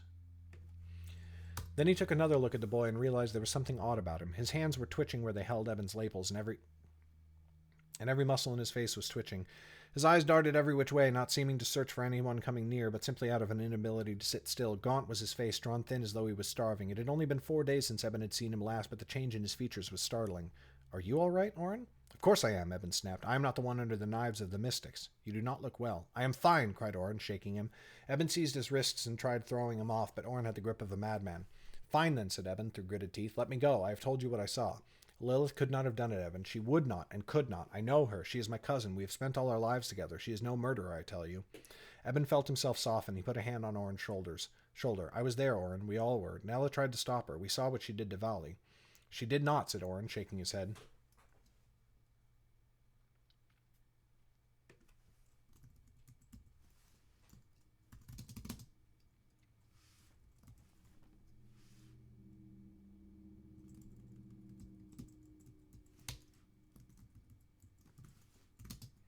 I was there, Oren. You and Nella tried to stop her, and we saw what she did, and we all saw what she did to Vali. She did not, said Oren, shaking his head. I'm sorry, said Eben, but at least it is over. She did not. Oren shoved Eben away, and light sprang into his eyes. He held out both palms, and flames erupted in the center of each. Eben raised his hand to shield his face, terrified. But then the flames winked out as quickly as they had come. Oren stared at his palms, horrified. I did not mean... I would never... Eben tried to answer, but Oren ignored it, turning away. He wandered slowly off, still staring at his hands, muttering, I would never, I would never. A thrill of fear coursed through Eben, and he made a shaky way back to Perrin's class. The next day, Eben was practicing his counter magic again. He sat opposite Estrella on the bench, each of them holding one end of the wooden rod. He could tell her heart was not in it, and yet still he could do nothing to stop her. Try again, he said. I think I am ready. Estrella sighed. Her eyes filled with light, and she pushed stone up along the wooden rod. Eben's own eyes glowed in response. He sought for the stone, trying to stop it. He could almost see it, almost glimpse the particles of stone sliding along the wood, but they were surrounded by some sort of glow, and he could not see through it to the stone beneath. Soon it was done, and Estrella held up the stone rod with a sigh. Eben growled in frustration, but then he thought again about what he had seen. He squinted at the rod, and a careful smile stole across his face. Try it again. Eben, I am weary of this. Please, Estrella, I have just thought of something that may work. She sighed, changing the rod back to wood, and then placed the other end in his palm. Once more her eyes glowed, and stone rippled along the rod. Eben focused on the glow. He saw it, sliding along the wood, transforming it piece by piece. But now, rather than trying to stop the stone, he seized the glow and squeezed. Snap! The magic winked out of existence. The light vanished from Estrella's eyes, which widened as she looked down at the rod. Eben laughed and held it aloft. It was made of wood, with not a spot of stone to be seen. Across the room, Perrin straightened from where she was teaching another student. Have you done it at last, Eben? I have, instructor. Then he heard his own crowing and cleared his throat. That is, with Estrella's help, I believe I have learned my first bit of counter magic. Perrin thundered to the front of the room and then waved Eben to join her. Eben, tell the class what you have learned. Eben held up the rod. When Estrella first turned the rod, I could see only the stone turning the wood, but I could not stop it, and so she always bested me. But at last I learned to look for the magic itself. It appeared as a glow and surrounded the stone as it moved along the rod. When I focused on the glow rather than the stone, and stopped it, her magic failed. And that is the answer, said Perrin. Only through practice and concentration can we see magic clearly, and that is what lets us defend ourselves against it. Magic appears differently to some. Many see it as a glow, the way Eben does. Others see it as a rippling in the air, or a fine dust swirling about. However we see it, it is not until we see it that we can learn to control it. The heart of transmutation is to see the thing for what it is and change it. In counter magic, you must see the magic itself. Though this is not one of your passing lessons for the class, it is nevertheless an important one. Take pride that you have learned it. Eben beamed. The other students wore expressions ranging from interested to disgruntled. Back on the bench, Estrella seemed numb and had not lifted her gaze from the desk. The sight dampened Eben's spirits. The bell rang for the midday meal. Eben looked uncomfortably away and made for the door, but outside it, to his surprise, was Dasko. The instructor pushed himself away from the wall with a nod. Eben, I had wondered if we might walk together before lunch. Certainly, instructor. Eben bowed. Dasko nodded again and waved Eben down the hallway towards a white cedar door leading back out to the gardens. For a moment he was reminded of his encounter with Oren, but the warm sun outside dispelled such uncomfortable thoughts, and though it fell on a world still covered with snow. I heard through the door that you have learned your counter magic. That is a fundamental of magic that some wizards do not grasp until years later in their educations. Eben shrugged. I have the advantage of being older than most of my peers. Dasko shook his head. It is not only that. Magic is something ethereal and ephemeral. It is change itself. That is why so many wizards struggle to move from their testing spell to other spells, but learn much faster once they have passed that first step. Too many wizards focus on the thing before them, the wooden rod, or for therianthropes, the color of our skin, the stone the mentalist tries to lift, or the spark the elementalist seeks to summon. They do not learn to see the magic itself, the pure force of alteration that influences all the world. Though he nodded, in truth Eben's head had begun to spin. Dasko laughed and clapped his shoulder. Momen used to wear the same expression when I spoke to him of magic. A man of action, your brother was. Do not trouble yourself with my words. They are certainly too heady for a student in a second-year class. They will make more sense in time. Of course, instructor, but none of this is why you came to see me unless I missed my guess. What can I do for you? Dasko held his smile, though it lost some of its spark. He looked ahead at the path as they walked. I thought to ask about your visit with Lilith. Eben studied the ground. Oren's interest made some sense to him, but now Dasko? It seemed Eben and his friends were not the only ones who wished for more of an explanation of the recent tragedies. Did Gia tell you nothing? Nothing much. She was not in the room, or so she said, and details were hard to come by. It was terrible. She seemed mad, as though her deeds had driven her mind to ruin. Or mayhap it was the torture. She recoiled at the slightest sound, and her body was an awful mass of bruises and wounds. You say she acted mad? Dasko's eyes lit with interest. How exactly? Eben frowned. Her eyes darted all about, and her fingers would not stop twitching. She chewed at them, though they bled and must have pained her greatly. She reminded me of a trapped animal, desperate to escape, but only hurting herself more. Dasko frowned, stroking his close-trimmed beard with one hand while slowly nodding. I see. That is interesting, to be sure. I do not understand, instructor. Can you not go see her yourself? Surely you do not require permission, as Theron and I did. My duties here have prevented me, said Dasko, looking away, as well as certain other duties I have been asked to perform outside the Academy's normal hours. Eben remembered him unloading crates from the cart into Zane's home, but surely the dean must have moved in by now. Mayhap Dasko was one of the instructors required to stand guard. I see. Then may I ask why this interests you so? Dasko quickly shook his head. Do not trouble yourself over it. It is only that I have been wondering something. I knew Lilith, you see. She attended the academy before I came here as an instructor, and we had more than one occasion to share time. She could be very difficult as a student, yet I would never have taken her for a killer. That reminded Eben of what Oren had said the day before and what Nella told him in the tavern on the final day of year's end. He frowned.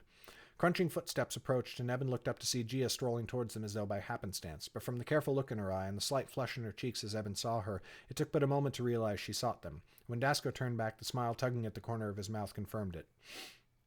I hope you will excuse me, Eben. Instructor Gia and I had meant to meet each other over the midday meal. Eben nodded quickly, too quickly, and he felt foolish. Of course, Instructor. Do not let me intrude or keep you from your duties. Gia took Dasko's arm and he led her off through the garden. Eben made for the dining hall, unable to banish the secret smile. Chapter 28, Dan! 29?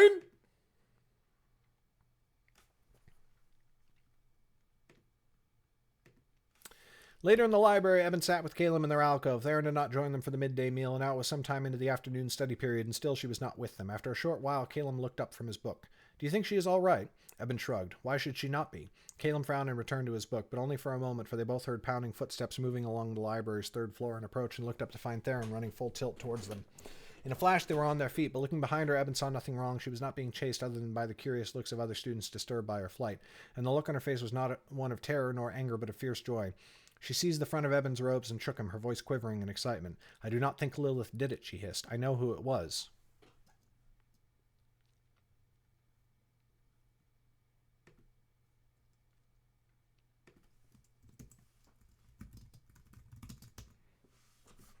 Eben blinked, trying to pry her hands from his body. Calm yourself, Theron. Everyone is watching. Who cares? Lilith is innocent.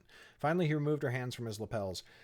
Come, Theron, sit and tell us what you mean from the beginning. She growled, but she took her seat between them. Eben took one last look over his shoulder. The few curious onlookers turned back to their books. Now, what do you mean by this, Theron? You were there as I was when Lilith killed Valley. We both saw it, as did many others besides. No, said Theron, vehemently shaking her head. Then she paused. Well, yes, we did see that. But I have thought much and have had an idea. Mindward. Meg, you missed Kristen a long time ago, sweetie. Caleb's eyes widened, but Eben frowned. I do not understand. Mindward, said Caleb. Do you remember? It is the power mentalists gain when they consume mage stones. The power of command, so that anyone who hears their voice must obey. Exactly, said Theron. If someone had Lilith under the control of Mindward, they could have forced her to do what she did. Lilith would have obeyed without question, for she would have had no choice. But now Caleb shook his head. That may be possible, Theron, but do you honestly believe someone in the Academy could be using mage stones? Surely someone would have noticed by now. The wizard's eyes turned black instead of white for days after the stones are consumed. Lilith killed Valley nearly a week ago.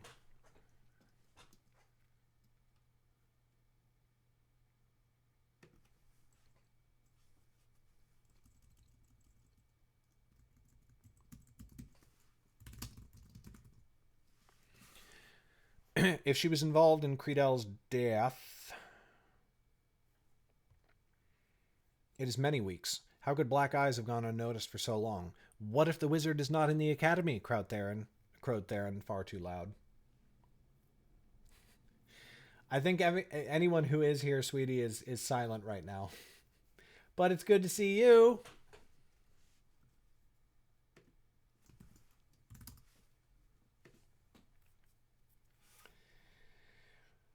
What if the wizard's not in the academy, crowed Theron, far too loud. Eben shushed her, and she glared at him, but still she lowered her voice to a whisper. It could be someone beyond the Citadel walls, someone who sent Lilith in to do their dirty work each day and then made her return to keep the mind word strong, for it will fade if the victim's contact grows stale. It is possible, said Caleb, but even if we acknowledge that, what then? Again, we have an idea that something may be true, but no evidence to prove it. But we may, said Theron. I've heard tales of the effect Mindward has on its victims. They say it drives them half mad, as Lilith was when we saw her in prison. She was haggard, her face gaunt, and her eyes filled with insanity. These are only rumors, though. That is why I need your help. If we can find proof here in the library that these are symptoms of mage stones, we can prove her innocence, or at least cast doubt's strong shadow upon her guilt. And once we have done that, I believe we can work towards proving who held her under Mindward while she committed her crimes. Cyrus. Eben froze. His mouth opened, but he could not summon words. No, Theron. Caleb arched a brow. Theron leaned towards him, speaking faster. Think. He fled in terror from the attack on the seat and knows that if he returns he will be branded a traitor and a coward. Doubtless he could have kept running to find some hovel in an outland kingdom where he might spend the rest of his days, but Cyrus was always a greedy steer. I think he returned and worked his mindward upon Lilith to steal the artifact for him. Then he could retreat to some outland kingdom to live his days in wealth and power. Mayhap he might even try to take a throne, establishing himself as a new wizard king. That would be foolish, said Caleb, shaking his head. No one would stand for it. The High King would cast him down at once. He could take a new name so that no one would even know he was a wizard, Theron argued, and the High King is embroiled in a civil war. What attention could she spare for some usurper on the other end of Underrealm? It is the best possible time for such a scheme. Eben had to speak, but he shook with fear at the knowledge of what he must say. Theron, he began, I am sorry, but this is not. She scowled at him, jaw working. Eben, I know I have given Lilith no end of grief while you have known me, but I have mocked and derided you and Caleb as well, and yet I know you are not murderers. Lilith is the same. She is vain and small-minded, but she is not a killer. Since Creedel's death, I have told you how I could not believe Lilith was capable of such an act. Mayhap some part of me, some hidden part I did not wish to acknowledge, saw the truth, even when my eyes could not. I am certain of this, Eben. Cyrus must have done it. He has been influencing her with, I killed Cyrus. Her words snapped to a halt. She and Caleb went still as statues. The boy jerked in his seat, back as though he meant to stand, and then forwards again.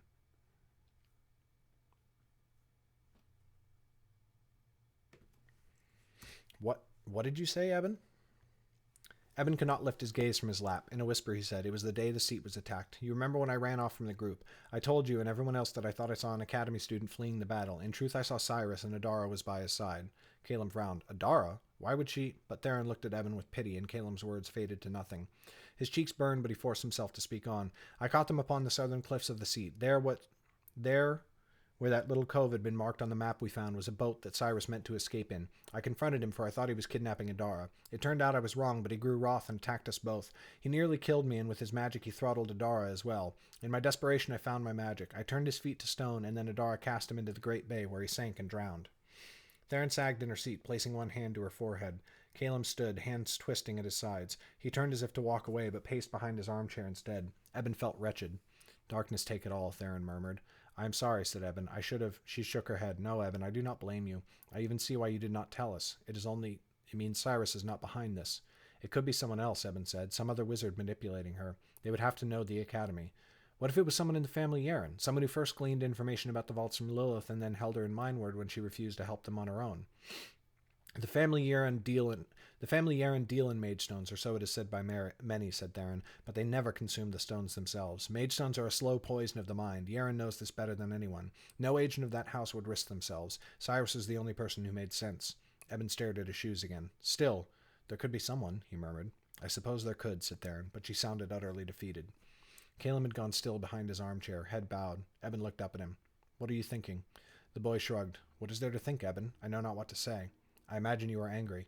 Angry? I do not know. We are friends, but this is wrong. Theron sat forwards. It was in defense of his own life, Caleb. You knew Cyrus. Caleb gave her a hard look. If that is true, he could have told the story. The king's law would have protected him. The king's law, mayhap, said Eben quietly. But my family? Never. You know the king's law matters little to them. Mayhap Halab would have forgiven me, and I can never guess at Mako. But my father would never have stood by. It would have been the excuse he long hoped for. He would have killed me. Mayhap not, said Caleb. You could have figured out some way, something, anything, rather than keeping this deed in the dark. Sky above, Caleb, you could have told us. We could have thought of something, or agreed to keep it secret together. But this? I cannot abide by it. He stepped out from behind the chair and made to leave. Eben stood, but Caleb only gave him a sad little smile. I will not tell anyone what you did, Eben. You need not fear that. But in the last few months I have grown to love you, mayhap more dearly than my own brothers at home. I thought we had grown to trust each other. We do, said Eben. I do. How can you say that? Were your positions reversed, what do you think I would have done? Eben found it suddenly hard to speak, but he forced the words out, hearing the tears lurking within them. You would have told me. Caleb left. Eben watched until he was out of sight among the shelves and then sank back into his chair, head in his hands. Chapter 29, Dean! Oh my god. Okay, one more chapter, and then I'm done for the day. Well, for the morning. I want to try and get it done tonight. I want to do it. I want to do it. I'm going to do it. Chapter 30.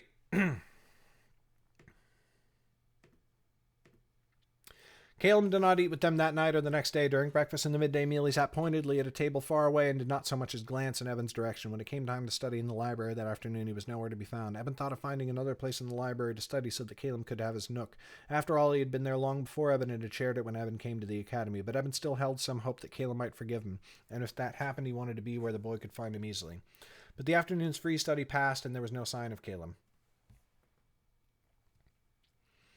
When Eben and Theron went to the dining hall and fetched their suppers, they saw him sitting many tables away. Still he would not look in their direction. So they ate, neither of them speaking. Now that he had told his friends, Eben felt terrible that he had kept the secret from them for so long. But also the weight of Cyrus's death seemed to have mostly fled. When alone or in a quiet place or trying to drift off to sleep, he no longer saw the scene playing out in his mind.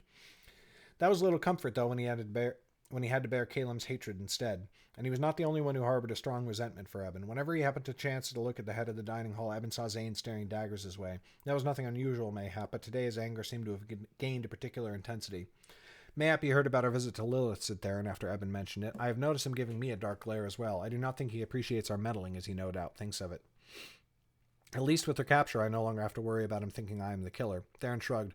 Worry not. I am certain it is only a matter of time before he finds something else to blame me for. That forced a chuckle from him, though his smile quickly vanished. Even though the threat is over, I still feel its shadow hanging over the academy. I thought it would have dissipated by now. No one seems fearful, only sad. Of course they are, muttered Theron. We have all suffered loss. I only wonder if the pain will ever fade. Eben saw Estrella sitting at a table with others, yet still seeming so alone as she stared at her food. Ezra was beside her, but even that could not bring her any cheer. Likely this darkness would accompany the rest of her life, for how could it ever be healed? Who could explain to a child so young why Lilith had done what she did, especially when no one knew her ultimate aim? For some, I doubt it, he said sadly. Theron must starve, deferred, high deferred, a bird deferred, a girden.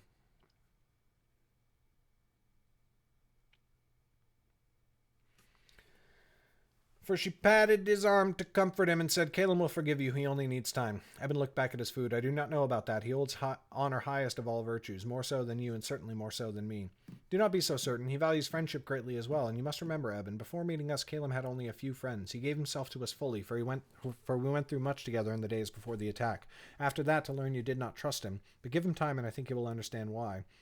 It is not that I did not trust him. But he stopped and hung his head. How could he defend himself? If he had trusted him, he would have said something. The doors of the dining hall flew open, slamming into the walls on either side. Eben turned his head to look, and his eyes shot wide.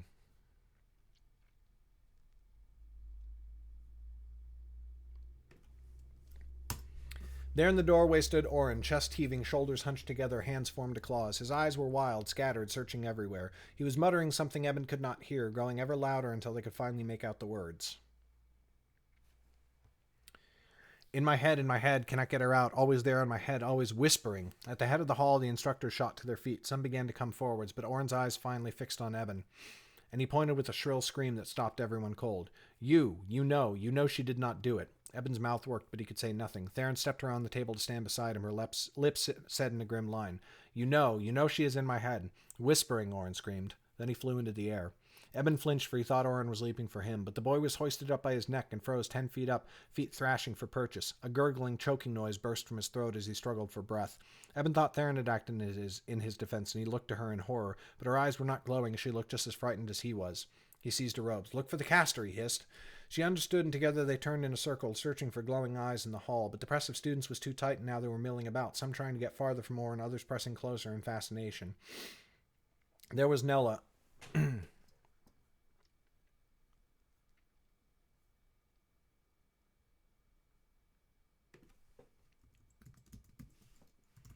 pushing forwards, trying to help her friend.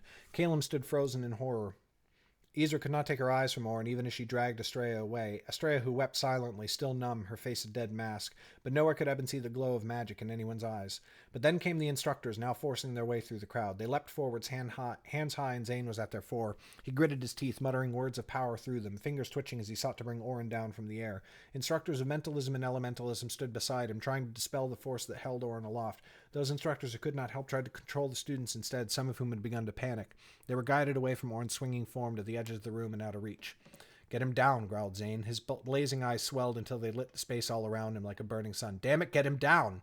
Theron leapt to his side, unleashing her power to help. Orin jerked, moving towards the floor in fits and starts, but too late. All around the dining hall, cutlery flew into the air, knives and forks all spinning in languid circles. They sailed through the room like a cloud of wasps, and in a storm of death they struck. Orin, impaled.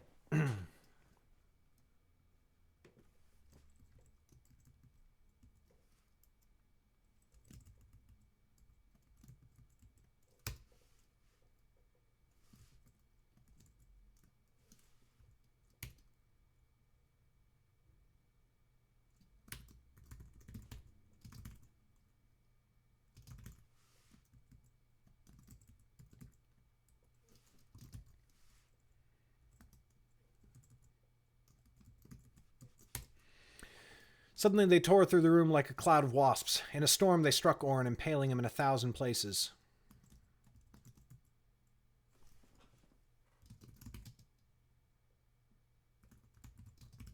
Some struck the students behind him who had tried to flee the hall. Then the magic ceased, and Orin slammed to the ground, his eyes staring sightless. Everyone began screaming at once, the students who had been struck now lying on the floor with steel protruding from their skin, and all who had witnessed it, who now pressed for the dining hall's door like a panicked mass of beasts. Perrin bellowed, trying to restore order and direct the flow of bodies by placing her massive frame in the way. Gia stared horror-struck at Orin's corpse on the stone floor, but soon shook herself to awareness and helped the other instructors manage the frenzy. A hand seized Eben's collar and threw him back. It was Zane, eyes filled with malice. "He said you knew. What did he mean? Speak, or I will roast you." "I know nothing," Eben choked. "I swear it." Light blazed in Zane's eyes, and blue fire sprang up around his palm. "Why did he name you?" he snarled. "The magic that killed him had the strength of magestones behind it. Where are they?" The dean was crazed. Blood filled the corners of his eyes, mayhap from the effort of trying to save Orin, or mayhap from pure rage. But then something struck Zane from nowhere, and he flew away. Eben jumped, backing into a table. Theron stepped in front of him, eyes still glowing from the spell that had batted the dean away. Zane shot to his feet, eyes blazing with light. A gust of wind blasted from his hand, but Theron raised her hands to meet it.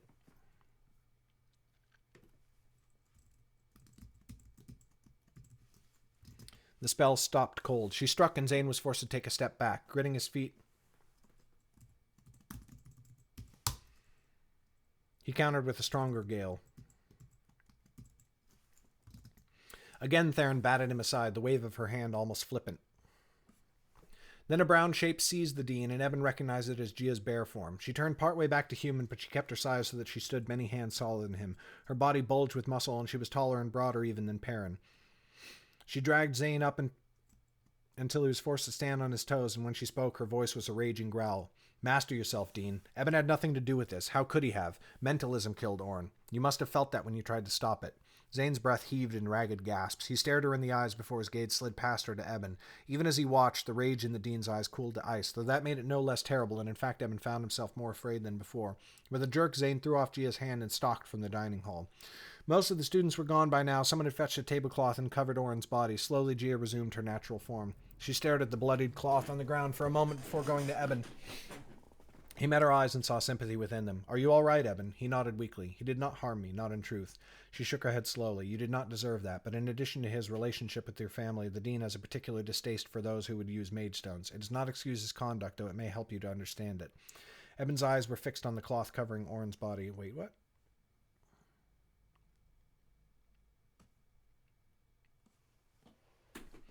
Eben's eyes were fixed on the cloth covering Orin's body. What happened to him? Gia only shook her head, but Theron spoke softly. "It was mind magic. I could sense it, but I could do nothing to stop it.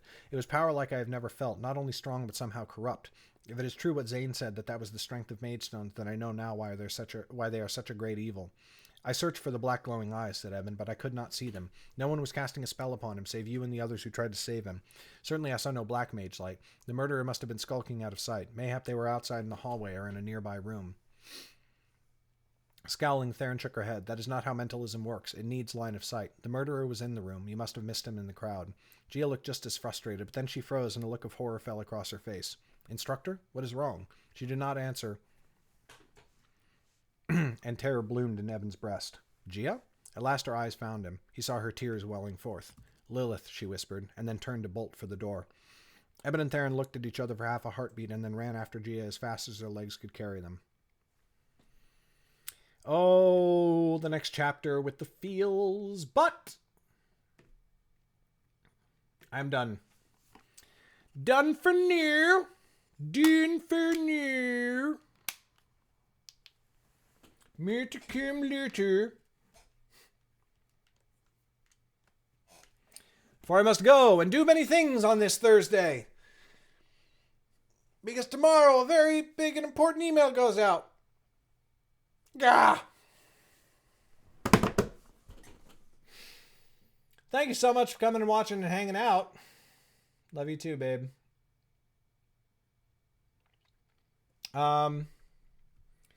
So much reading out loud these days. It is not necessarily good for streams, I'm coming to learn. But that's okay. Tomorrow's big email to the email list. You and I just talked about this. You know what I'm talking about. But that's all right. Soon we're going to be working on new content again, and then everything is going to be wonderful and happy and glorious. Hey, I'm going to be streaming again later today for certain as I make my YouTube videos. That's a thing that I'm going to start doing now. I will be making YouTube videos about... I will be making my weekly YouTube videos on stream. I will be making my public videos on a public stream. I will be making my patron videos on a patron-only stream. But that is all going to be happening, not here on Twitch, but on YouTube. Since I'm going to be making the videos there, I will also make the videos there. So if you want, you can go and check out my YouTube channel and subscribe. I will be live streaming there later today. But if not, if you only want to watch me write books, then I will be back here. Maybe later today, probably not. Definitely tomorrow morning. And I thank you so much for watching and coming and hanging out. And you're awesome. And I'll catch you another time. Bye!